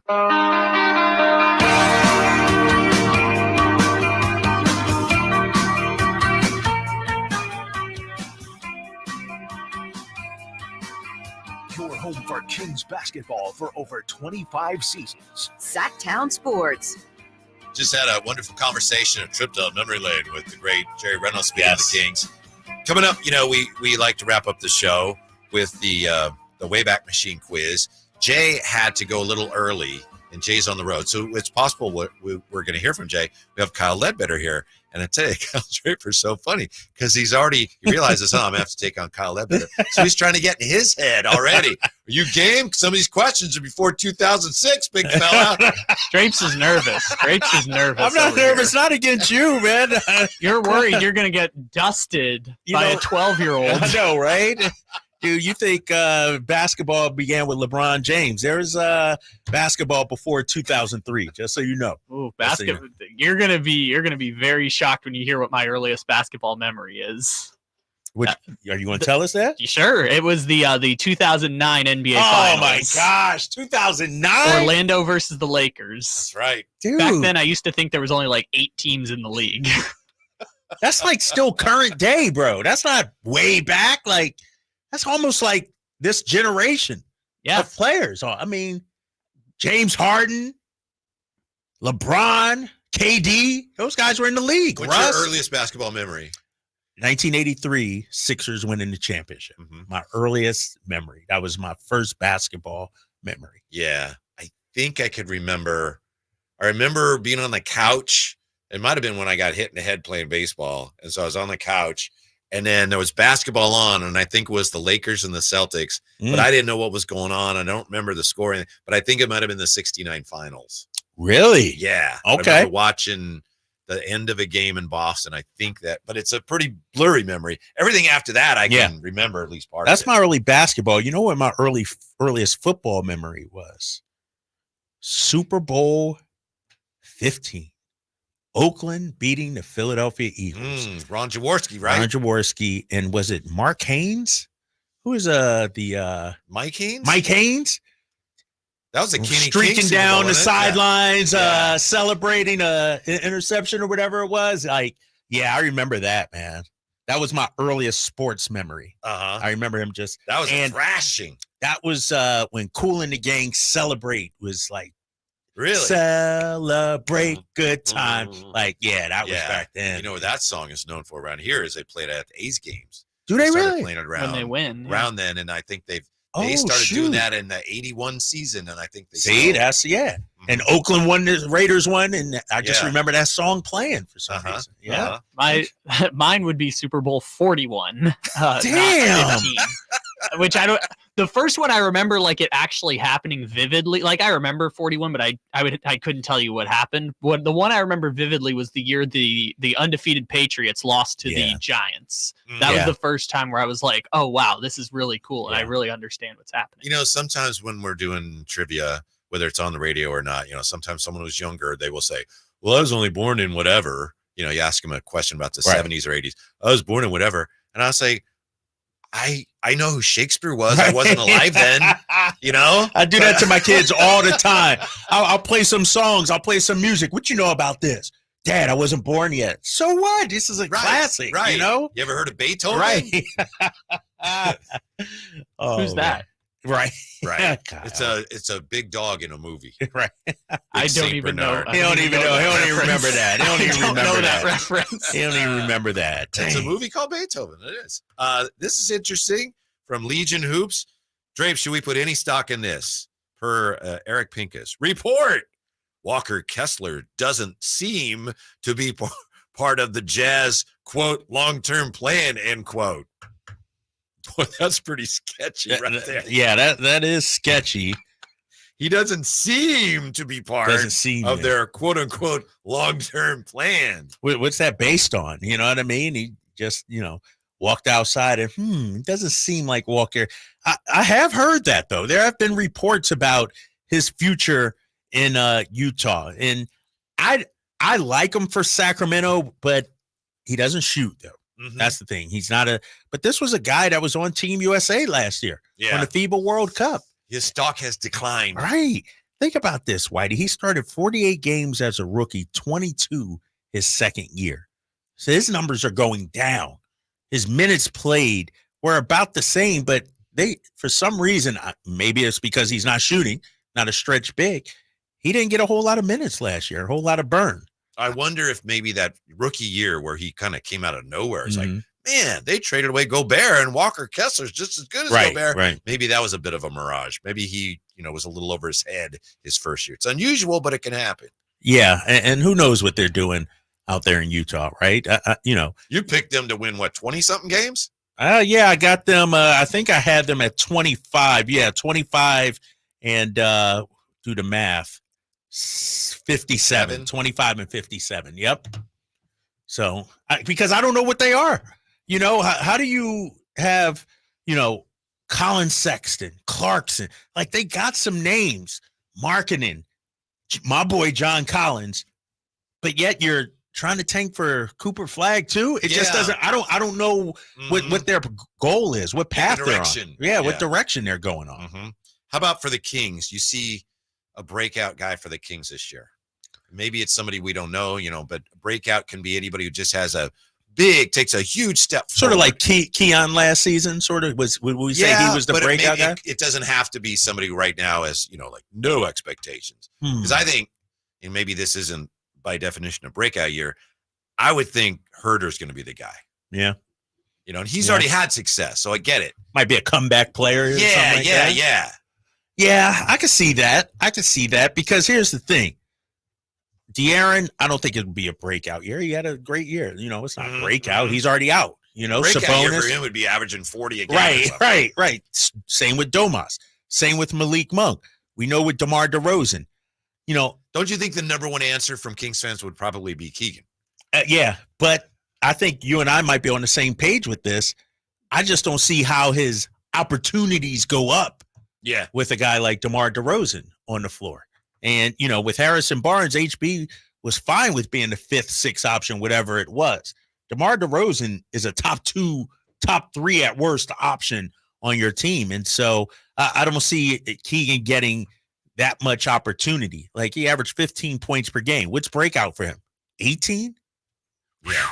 That's asking a lot when you got Fox averaging 26, Domas averaging 18, 19, DeMar averaging 20. Are we going to have 4 18, 19, 20 point per game scores? That's going to be hard to hear. I like your, Kevin Herder take on that.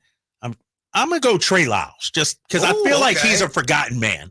I feel like last season was a down year for Trey, meaning the expectations, he didn't meet up to them.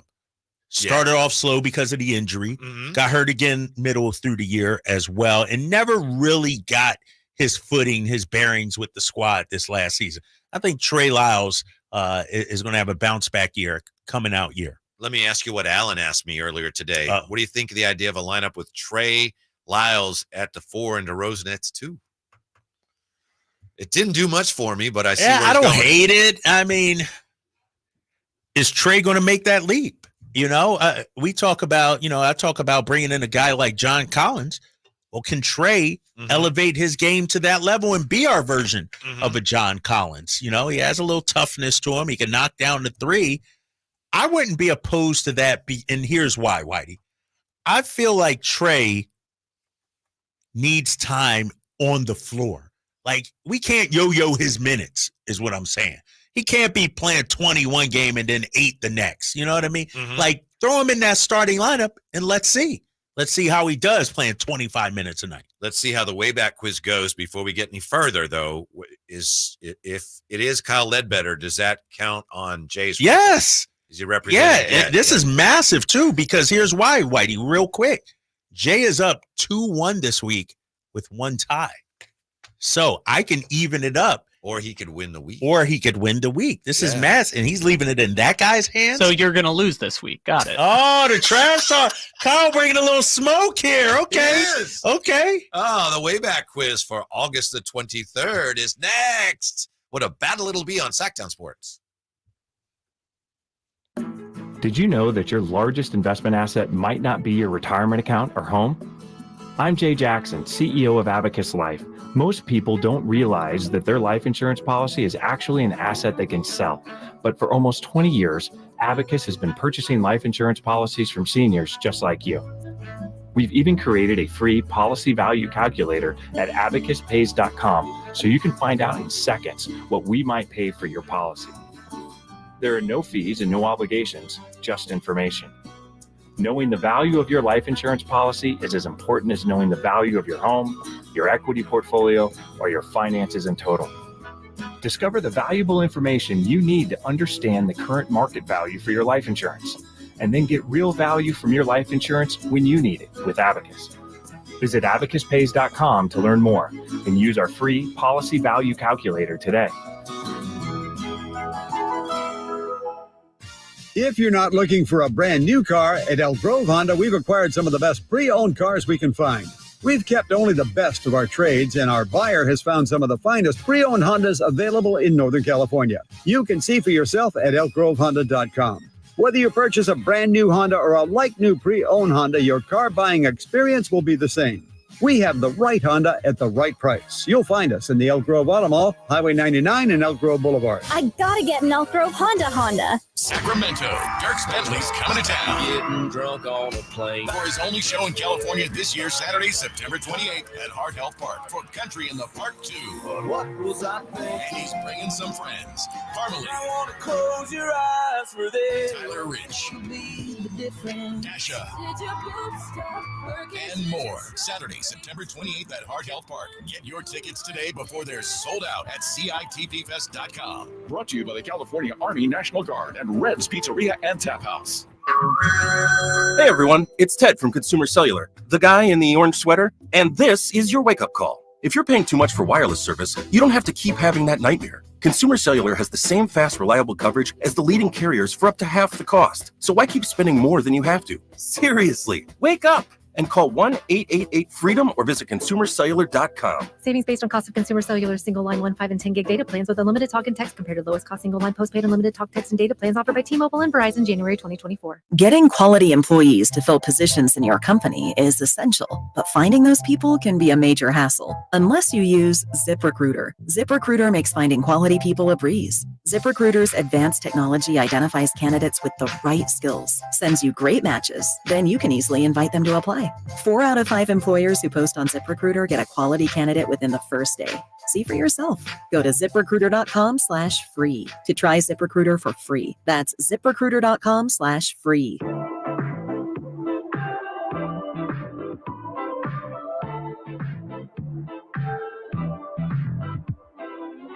Live and local, 6 a.m. to 6 p.m., Monday through Friday. Sactown Sports.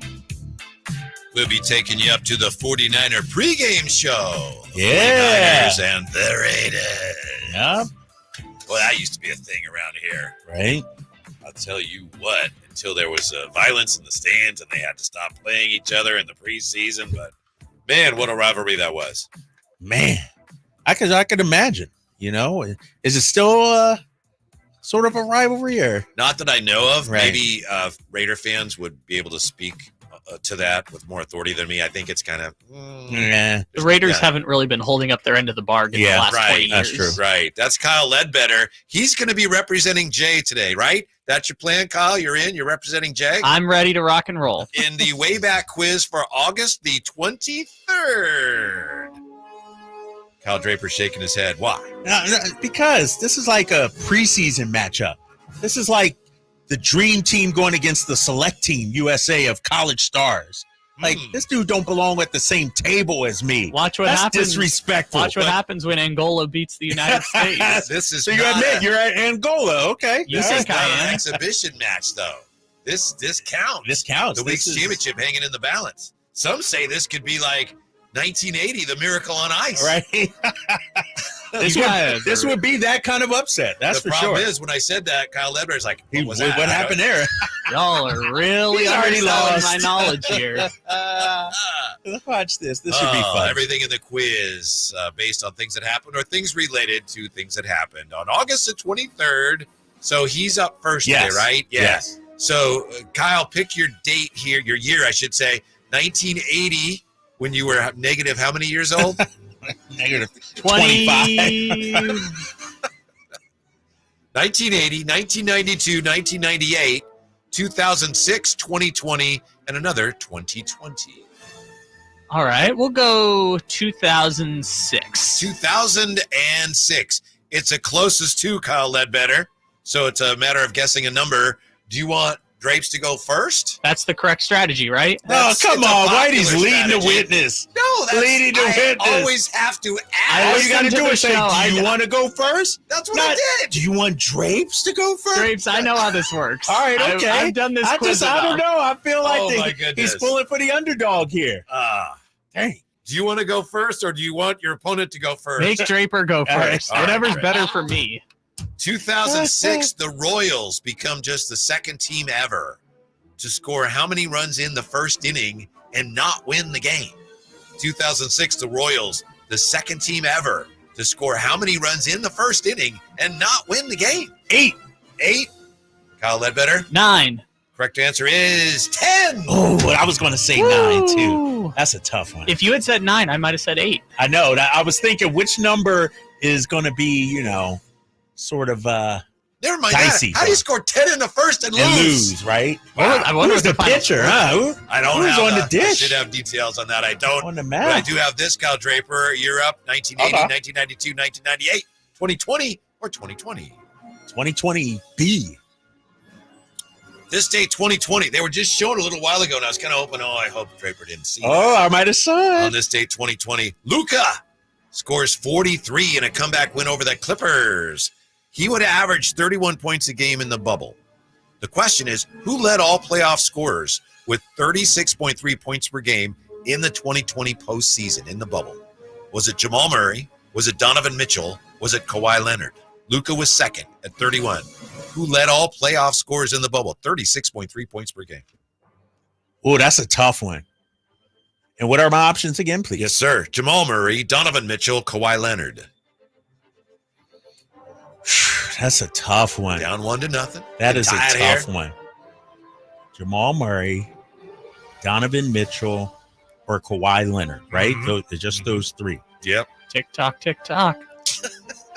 And it doesn't include first round, they might only have 4 games, but You look at leading scorers for the playoffs that year. This cat, number 1 with 36.3. Jamal Murray. Not correct. Oh, that would be Donovan Mitchell. He's got it. Yeah. Yeah. That's a tough one right there. Well, the reason I knew it was either Murray or Mitchell, but Murray played 20-something games because they went to the Right. conference finals. He was big in the bubble though. Like he earned his nickname. Remember that Murray versus Donovan Mitchell in that Yeah. first round series? Yeah, that's see. So you got I'm the losing the Ledbetter. 2-0. You're getting smoked by this is Ledbetter. Angola with the upset. South Do you believe in Sudan. miracles? I don't know. I think you underestimated the odds here. It's not over Well, yet. it's all about Kyle Ledbetter. guessing. Come Some on, we pizza just left in the guessing. box. Well, 1980, 1992, 1998, or the other 2020. we'll go with the other 2020. Okay. Jamal Murray and who become the first opponents to each score 50 or more in an NBA playoff Oh, game. come on, Whitey. This is terrible. The way it's written, the way it's spelled I'm out. filing a protest. Luka Doncic, Anthony Davis, Donovan Mitchell. That would be Donovan Mitchell. He's got it. That is White. You can't do that. No, That's you the can't. way do- it you was can't have written. 2 questions with the same guy being the answer. 3-0. 3-0 is all I see. What is this? This is. When was the last time Jay? No, you gotta admit. You gotta admit it's like asking multiple choice, but a different way. On the 2 questions are the same on the test. All I know is I would have answered all 3 exactly correct every time. Maybe you should have gotten the first one right. Unbelievable. That's pretty bad. That's pretty bad. I'm filing a protest. Protest dismissed. 1980, 1992, 1998. You can still win this thing. 1992. Michael Jordan. It's Dennis Eckersley becomes the first reliever to save 40 or more games in how many different seasons? 3, 4, or 5? Dennis Eckersley, this date, 1992, becomes the first reliever to save 40 or more games in how many different seasons? 3, 4, 5. or 5? 5 is not correct. Oh my! I'm off today. Not correct. Let's go with 4. 4 is correct. Oh my God! And it is 4-0. Am I It gonna is sweep? over. Am I gonna sweep Draper It's a out wrap. the building? It's a wrap. We don't need to It's play done. You anymore. clinched it. You clinched the win. Sweep. This is Swept him. This is the most embarrassing moment of my life. Like, this is pretty bad. Swept. Where's the broom? Let me get the broom real quick. You can't even trash talk properly, Kyle. This is. Now, I'm if embarrassed. you want, there are 2 questions. I know. I'm embarrassed. I'm embarrassed. Let me go for it. We can see if you could get on the board, and then you're not shut out. All right, go ahead, Kyle. Yeah, Kyle's up, right? Oh no, Kyle already won. I don't know what we're doing now. Yeah. You know what, Drapes was making fun of me earlier, so let's go 1980. I'll take the old 1980. one. It's closest to. All right. Oh, of course it is. That means Drapes is going first. Where's my boy Derek Too Shifty when I need him? Come on. He's abandoned you. He has. All right. This day, 1980, Drapes. Charlie Finley sells the A's to Walter Haas of Levi Strauss, keeping the team in Oakland. Yep. For how much? How much did the A's sell for? Charlie Finley selling them to Walter J. Haas. 1980. $40 million. $40 million. Kyle Ledbetter. $39,999,999. It's $12.7 million. Are you serious? Yeah. That's how much franchises were? I thought it was only going to be like 10. Oh, nice one. I got to get one here, man. Well, you should have thought of that 5 questions ago. Yeah, you get this, and it does change the complexion of things quite a bit. No, if I lose this, I might take off all next week. I need therapy after this. Are you ready? Yeah. To wrap it up here, get you on the board here. 1998. Who becomes the first member of baseball's 400 homer, 400 steals club? Ooh. Barry Bonds, Ken Griffey Jr., Jose Canseco. What year are we saying? 1998. Bonds. Barry Bonds is correct. Thank you. Yeah, your boy got one. Final one. Man, that's like an art form. Kyle Ledbetter, on behalf of Jay, gets the win, and Jay I don't believe gets this. So Dude, no, it ain't no sweep. I got one, big fella. I got one. I was already on the parade float by that How you point. going to have Donovan Mitchell to answer the one, and then the very next question, Donovan Mitchell? You're right. Let's give you that point. No. Kyle wins 4-2. It should have been the other. Like, you're the one who guessed Jamal Murray. No, but then it was easy though. After that, once you guess Donovan Mitchell for the first one, you ask again, it's going to be the second one. That's the luck of the draw. Come on, we knew what that one was. Yeah, we all knew what the answer was. I'd say that question should have been back. Tossed out. I mean, Drapes didn't know what the answer was, but we all knew what the Congrats, answer Kyle. was. Guess what you get for winning? You got to work on a Friday night. Take that. Hey, me and the brooms are going to be happy together. Sorry. Love you, Kyle. You know you're my guy. Thank man. you, Kyle. You're my Thanks guy. for helping us out. Have a great weekend. Oh. Yeah, stick around for preseason football. Yes. San Francisco 49ers finally wrapping up the preseason. Taking on the Raiders in Las Vegas. Brock Purdy is supposed to play tonight. How many touchdown passes for Brock tonight? I'm going to give him 2. I think he'll rebound tonight. Yeah. 2 all right. TDs. Yeah, we'll talk again on Monday. Stick around. 49er football is next. Pre-game show coming up on Sactown Sports. Oh, man. Kyle crushed. Oh, my God. I didn't ask to be thrown in the streets with nowhere to go. I didn't